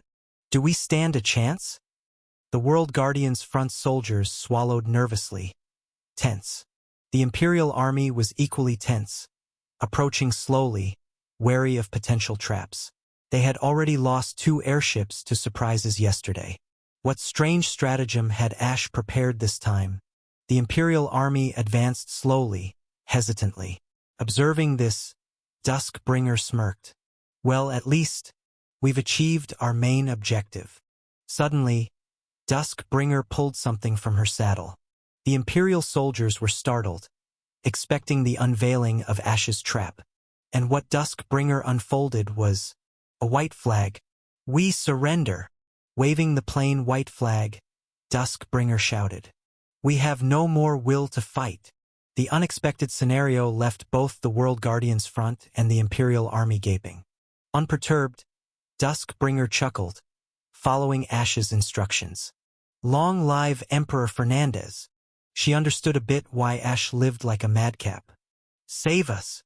It was amusing. No ambush. Reyna frowned upon hearing the report. And they're just surrendering? What nonsense is this? I've only reported the situation as it is. It's illogical. After causing all this, they surrender? In this situation, muttering in disbelief, Reyna suddenly shivered. Wait, could it be? Reyna urgently commanded, scan the skies. Pardon. Use all the scanning artifacts installed in the capital to check the skies. Look for any unusual movements. The Mage Corps sprang into action. A few minutes later, a mage detected something and shouted, Reyna, reporting. Speak.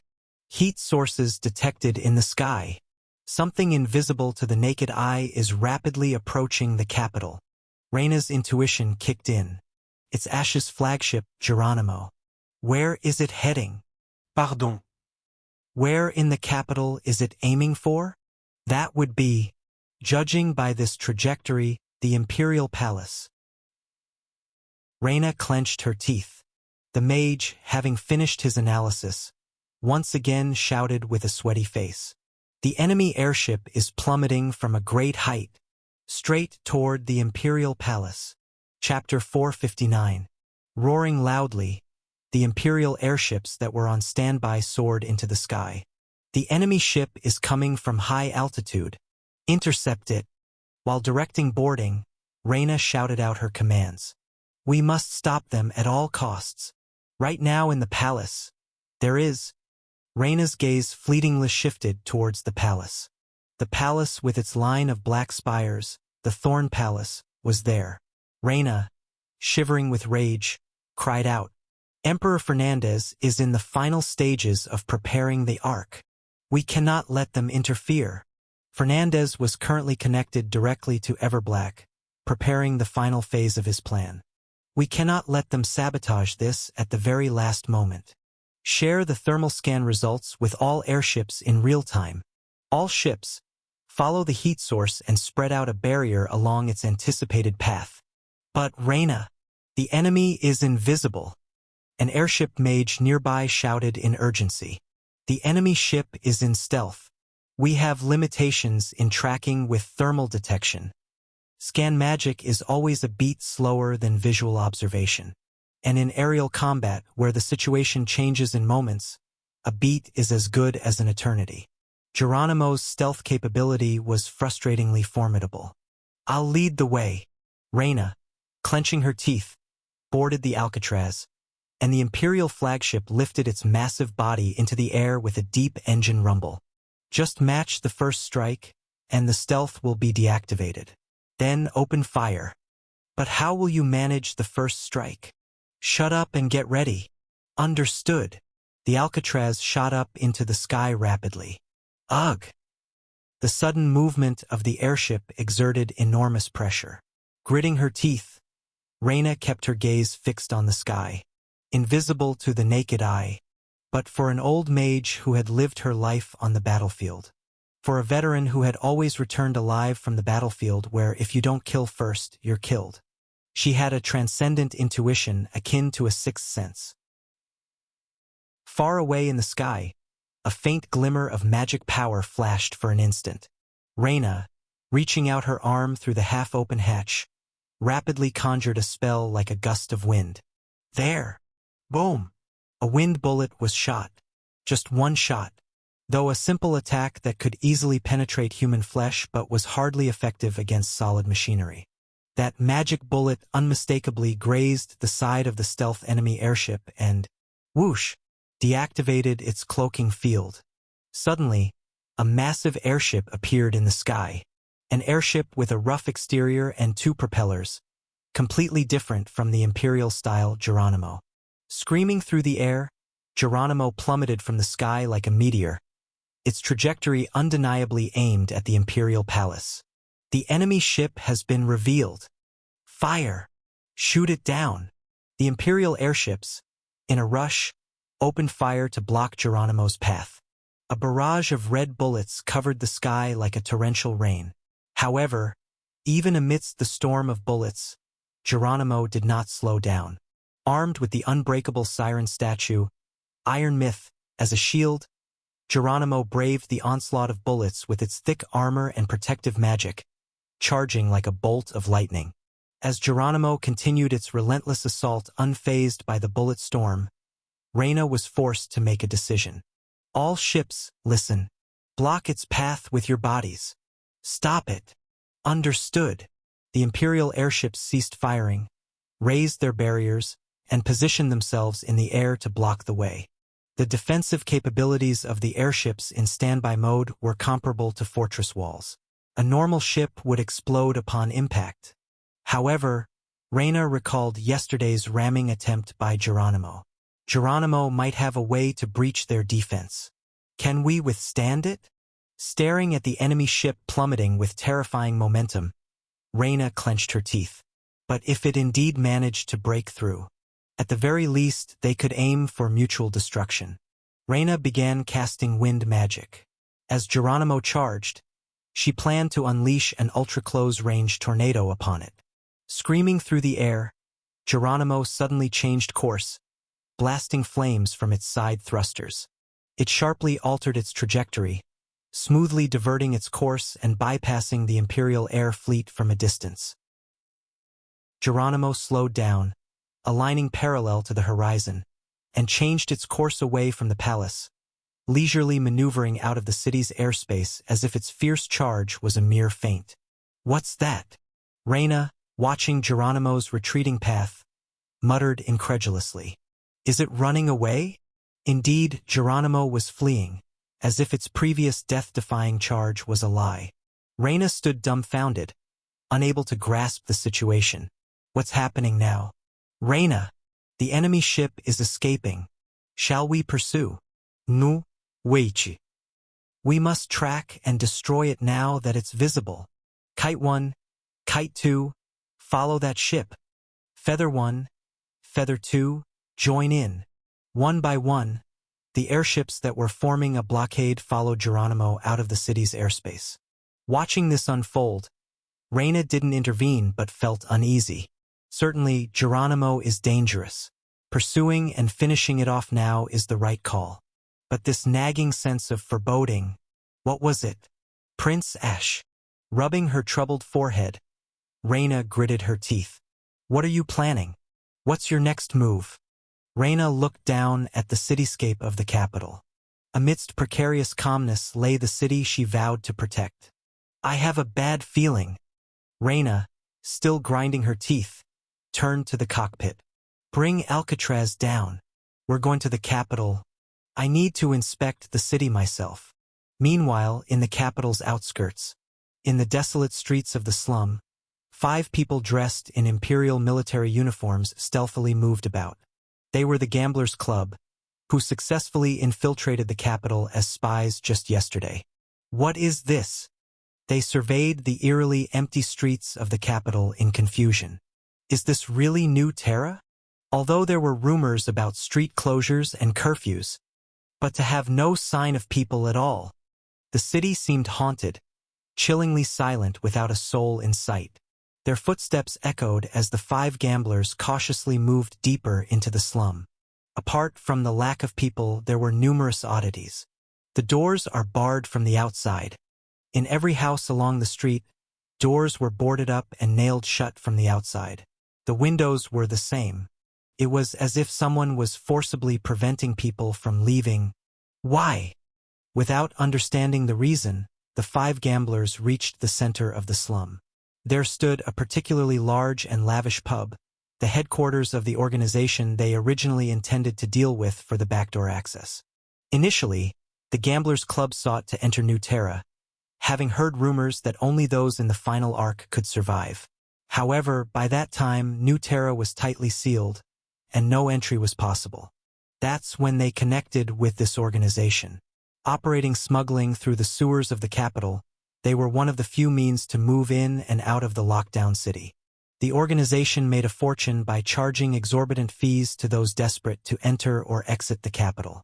In just a few months, the organization grew immensely, thriving in its business. Whistling winds blew through the pub, deserted like the rest of the area, with doors and windows nailed shut. Reluctantly, the gamblers knew they had no other choice. Break it down. Damn. I have a bad feeling about this. Creak, crack. Struggling, the 5 gamblers pried open the barred entrance.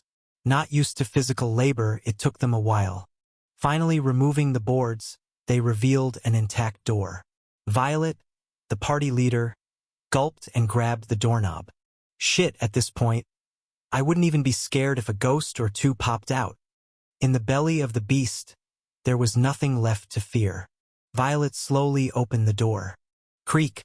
The door, unused for a long time, creaked noisily, revealing. Inside the largest pub in the slum were people. Leaning against the bar, sitting at tables, holding shriveled glasses. All with blank stares, motionless, sitting still as if they were stuffed dolls. Why are they all like this, like stuffed dolls? Hey, can you hear me? They are breathing. What exactly is going on here? Inspecting the people closely, the gamblers quickly came to a conclusion. They all seem to be under hypnosis. All these people? Is that even possible? What can't the Emperor of the Empire do? Let's try to break the hypnosis. Being specialists in their field, the gamblers found a way to do so. Using Lime's clairvoyance, Orange's heart reading, Violet's illusion, and other skills, they managed to break the hypnosis. Ugh! The first man to snap out of the hypnosis jerked awake in terror. Please save me, Your Majesty. I don't want to die.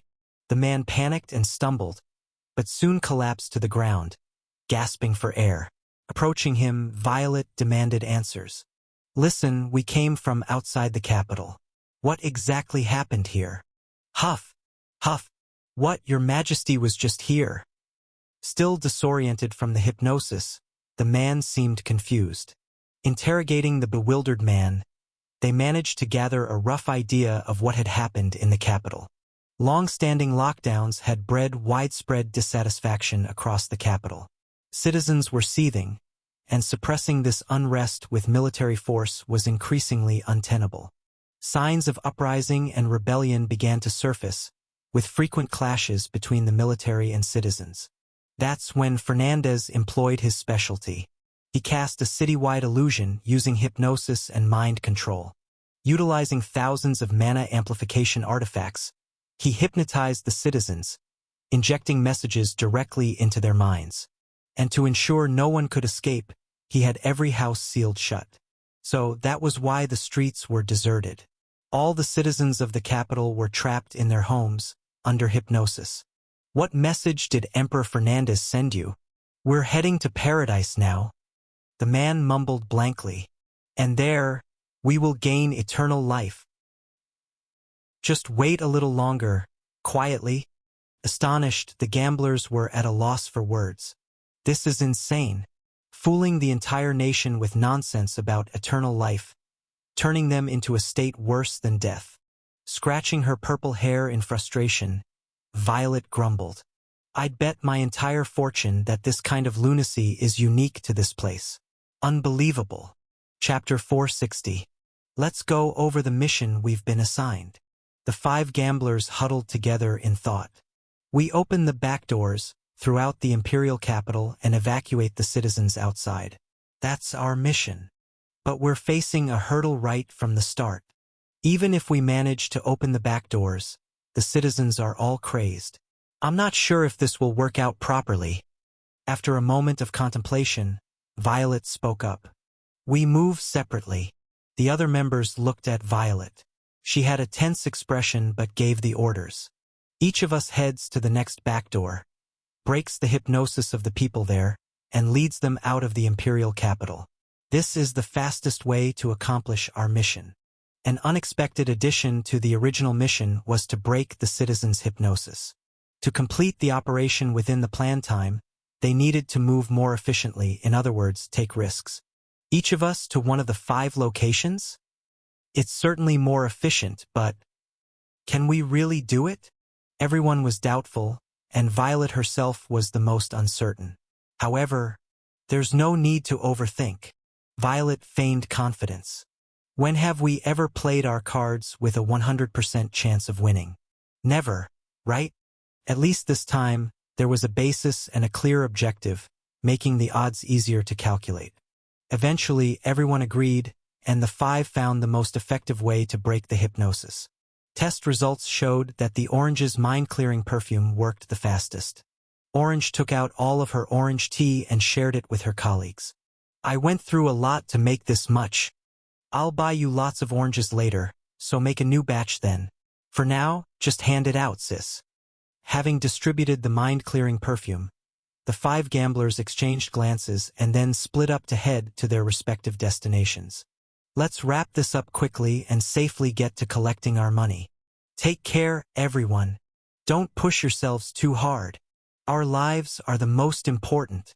After watching her fellow gamblers head to their assigned mission destinations, Violet turned around.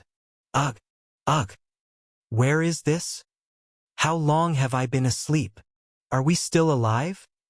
The people under hypnosis began to wake up one by one. Violet yelled at them. Hurry up and wake your families. Open the back door and escape from the imperial capital. You fools! Violet swung her hand at the citizens staring at her with blank eyes. Don't end up melting your bodies trying to gain eternal life. Hurry up!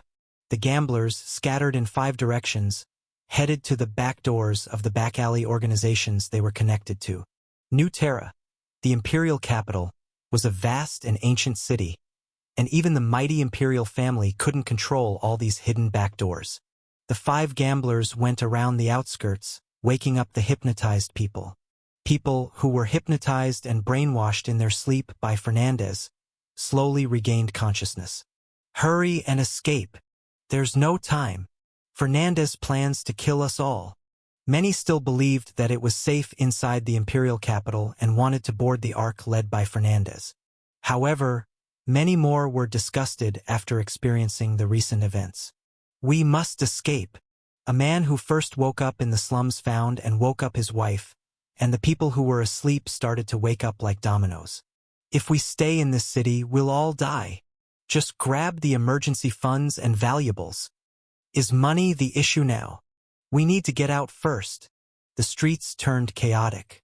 Those who woke from the hypnosis broke the boards blocking the doors, ran out, and broke into the neighboring houses, waking up the people inside. Those fleeing, those escaping the city, the thugs trying to collect passage fees through the back doors amidst this chaos, the brutes fighting with these thugs, and those seizing the opportunity to rob homes. Fernandez will lead us to paradise aboard the ark. Those praying towards the palace, not intending to escape. We are the chosen citizens of the imperial capital of the empire, together with Fernandez. Chaos spread throughout the city. Fernandez's hypnotic magic was structured to intertwine the minds of the citizens and brainwash them together. To cast the spell on a vast number of people simultaneously, this interconnected structure was indispensable.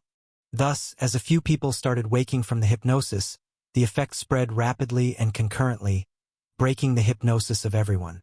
In this place, where awakened people struggled to escape the imperial capital, fighting and collaborating, Aegis special forces appeared. At every back door crowded with citizens trying to escape, causing bottlenecks, the members of the Aegis special forces appeared, brandishing their weapons. Didn't I tell you to stop? Those trying to escape the imperial capital through unauthorized routes will be summarily judged. Click, click.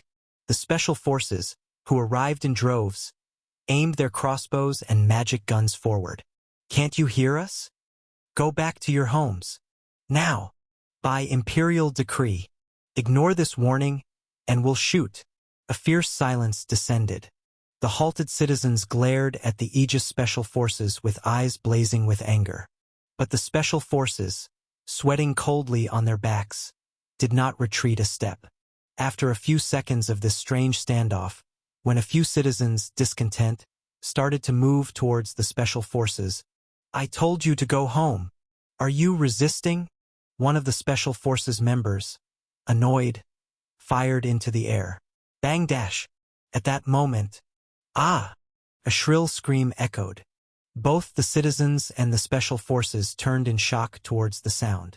A girl in a red cloak had fallen to the ground with a scream, with red blood seeping from her chest. Did they shoot? The citizens looked at the Aegis special forces in horror. Did they just shoot this child? Rage swirled among the people like a wildfire. The startled special forces members flinched and retreated. No, I definitely shot into the air. You bastards! Is the Emperor commanding you to kill children too? Shoot us too, you bastards! Enraged, the citizens rushed in, and the Aegis special forces had to flee from the wave of people. Amidst the chaos, the girl in the red cloak, who had been shot, quietly and slowly stood up. That was easy, too easy. The gambler girl, Scarlet, who had faked being shot by spraying red paint on her chest, stuck out her tongue slightly and disappeared into the crowd. Similar incidents occurred at other back doors. What's this, a doll? It's fake. Look ahead. The citizens overwhelmed the Aegis special forces, distracted by a suddenly attacking doll from behind. It was Cobalt's puppetry. Lime used clairvoyance to find and collapse the weak points of the bridge the special forces were standing on. Orange used telepathy to persuade the Aegis special forces, making them surrender instead. Lastly, Violet. Your Majesty. Please save us, Your Majesty. Spare my life, please. Used illusion magic to show the special forces their deepest fears. I don't know why they all fear Fernandez the most. The entity the special forces feared deeply in their hearts was none other than Fernandez. Within the realm of illusions, the special forces members all begged Fernandez for forgiveness, rolling on the ground. It was a bit eerie, but the operation was a success anyway. The Gamblers Club had subdued the special forces at all 5 locations, and the citizens began to escape smoothly again. As Violet surveyed this scene, she let out a sigh of relief, having completed the mission. You've really made a mess, you rat. Suddenly, a voice came from the sky. Startled, Violet turned around just as Reina descended from the sky, stirring up the wind. Reina had been monitoring the situation from the battleship Alcatraz, and, upon spotting Violet emitting an extraordinary magic power, had leapt down to capture her. Thud. Cough. Reina landed, crushing Violet to the ground. Holding the back of Violet's head with a gloved hand, Reina growled. Are you a rat planted by Prince Ash? Judging by your clothes, you're remnants of the First Legion. Right, is that bastard Metallic involved too? You're really cunning, aren't you? Orchestrating a citizen escape. You believe you're doing something righteous, don't you? Righteous? What do I care about that? A sneer formed on Violet's lips. What people like us, living in the streets, always want is the same. To eat our fill today and sleep happily. Eternal life? I wouldn't take that even if it were handed to me. A rat remains a rat. It seems you have no intention of understanding the grand purpose embraced by His Majesty. Purpose and bullshit. I just don't want to be sacrificed for the whims of someone so high and mighty. Realizing further conversation was futile, Reyna shouted. What exactly is Prince Ash scheming? If I was trusted enough to know that, would I be sent on a suicide mission like this? Answer me. What is Prince Ash's objective? Reyna pressed Violet's head harder towards the ground. Groaning in pain, Violet smirked. Why are all you fools always the same? What? You always end up being completely fleeced before you start screaming and throwing a fit. It's already too late, you've been sucked dry. Prince Ash's purpose? What's the point of knowing now? Reyna's brows furrowed fiercely. Violet giggled. The game's already over. You idiot. The imperial capital New Terra is a port city. A hub of global trade and logistics, connected to the inland sea of the continent. The city's port extends up to the heart of the imperial capital. In other words, if one can travel by sea, they can easily reach the center of the imperial capital. Of course, the sea routes leading to the port have been long blockaded. Access is obviously impossible by conventional means. However, on this side, bubble, there are merfolk. Swoosh, creating rough foam, we surfaced right in front of the city's internal harbor. The merfolk King Poseidon's power of bubble submersion had allowed our infiltration team to travel through the sea to this point. If there are airships, why not submarines? Stepping out of the giant bubble onto the harbor, I grinned. Wow, it's been a while since I've been here. Not far off, I could see a building of the Silver Winter Merchant Guild. I took a deep breath, inhaling the air of the imperial capital. It still had the disagreeable scent of a home that never felt quite right. Looks like the operation went well. There's no defense on this side. That's right. Every operation conducted so far, all of them were mere deceptions. A smokescreen, the main forces pretending to assault the walls, the airship Geronimo drawing attention in the sky, and even the fake key gamblers who infiltrated and incited chaos among the citizens. All fake. It was a strategy to lure the enemy. Our main force heading to the imperial capital is approaching from the sea. Fernandez's army, lured by our main force, had all left the imperial capital. The airship fleet, deceived by Geronimo, had also exited the imperial capital, and the Aegis Special Forces, tricked by the gamblers, were all deployed to the outskirts of the imperial capital. The imperial capital's navy was only guarding the entrance of the strait leading from the open sea to the inland sea. Now, there were no Fernandez's forces left to stop us here. We're just a stone's throw away from the palace. Looking at the sharp roofs of the palace visible not far away, I said, "Let's get there in one go." "But sir, isn't it a bit far to walk?"